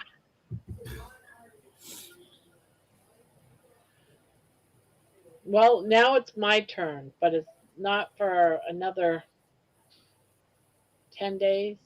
10 days, yeah, exactly. Not very long now, though, Bob. It goes by very quickly. Ugh. Yeah, so I'm sitting sat here. there. I'm sitting here this morning, and this was really the culmination of a year's work when I decided to walk away from horse racing in May of last year and throw myself into carnivore 100%. That really started on June the 6th last year. That was when I decided that I was going to join the Kilts Health community.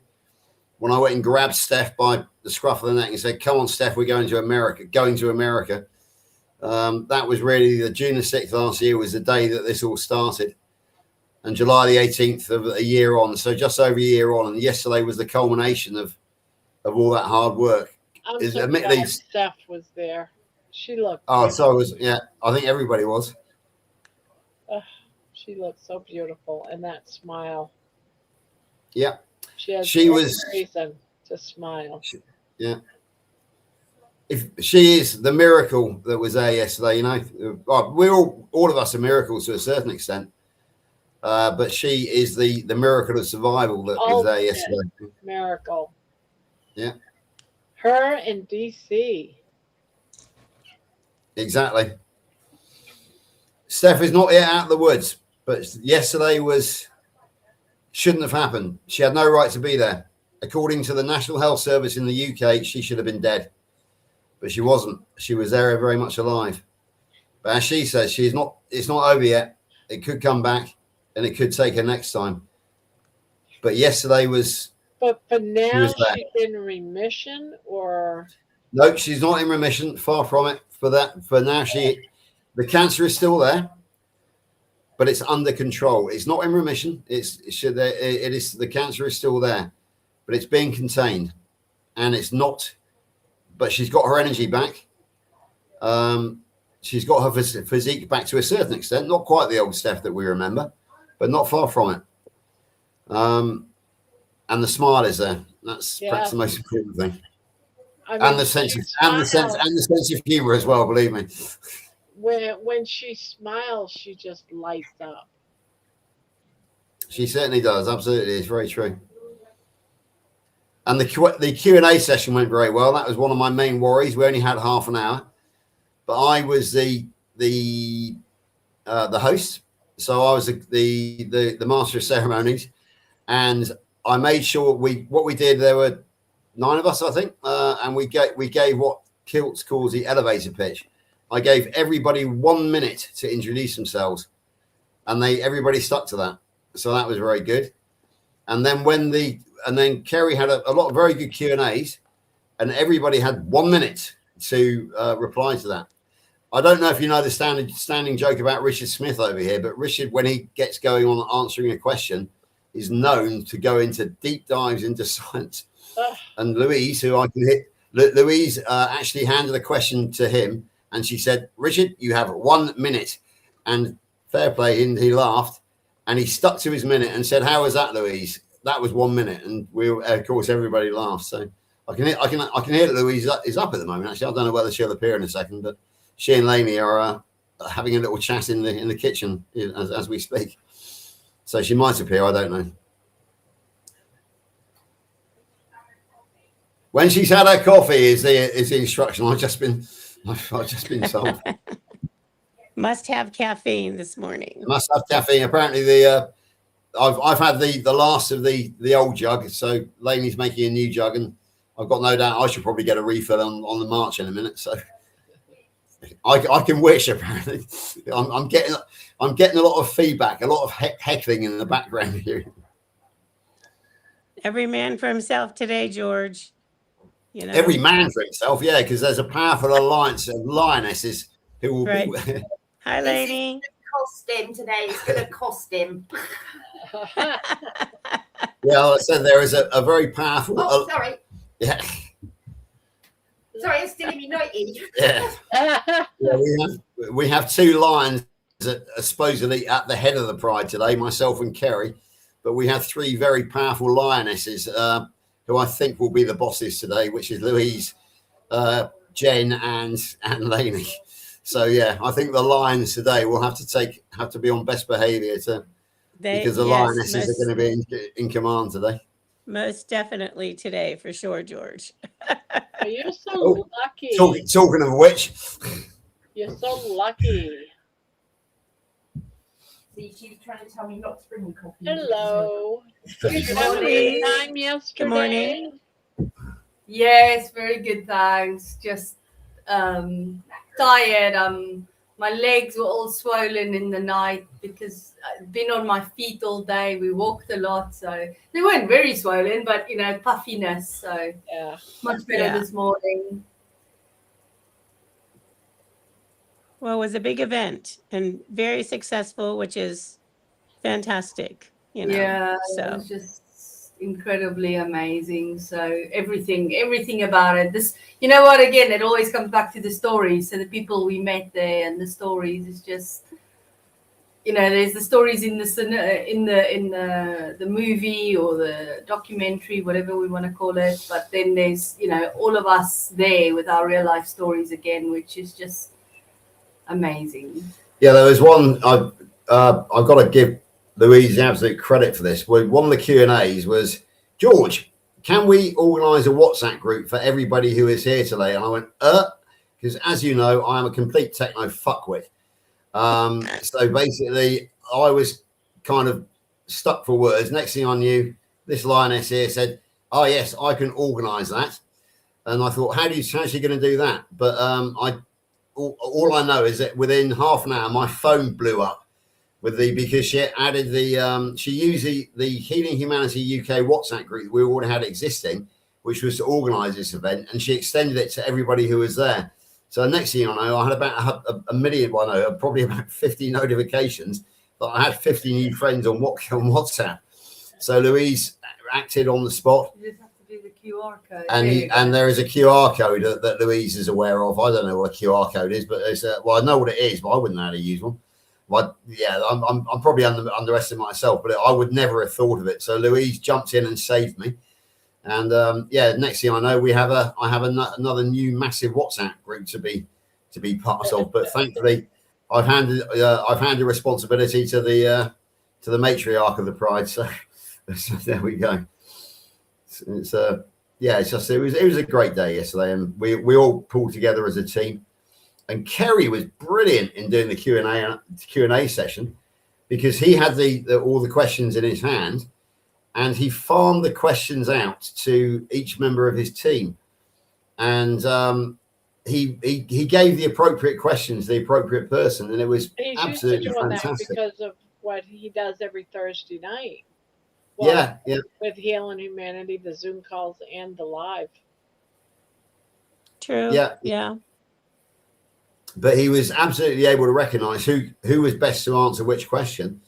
But he made sure that everybody from the team got one question to answer, and we actually did get through most of the questions before we got kicked out of before we left the theatre at 5 o'clock. So it was it was a remarkable performance all round. You know, it was incredible. And the one thing during the performance, which was 1 hour and 59 minutes, so in other words 2 hours without a break, people were mesmerized. I think I got up to go to the little boys' room. I noticed about 2 other people went to use the conveniences during the film, but everybody else was glued to their seats for 2 hours. And people, they would, you know, the whole place was, the focus was, you just couldn't miss it. It was unbelievable. For me, it was because I know Kerry so well, and I know the characters. Most of the characters in Healing Humanity, apart from a couple, are personal friends of mine. So I know the stories inside out. So it wasn't difficult for me to take a 5-minute break in the middle of the film. But for the vast majority of those people there, they were new people. If you know, they probably were aware of people like Bill, but I don't think they would have been aware of Linda Vokey, for example. She was one of the stars of the film. But of course, as you know, Bob, Lynn is a personal friend of mine now, to whom I speak every Thursday night. So I kind of know her story. Me too. Yeah, exactly. Yeah, you know, Bob, you've got to understand that you are now part of Kerry's inner circle. Get it into your head that you are now one of the leaders in the world when it comes to this movement. See, I have a hard time comprehending that. You still haven't got it. You still haven't got it into your mentality, have you? That you are now a world leader in our way of life. You are now part of Kerry's inner circle. You are influencing Bill Knott. You are, you know, you've got your own community called the Korner. Get used to it, Barb. You are now a world leader in our movement. Same as Louise and myself are, for various different reasons. You are the musician. You are the lyricist. You are the one who who puts our stories to music. You are the one who Kerry invites to a screening at his expense as his special guest. Get used to it, Barb. You're special. You are a very special person. I'm sure he's done that for many, many other people too. I don't overestimate those numbers, Bob. Don't overestimate those numbers. It's no, he doesn't throw away tickets willy-nilly. He really doesn't. We had an incident over here. I won't give any names, but somebody tried to use their influence to try and gate crash at the last minute. And somebody who is quite powerful in our world. And Kerry said no, because basically there isn't room, and I don't care who you are or how important you think you are. This is for the people who've made the effort, who've made the effort. So Kerry actually has blocked people who didn't help and who thought that they had a God-given right to be there. So, and Louise can confirm that, because she was part of the advisory council when we were discussing whether this person should come or not. So yeah, Kerry he gives credit to those who deserve credit, but he doesn't give away tickets easily.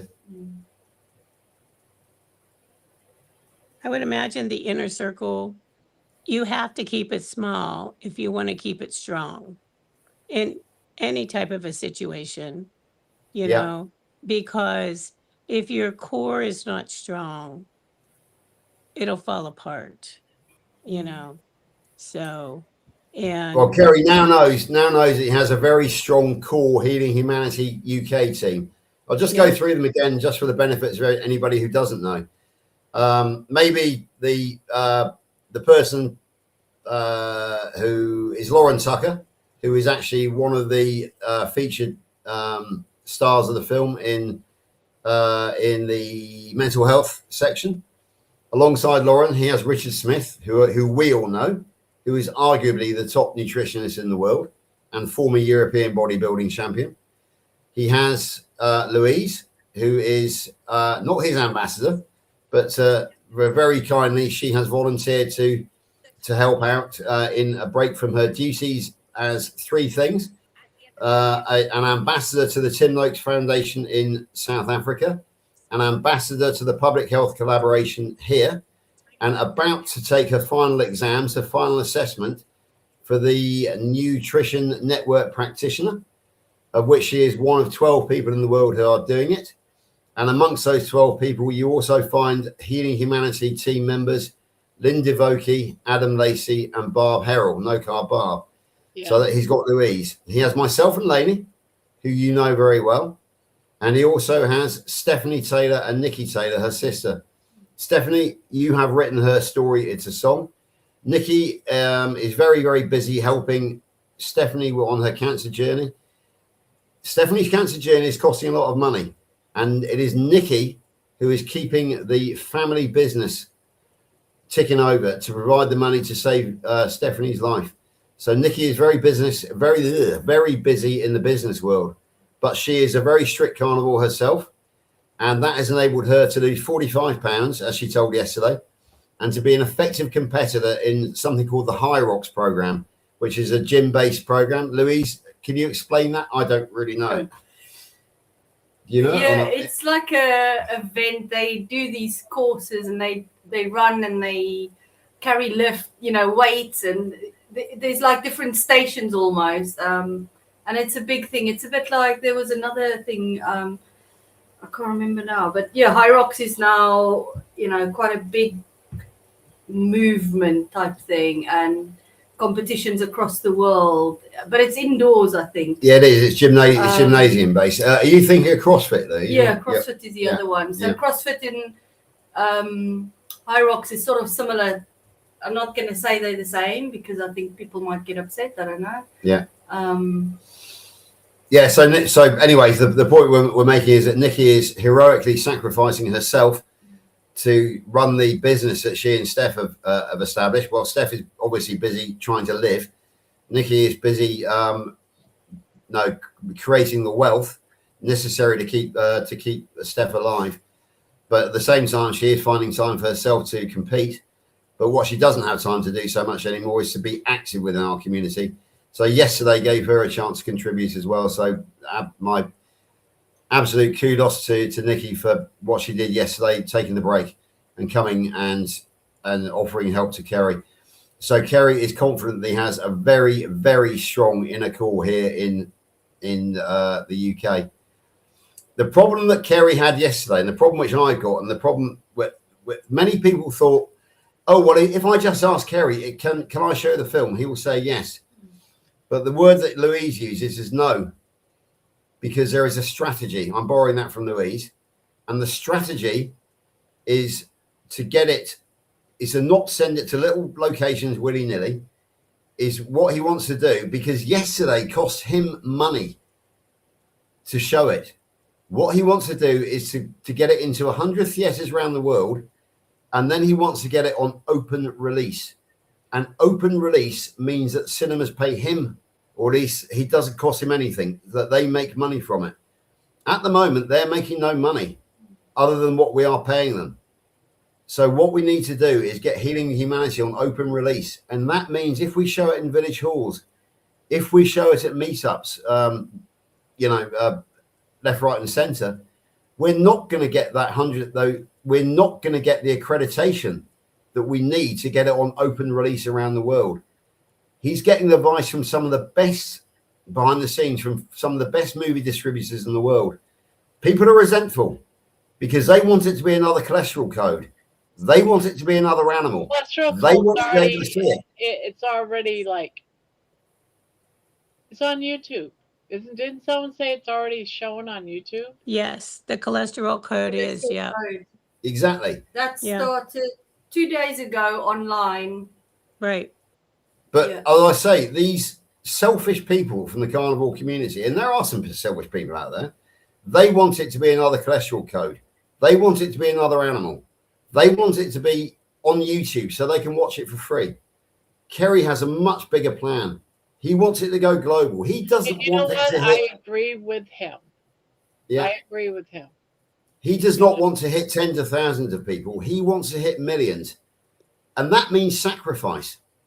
It means sacrificing the ability to watch it on YouTube or Amazon Prime. Eventually it'll get there. Eventually. Yeah, eventually it's coming.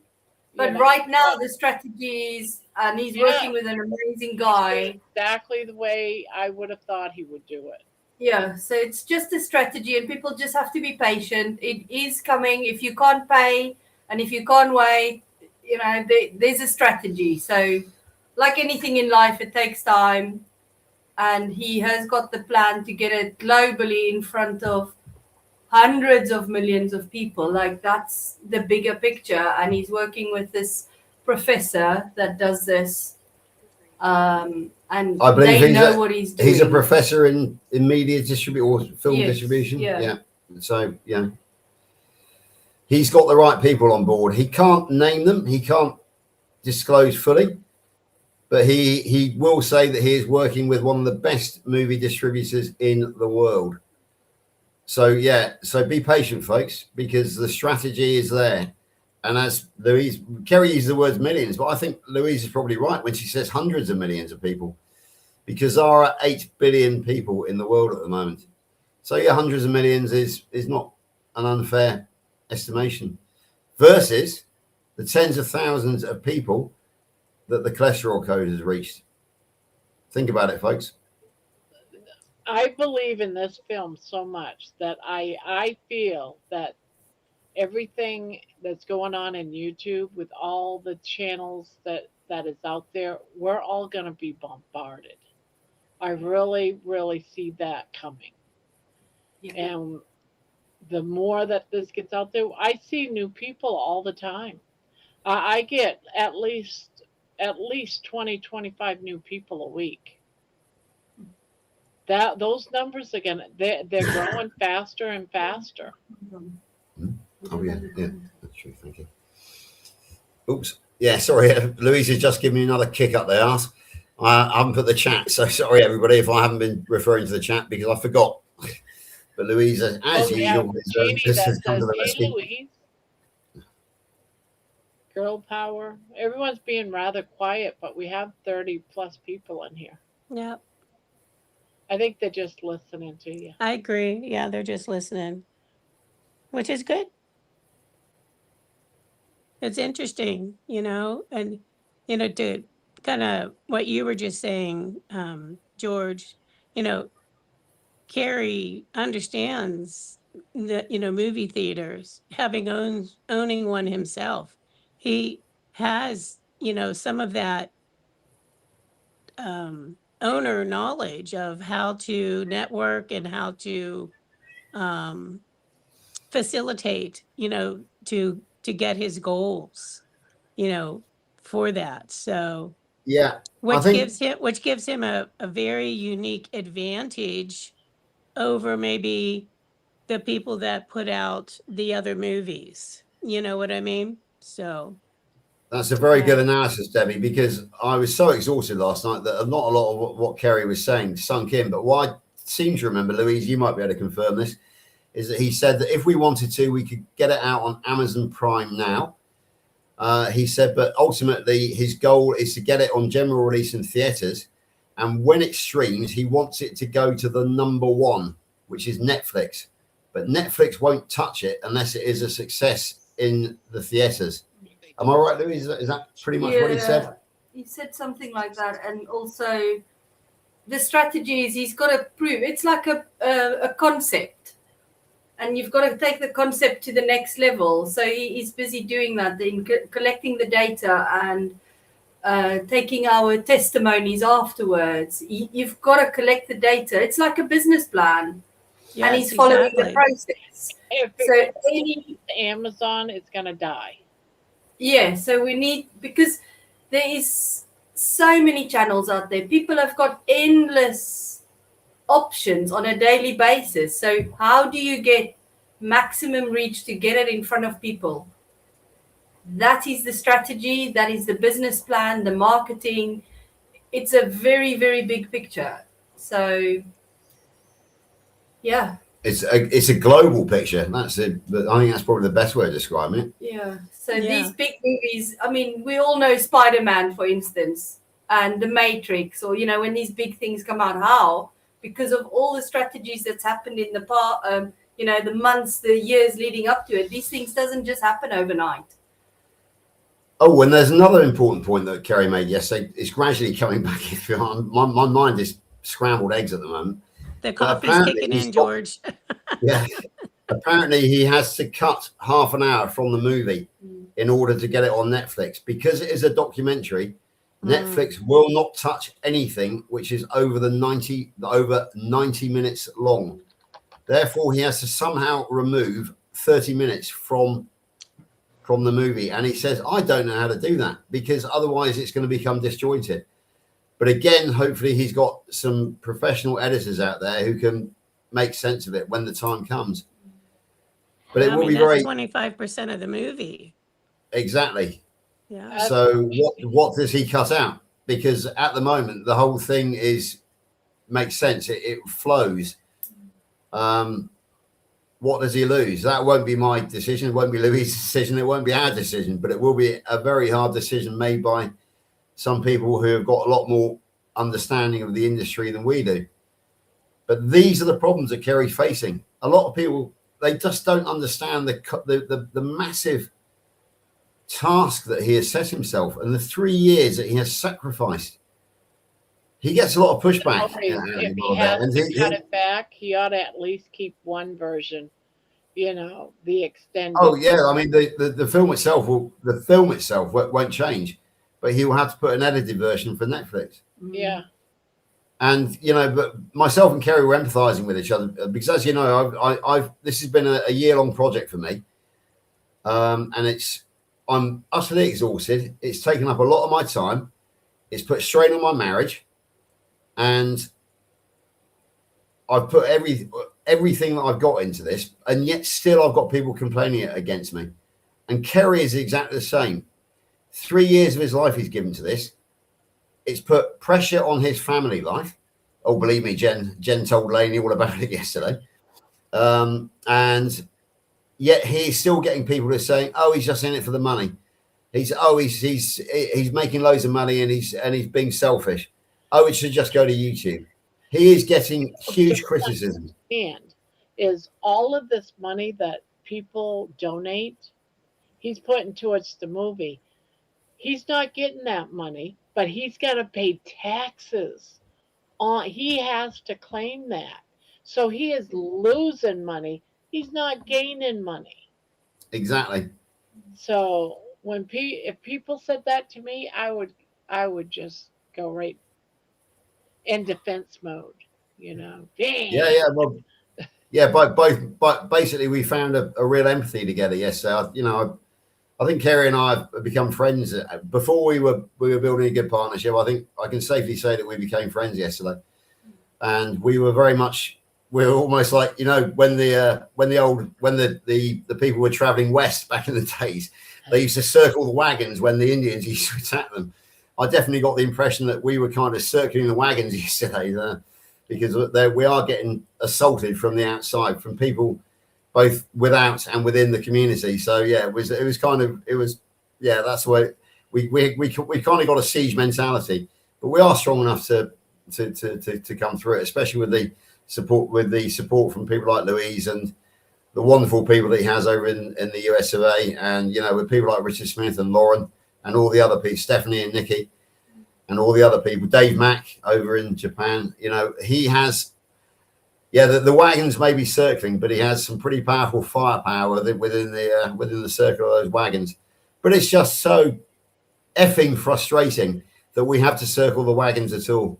It really is. We've got enough enemies from outside. We don't need them from within as well. People are always going to find things to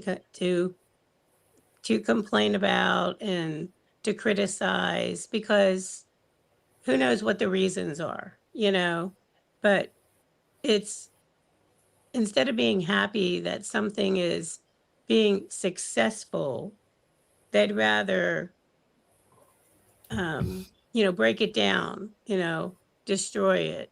And to what end? You just have to, almost be like, what's the saying? Water off the duck's back, and just exactly. Let it go over your head. That's the other thing. Just keep it on. Exactly. Yeah. You're not good like that. I know I'm not good. That's why I have Louise as my. He's not good like that. I have several mental health coaches out there, of whom Louise is one. Nikki Taylor actually is another one of my mental health coaches, because she, in the darkest days of Steph, Nikki, I actually had an hour long consult. Well, no, I gave a phone call to Nikki for some reason, and it ended up into an hour long mental health consultation when she gave up for free a very valuable hour of her time and used her skills. And that was an incredible experience, because I was in a dark place because of Steph. So was she, but we were able to talk each other through it. And yeah, I'm not very good at letting things go. I suppose I do take things personally, but as I sit here, I've got the serenity prayer above my desk to remind me of what I should be doing, which is, God, grant me the serenity to accept the things I cannot change, the courage to change the things I can, and the wisdom to know the difference. I've got the courage, but sometimes the wisdom is has to come from an outside source. Yeah. I get a lot of negative comments on my videos from people. Things like I'm doing that hula hoop workout type thing, and I got a comment the other day of, is this a joke? What the fuck? Is this a joke? This is a toy. What are you doing with a toy? Just bullcrap. You just gotta shake it off and don't let it. I mean, has such a person got? Yeah, I suppose you could say yes. It is a joke. It's light-hearted. It's designed to make people smile and laugh, but with a serious message. Because it does have, it might be a child's toy, but on the other hand, you're putting it to very practical use, and at the same time creating a light-hearted, fun atmosphere. Yeah. What a boring person that person must be who said, "Oh, it's just a joke." The whole says more about thing is just move. Just move. That's all it is. Move. Yeah. Just move. And also, and have fun. Remember one of my mantras, Barbara, is carnivore is fun. Yeah. yesterday was a classic example of it. Carnivore is the best fun you can have with your clothes on and no alcohol involved, as far as I'm concerned. So it's yeah, carnivore is fun. Yeah. Mind you, I've long since realised that alcohol does not add to the fun; it takes away from the fun. So yeah, all those people that are eating all that sugar, that's where all the negativity is coming from. Yeah. Yeah. It's not from the ones that are carnivore and have their brain firing right. Yeah, exactly. Somebody in the chat is saying nobody's reading the chat, so I'm not quite sure what's going on there. That's one of our close friends on the call now, but I think, yeah, sorry, what happened, Diana, was that Louise just gave me a kick up the butt for forgetting to put the chat on. So I wasn't reading the chat. Louise couldn't because I was a negligent idiot. And Barb obviously was trying to run her channel. So yeah, apologies. No, I've been reading the chat. Don't you? Yeah, I've been watching it. People haven't been chatting. I've been reading it. I've been commenting. It's just people are listening to you guys. They're not chatting. They're not chatting. It hasn't moved. Okay, yeah. The same screen is there, unless exactly. I'm totally lagging out but it's not moving. Yep. Cool. Exactly. What was to the rude comments? I don't know what Jaja means. All's good, George. All good, George. Okay, yeah. Thanks, Diana. We are listening, says Anne. Exactly. They're all listening. But yeah. Well, I'm glad you had such a great time yesterday. I think that's awesome. I wanted to know all the little details because mine's coming up next week. I don't know what to expect. Be prepared for everything, Barb. Be able to be my old self and just sit in the back in a dark corner and watch. No more. No. Just go with it.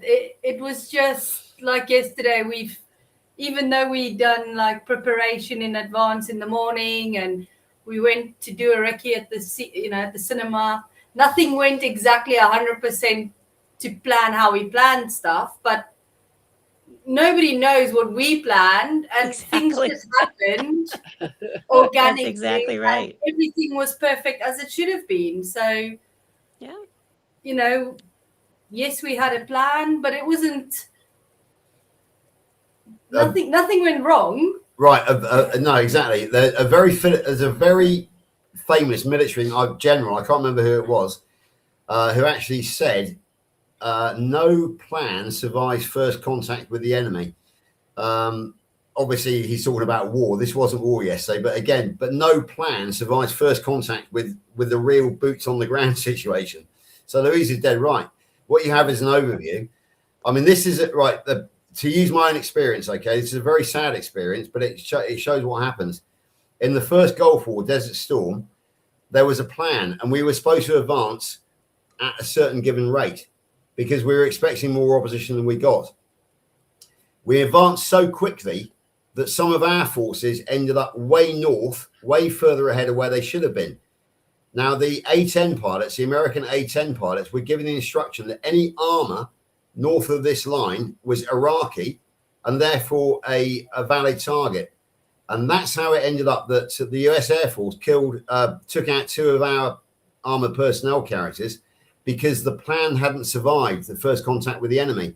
And these guys were far more forward than they were supposed to be.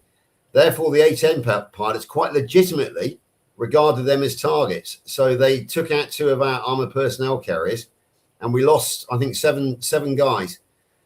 In Britain, they want to say, "Oh, those bloody Americans," but it was the fog of war. It was the plan disintegrating when we had first contact with the enemy. So those who say, "Oh, it's the Americans' fault," it wasn't. It was because the plan didn't survive contact. So Louise is dead right. You can plan as much as you want to, but you have to be able to think on your feet as well. And for example, when the cinema delayed it by 15 minutes, we could have left that as empty airtime. but I had to think on my feet. It took me about 30 seconds to come up with a plan. I raced down the front, and I engaged with the audience. Kerry saw what I was doing, led to my assistants, and we managed to fill 11 minutes of those spare 15 minutes with valid contributions. So yeah, that wasn't part of the plan. The plan, but I had to improvise, and we did so successfully. Kerry realized exactly what I was doing, leapt to his feet as well, and we had a valuable 10 minutes instead of a wasted empty 10 minutes in which people would have been fidgeting. Yeah, because we thought it starts at 2:00, so our plan was to not do introductions and stuff and just get it started. But then the cinema people say, no, we normally give these 15 minutes for people to arrive, the latecomers. And then our plan changed to go, oh, well, we weren't going to do all these talks. Now we might as well do them. So exactly, yeah. It just worked out perfectly. I realised what the cinema was doing because myself and Lainey went to a performance of Bat Out of Hell, the musical, cinematic musical on Thursday night. And I realised that there is half an hour. When the performance starts in a normal commercial cinema, there is half an hour of adverts and trailers beforehand. And that allows the cinema that cushion time to allow people to turn up late. So what they did is, instead of having the advertisements and the trailers, they had that 15 minutes of empty airtime, which basically did the same job, but that needed filling. And that's my job as the ambassador, as the go-to man, as the facilitator, to suddenly come up with an improvisation, which I did, thankfully, because that's what my brain is good at doing. It was a real oh fuck moment, to be perfectly honest with you, because that's what went through my mind. As you know, what goes through my mind is all the catastrophes, all the expletives. I definitely am. When things go wrong, I'm not a calm sort of. I say, things gone wrong. Let's see what we can jolly well do about this. I went, oh fuck, what am I going to do now? But that went through my mind for about 30 seconds. And I was down those stairs like a bat out of hell, and up in front of the people with a pretty inane question. Right, hands up, everybody who's carnivore. If it happens again in a theater, at least Kerry knows what to do. It's true. Yeah, he would have learned from that. So yeah, it's a.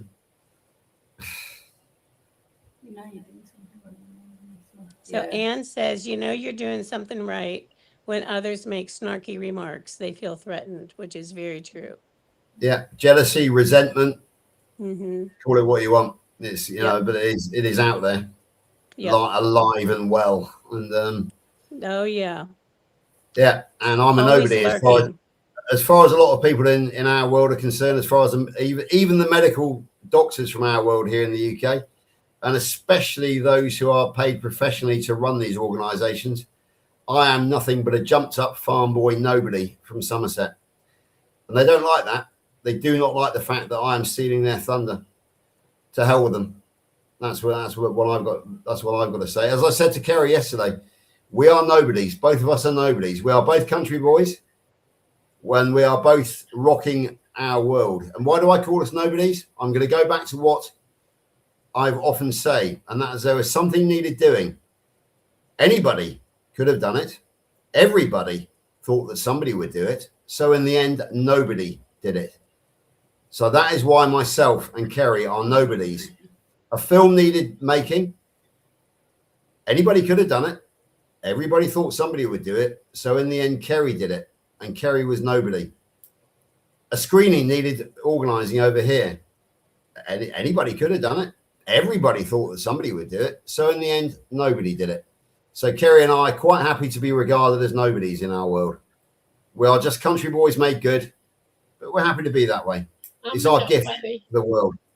I'm a nobody. I'm a nobody too. Absolutely, I don't mind being in the nobody club. You are definitely in the nobody club. Anybody could have gone live 7 nights a week. Everybody thought that somebody would do it. So in the end, nobody did it. So welcome to the nobody club, Barb. And in one more week, actually, one more week, it'll be exactly a year of going live every single night of the week without missing a single night. Wow. Gee. Exactly. I So get through another 7 days. so what a way to celebrate that achievement, other than being Kerry's personal guest at a screening in Ohio. What a way to celebrate. Sandra Exactly. says, well done, George. Thanks, Sandra. Absolutely. I am speaking on behalf of the community. We are a grassroots movement. We are not a top-down movement. There are certain people from the top who wish that we were, who would like to take control. But we are in command, not them. And it is us, the grassroots people, the nobodies of this world, who are the leaders of this movement. And they would do well to remember that, to be honest with you. We are not a class-driven movement. We are an egalitarian movement. And the most important people are the stories of those of us on the ground, the nobodies, who tell our stories and who keep this movement alive. And I feel very, very strongly about that. I'm not afraid of offending people who think themselves more important than the rest of us. Offend isn't given, it's taken. Well, Right, nice one. we're all rebels too, because we're breaking away from a system that's all in it for the money.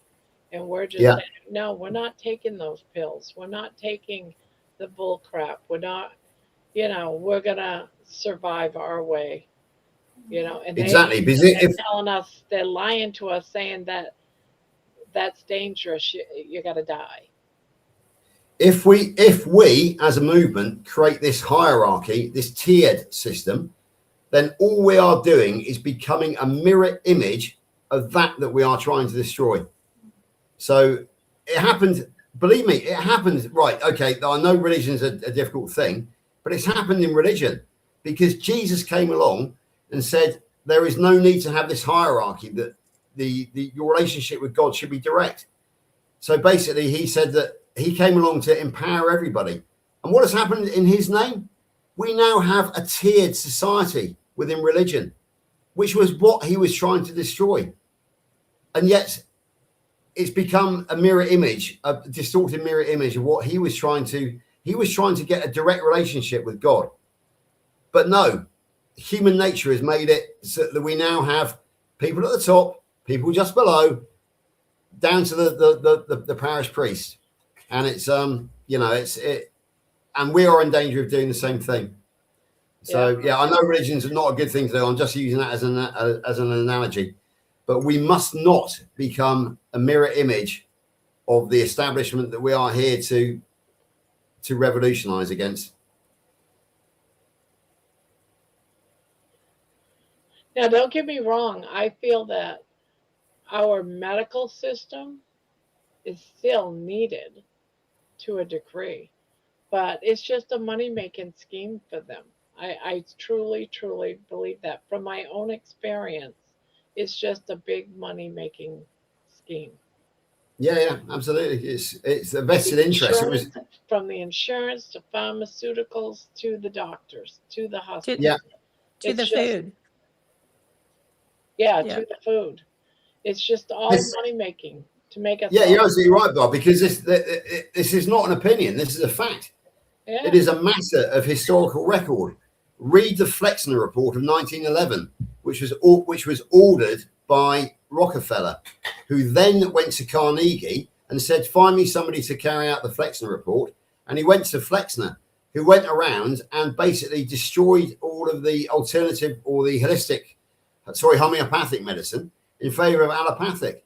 It is a matter of historical record that what you said is exactly right.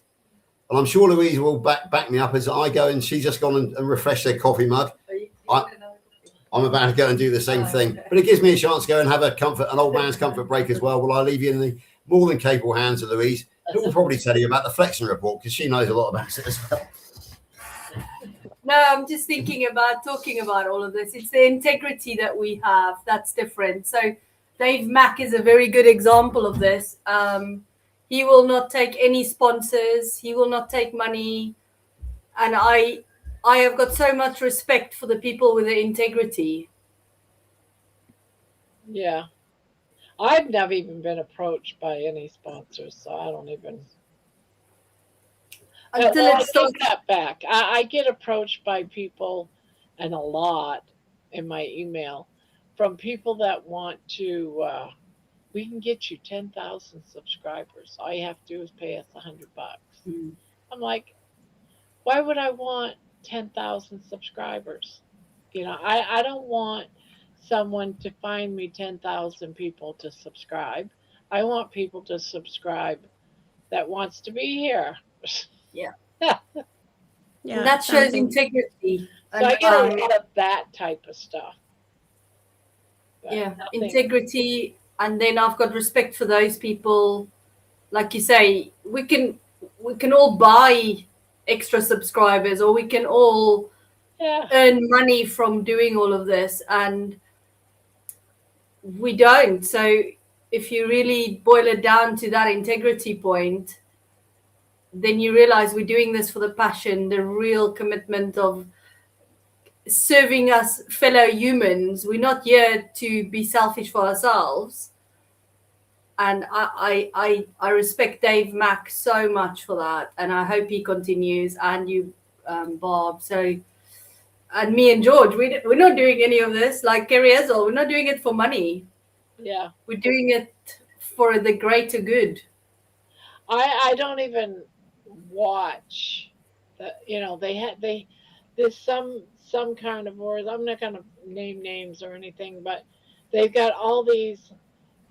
Buy this, buy this nutritional whatever. It's just so much of it that I won't even. I just bypass it all. I don't even. Yeah. I'm not gonna be doing that crap. So many people say your subscription is helping me fund this podcast or this, and it's like, you've been doing this now for a year. Why do you need more equipment or more? Anybody can do this. You put up a camera and you start talking to it. Why do they say, oh, help us run this? It gets us better results and better. No, you can just open your computer and go for it. Yeah. All you need is a phone nowadays. Exactly. It's I not. mean, not even a computer, a phone. Exactly. We Yeah, don't even need. I do most of my non-lives on my phone. Do the videos and edit them, everything right on my phone, then upload it into YouTube. Yeah.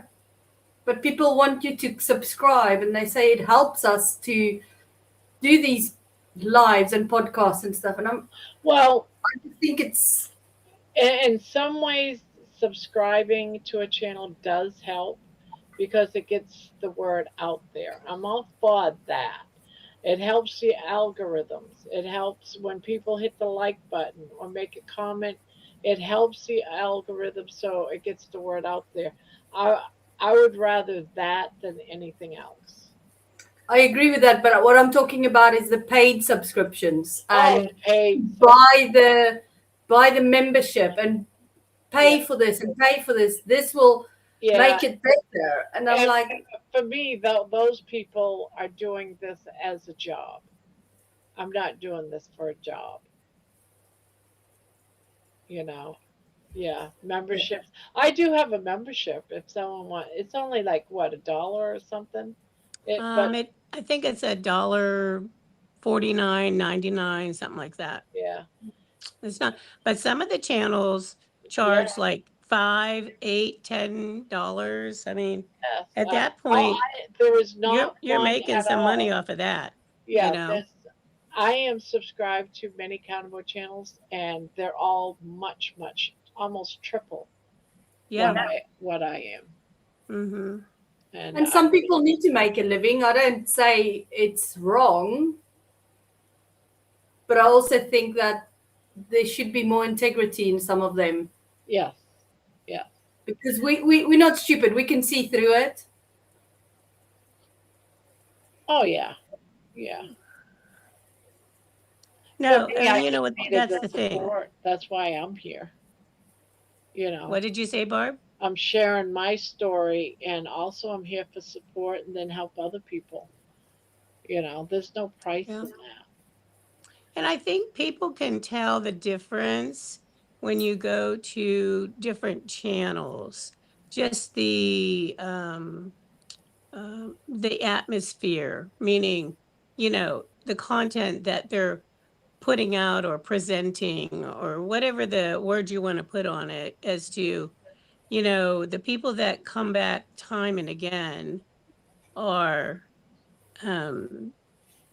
know that, okay, they gravitate to it for whatever reason, and everybody gravitates to something different, you know, whatever their rationale is. Like, there's a lot of channels that I see a lot of people chatting about in the chat here on Barb's channel.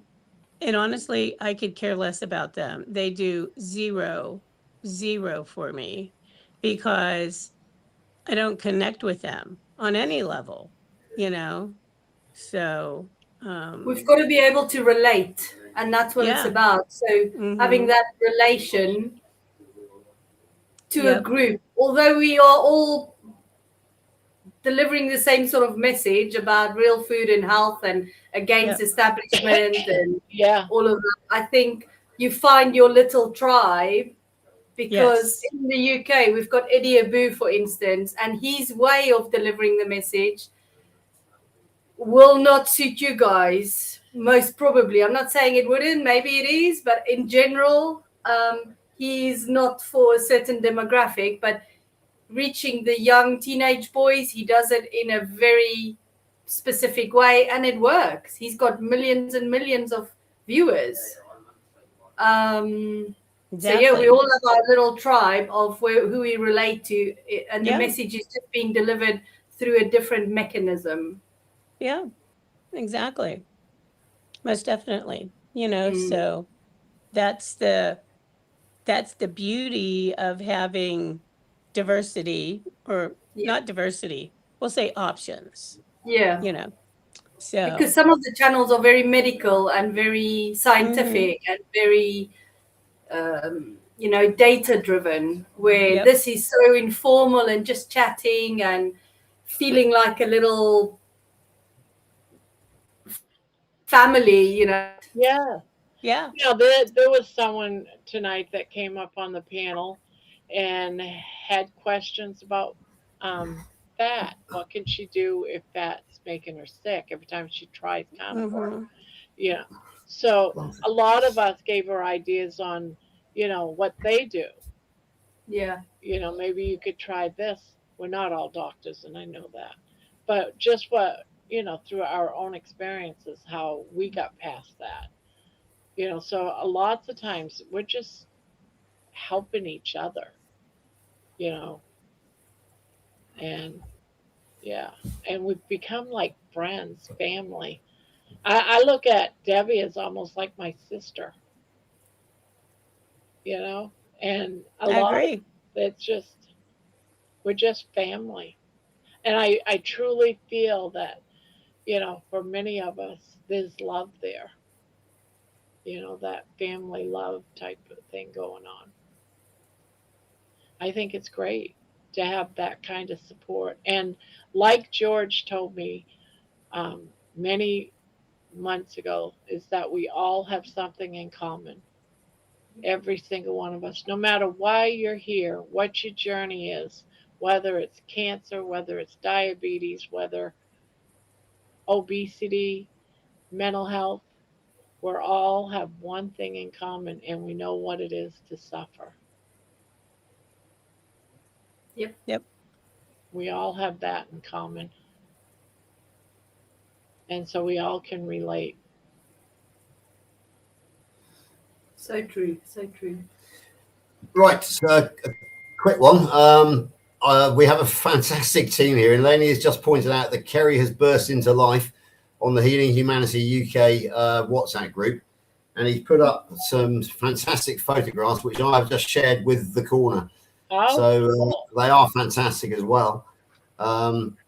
So yeah, if you want to go and have a look on the Korner, you'll find some 9 absolutely superb photographs of what happened yesterday. So yeah, and then with a really great group shot outside the cinema as well, and Oh, that a was great, fantastic shot of George. what happened inside the cinema as well. Yeah. So It's great pictures. Fantastic. They I look better keep my awesome. mouth shut. I'm in danger of becoming very emotional here. So I'm looking at That's because you're exhausted, George. You're That was so exhausted. beautiful. it's because I love what we do. It's as simple as that. Exactly. It's all of it. You know, it's seeing something that you've worked so hard to fruition, and not only fruition, but success. These know, pictures are great.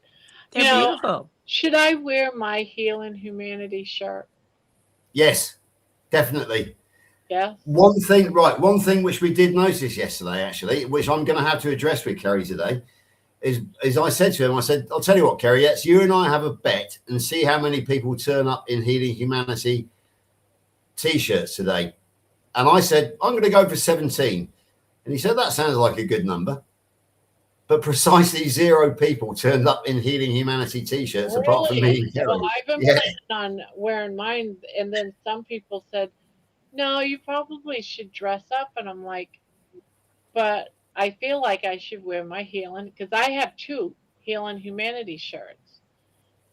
Because I want The them. issue in the UK is it's very expensive to get it shipped over here. If I could have afforded one, I would have bought it and I would have worn it, and I think a lot more people would have. Exactly. So, but at the minute, there's no infrastructure where there's Healing Humanity shirts available for us to just purchase in the UK. Get onto Bonfire and start up Bonfire, an account, and start sharing the link and getting people those Healing Humanity. All you have to do is just put Healing Humanity on a t-shirt. Yeah, we need the logo from Kerry. And exactly. I have spoken about this before. Well, the thing is that today we are having a very informal day out with Kerry. So we do have Kerry's ear for the day. And I'm going to hand it over to my senior ambassador to allow her to make the suggestion. But we definitely need to get more Healing Humanity merchandise here in the UK. It's not my job to tell Kerry how to do it. It is my job to tell him that he's doing. By the sounds of it, and that Louise can interpret what you just said a lot better than I can. So I'll leave it to her to actually to talk to Kerry about how we do it. So yeah, thanks very much. We're a great team. It's not difficult. It's just a digital, the logo. Yeah. You just need access to it, and then you put it. Yeah, put it on any t-shirt. Just make sure that it's got the invisible edges. So instead of, you'll end up with a black box. Yeah, we don't want a box around it, so it needs to have what do they call that? Transparent or something? I don't know. Yeah. Transfer? A transfer? No. Oh, I don't know. I know what you mean. Right? I know what you mean. Don't worry. We need to hand it over to the younger generation, Bob. We actually did. Well, Bob knows about it. Yeah, all right, I know. Yeah, I know. All right, okay. But we had a very interesting conversation at breakfast yesterday, and that it works out that Louise and Kerry and Jen are all exactly the same age in just the wrong side of 40. Well, the right side of 45, should we say? We were all born in 1980. Yeah, there we go. That answers it. But another really interesting fact was the fact that Jen was born on May the 20th. Lainey was born on May the 22nd. I was born on September the 2nd, and Kerry was born on September the 3rd. So there was a lot of common ground there. So 1980, huh? Yeah. For me, it was 1960. My son was in 1980. My firstborn was in 1980. So it turns out that both myself and Kerry are Virgos. Apparently, Virgos are very passionate people who. Right here.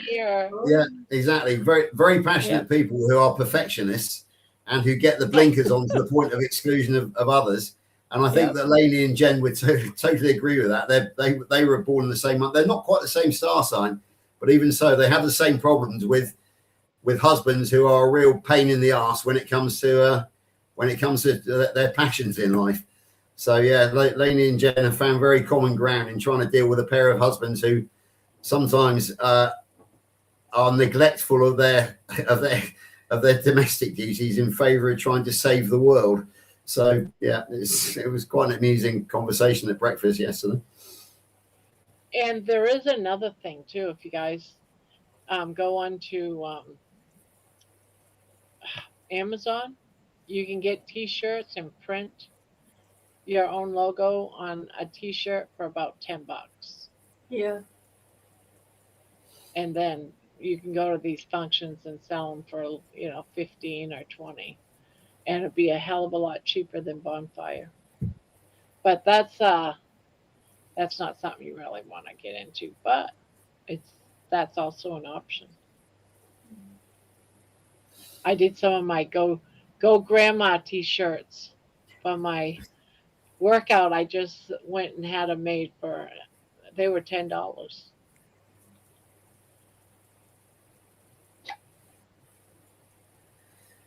No, I think what going back to what you said earlier, Bob. I think we're off the back of Healing Humanity. We all of us we're kind of in our comfort zone now because we've got these number of YouTube channels. We're all familiar with our friends and everybody, but I think we have to be prepared now for an influx of interest. Oh yeah, I've been saying that since the beginning, since before the movie was released, and everyone said, "Nah, that's not going to happen. It's going to flop." And I'm like, "It's not going to flop." I mean, the thing is that yesterday we made lots of new friends who I've never seen before, who live within an hour of me. As you know, we have quite a very strong community here in the southwest of England, the West Country. Louise qualifies as West Country, but she's 2 hours from lives 2 hours from where we are. But I've got a lot of other people who I didn't know about who live within an hour of us. So there is definitely the basis there for next year, or maybe even later this year, a sort of southwest West Country mini meetup. Louise and myself and Lainey and Lauren were instrumental in organising one in November of last year. So I have promised faithfully to myself and to Lainey that I will do nothing to start any new projects until after I get back from Kalamazoo, and probably take the rest of September off. But maybe October the 1st onwards, I will be working. I will have that rest and think, right, what can I do next? That my inner self will probably take over. And yeah, there's plenty of scope there for myself and Louise and Lauren and Richard. And stuff these last few months. So yeah, you need a break. Yeah. Well, August is looking, as far as work within the community is looking, it's looking fairly free. We do have a fantastic day planned at Louise's end of our relationship, which is 2 hours away from us, when we are going to go for a walk and do a tour of the Bombay Sapphire Gin Distillery. So we're very much looking forward to that. But that is the only, it's not even carnival really, but it's the only day we have planned within the community. So the rest of the weekends of August will be given over to domestic bliss, hopefully. And if you see me actually active in the carnival community in August, other than giving my weekly report to you, please shoot me. I deserve it. I don't think we'll have to do that. I think Lainey will have you. Yeah. She'll take care of that. So Yeah, and she's got pretty good backup as well. So exactly, that's right. So you got to get yourself ready for your trip to Kalamazoo. So yeah, that's September, and that is kind of the it's the one-off that we've got to have planned in the near future. yeah, But the great thing about Kalamazoo is that I'm not actually involved in the organisation of it. I can hand that over to the wonderful carnivorous Gramma Robin Heron, who is in the Healing Humanity film, by the way. Yeah, she's organising Kalamazoo, and I believe she reckoned on about 100 people. Yeah, she said today about 100 people. Yeah, and at the end of the day, we know most of those people because Kilts is going to be there, Kerry, Jen, and I believe at least one of the daughters is going to be there. Do you realize there's quite a few people going there from Grandma's Crochet Corner? Yeah, I was going to say the corner is going to represent a significant chunk of those of the people who are actually going to be there, of which you can be very proud, Grandma. You really can. I could do what? Be You proud. can Oh, be very proud that your little family is representing a significant chunk of the people who will be at Impact in Kalamazoo. let's see. There's gonna be me and Brandy, you and Lainey, Jeannie, Jerry, Amy, Dawn, Manawa. There's another one too, Linda. I think her name was Linda. There's at least 10 out of Yeah. 100. Yeah, exactly. So you're representing a significant chunk of the people that are going to be there. And of course, on top of that, we got our friends as well: Robin Heron, G. Brown, Frederick Brown, Kilts, Kerry, Jen, possibly Emma, and maybe one of the triplets as well. So they're all it's all of our friends. That's the thing, you know. Yes, I Yeah, can't wait to see everybody. Um, You better take a case of Kleenex with you, Barb. yeah, I'm working on it. Not a box, a Robin case. was saying today too that she's all excited, and she also thanked me about my song. She said she absolutely loves it, and that Kalamazoo, yeah, yeah, Oh. and she said she uses it. She's gonna be using it even more, and that it's on her site. yeah, exactly. But I think you sent it. I sent it to her. We got the message out there, and she's very grateful for it. So yeah, it's really good. Yeah, what you got to remember, me and Louise were talking about this yesterday. What you got to remember is that when we started on this journey, the people that we're talking about now, they were just names and faces on the screen. They were, you know, beyond our reach. They were, we never met, you know, we never thought we'd even meet them. But now we are calling them our friends. We're not just calling them our friends; they are our friends. So it's you know, it's just amazing that the journey that we come on and how the world has come together. And we don't, as I said, within the carnivore community, we do not have this hierarchy. We do not have this. They're not cult gurus. They are friends. I have this saying that the carnivore community is a place where your heroes become your friends. For me, yes, friends, but it's like very close friends. I mean, you don't bear all to just a friend.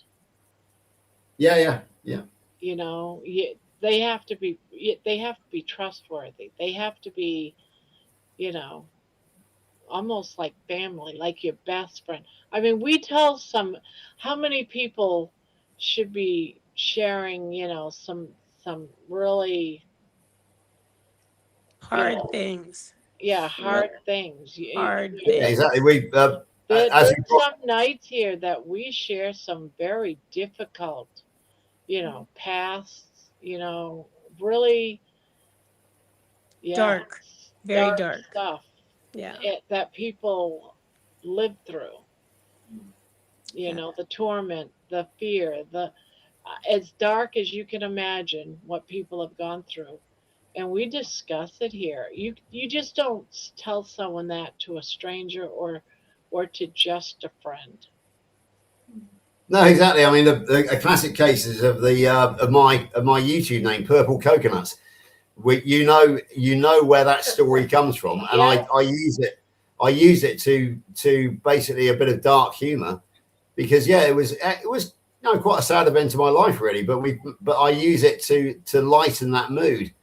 But you know, I share that with people that I know from our community, because we all came here with health problems. Yeah. Therefore, I'm prepared to share that particular black humor with you guys. And other people might think, purple coconuts, what's that all about? Can he really mean? Yes, he does. And well, I'm not changing my name to Brown Rice. Thank you very much. no, Grandma's Crochet Corner, I think, suits you better than brown rice. But yeah, I shared the purple coconuts incident. You shared the brown rice incident. We're not ashamed. It's a fact of life. And those people, other people who are ashamed maybe to talk about it, if we talk about it, then other people can open up as well, and we can share those difficult moments in our life, and we can also find a black humor out of it as well. Yeah. But, I yeah, even it's shared exercises, stretches to be able to wipe your own butt one day. And exactly. every night I would do my exercises on the channel. And then one night I was able to wipe my butt. It was like celebration, and I celebrated it with everybody. Yeah. Right. Okay. So you ask, why is it that you go down the gym? Why is it you do yoga? What? Oh, I want to look good. I want to be attractive. No, grandma's reason was I want to be able to wipe my own butt. So, yeah, you won't hear that in the on the TV adverts, would you? No. No. I think that talking toilet talk has become so normal in this community. Everybody goes down that that path, and nobody feels embarrassed about it. Because I deal with a lot of patient groups as well, and it's so people like want to whisper it almost, and then I'm like, nah, it's fine. I hear it all the time. Let's talk about it. Let's sort it. And also, I'm going to. Carnivore out there. If you're constipated, what can you do? Or if you have the diarrhea, what can you do? They have an answer because they're all experts. Yeah. Exactly. Yeah. I'm going to take that stage further, and I'm going to say that we also can talk about sexual dysfunction here, Yes. because the purple coconut thing has left me in a difficult situation. I'm not ashamed to talk about ED now because I want to warn other guys, don't do it if you possibly can. And as we know, we talk the problems that a lot of our female friends have is that the carnivore way has set their hormones on fire again. And without naming names, but we will say that the rose has become I a was topic. just gonna bring that up. We even had someone bring out their rose, and we sharing it and talking about it. And Yeah, exactly. So it is the carnival way the carnival community is a place where we can talk without shame about toilet matters and about genitalia matters and hormonal matters. And it's an important conversation. My whole thing when I started this was, let's keep it real. Yeah. Let's just keep it real. No hiding anything. I mean, I'm not going to hide anything. I'm not going to, even my videos, I try not to even cut things out. If I make a blooper, it's in there. Yeah. Keep it real. Keep it real, everybody. Being able to wipe your butt. Brian and I were talking about just something and only he and I don't know how many other people, but being obese, we understand how you can't roll over in bed. You can't go from one side to the other. You can't move. Everyone else would be like, I can roll over from one side to the other. When you're obese, you can't. No. You don't have the strength to roll over. And he goes, I remember when I first could roll over. And I said, I can too. I could roll over from my right side to my left side. People like you probably wouldn't understand that. But we talk about those simple little victories here too. Being able to put on your socks. Yeah, as you know, another of my favorite sayings is another small victory in the game of life. Yeah. And it's, where a lot of people are looking for the big triumphs and they miss the small victories every day. It's. I could cut my own toenails. I didn't have to use a disabled thing with a long handle to cut my toenails. Yeah. Or have somebody else do it. I can cut my own toenails. And I have no shame in being able to admit it. Yeah. The small victories, these non-scale victories, for lack of a better term, sometimes are more paramount than what people losing a pound. Exactly. Yes, that's it. I was just trying to think how to say so many that. people they say, oh, I got to go on this diet to lose weight. No, it's not about just losing weight. There's so many other victories that mean so much more. Yeah, I mean, it's a challenge. I mean, I have gained and lost the same freaking 5-10 pounds, but yet other things have improved. and I get so frustrated. But But yet, those other things are e- victories, and you need to remember them and exactly. not forget, and write a list so that Yep. when you're feeling frustrated, you can remind yourself and look on your list. I am able to do this. I Well, am able to wipe my ass. I mean, there come you go. on. I love it.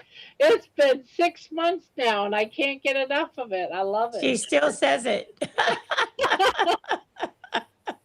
Till the I day have I die. I I never have want an I, to. I have Never an want to lose ironic that ability, guys. I'll be carnivore forever because I never want to lose that ability again. yeah. I have an ironic story about yesterday about one of my victories in carnivore is that my skin has cleared up. Fungal infections such as athlete's foot, and also I used to suffer badly from boils and spots. And I haven't for years until bloody Friday. And suddenly a spot, as Louise is kindly pointing out, and suddenly, and suddenly a spot appeared a spot appeared on my chin on the day that I didn't want any blemishes on my skin. So so it was totally ironic You're that yes, going backwards. You're I'm now walking in the around now future. with a spot on my chin here. That's But because you even were more very ironic, stressed. yesterday Richard Smith turned up with a yesterday Richard Smith turned up with a huge cold sore in exactly the same place as I got. So we look like twins in skin problems. And he actually used it to actually illustrate the fact that he ate some I better not black get pepper. one by the 29th. I best not get one. Yeah. But he actually with Lauren, and he thought he'd treat himself to a peppercorn sauce on his steak. And it is as about as strict as they come, but he thought the results of eating peppercorn was a huge cold sore, which actually he kind of took away my thunder. So Richard did me a favour yesterday by eating that peppercorn sauce. Well, but I felt that we were twins in problem.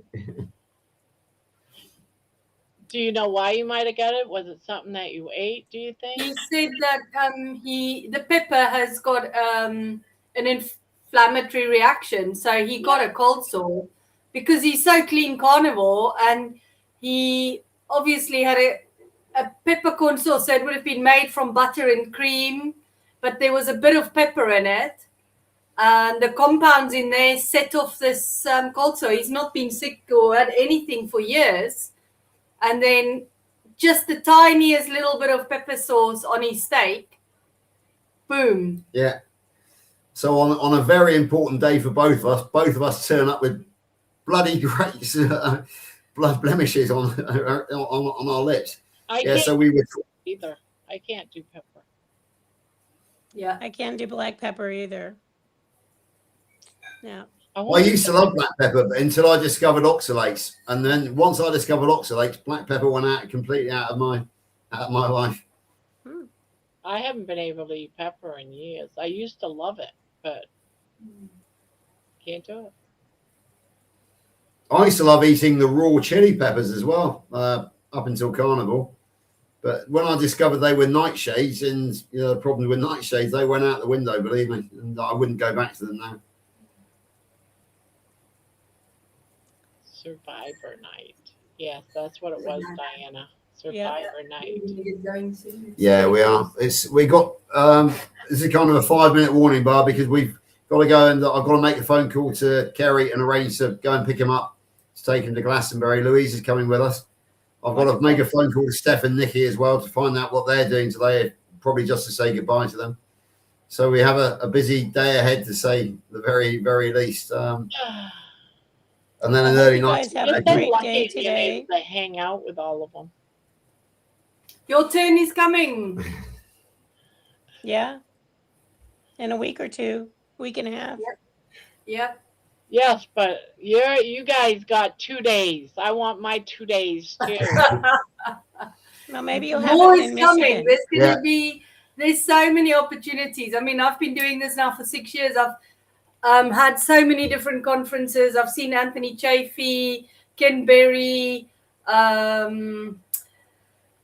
all what is Dave Feldman, Eddie Abu. I can just go on and on and on. I've seen these people quite a few times. I've had books signed by them, Eric Westman. So it's not all been in one go, and it's been over 6 years, and you get these opportunities, and you're going to get more opportunities. So yeah, well, yesterday, Barb, Kerry needed an ambassador to represent him, or two ambassadors, because he borrowed one from Tim Noakes as well.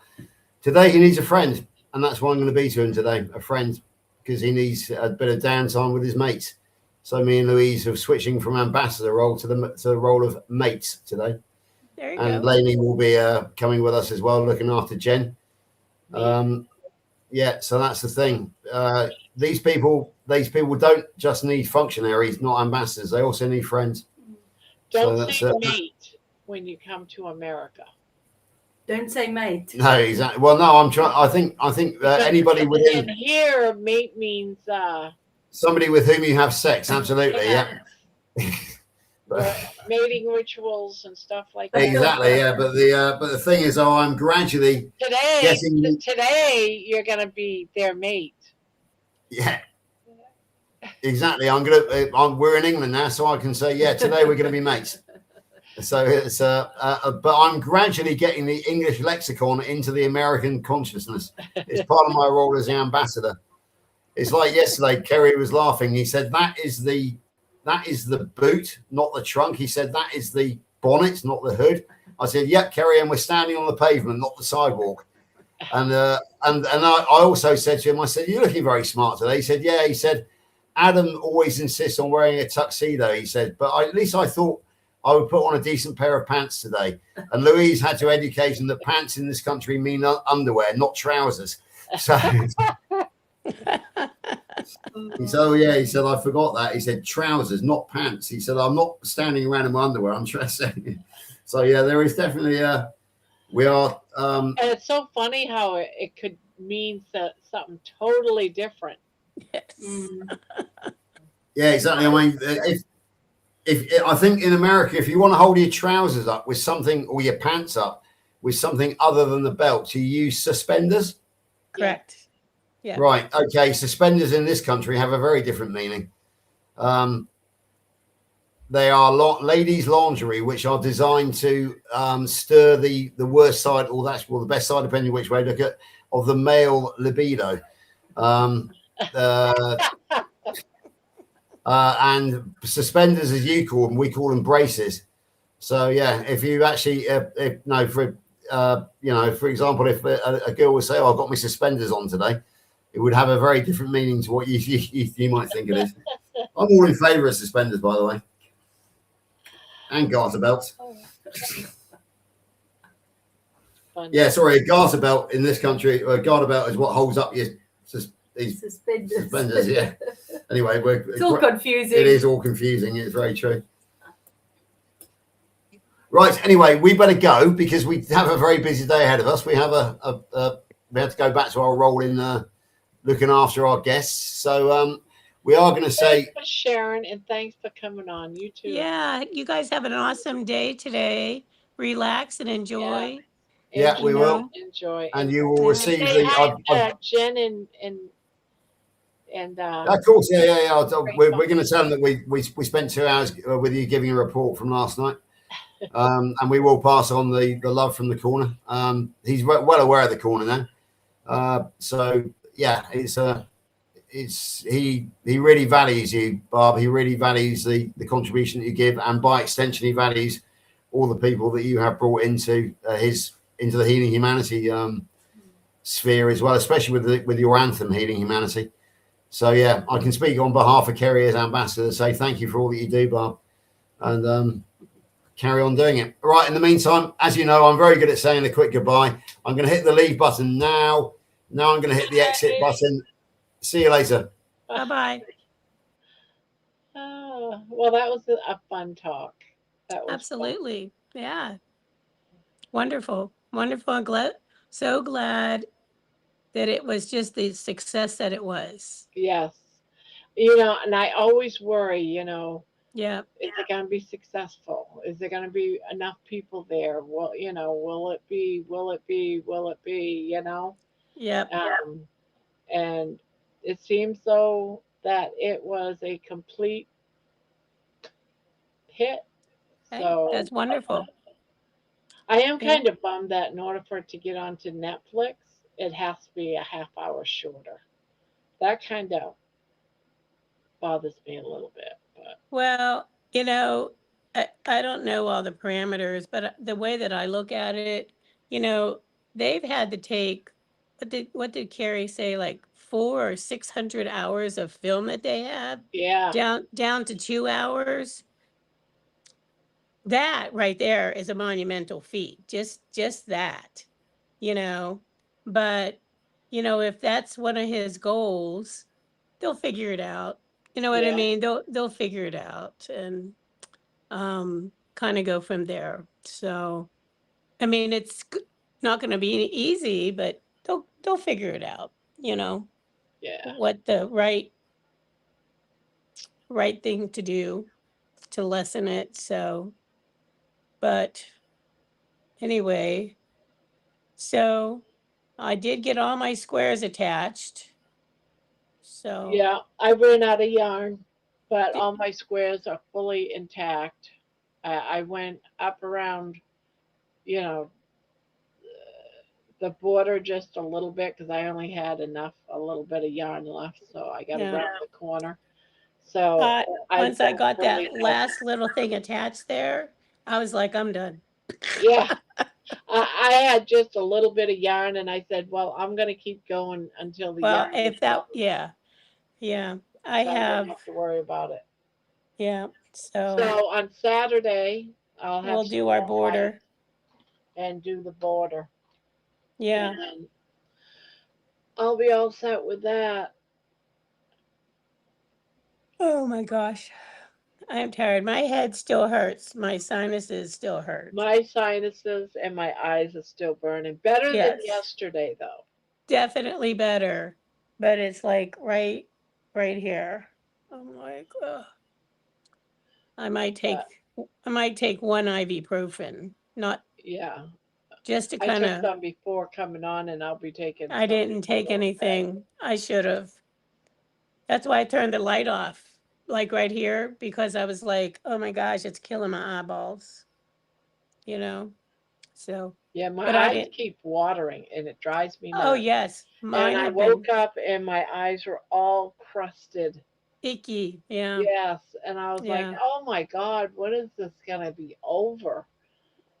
yep, yep. But I it's totally still get you, burning. Barb. Well, I did use eye drops on mine yesterday and this morning. That's the only thing that I did do, but I think I might take an ibuprofen just to Yeah, I do. kind of do some of this here. Uh, So, what time but is it? Oh my goodness, it's 3:30. 3:30, Jeez. time time to call it a night, I think. Yes, time to call it a night. We have So, lost quite a few people. There was 40 something when they were both here, so oh, that makes sense.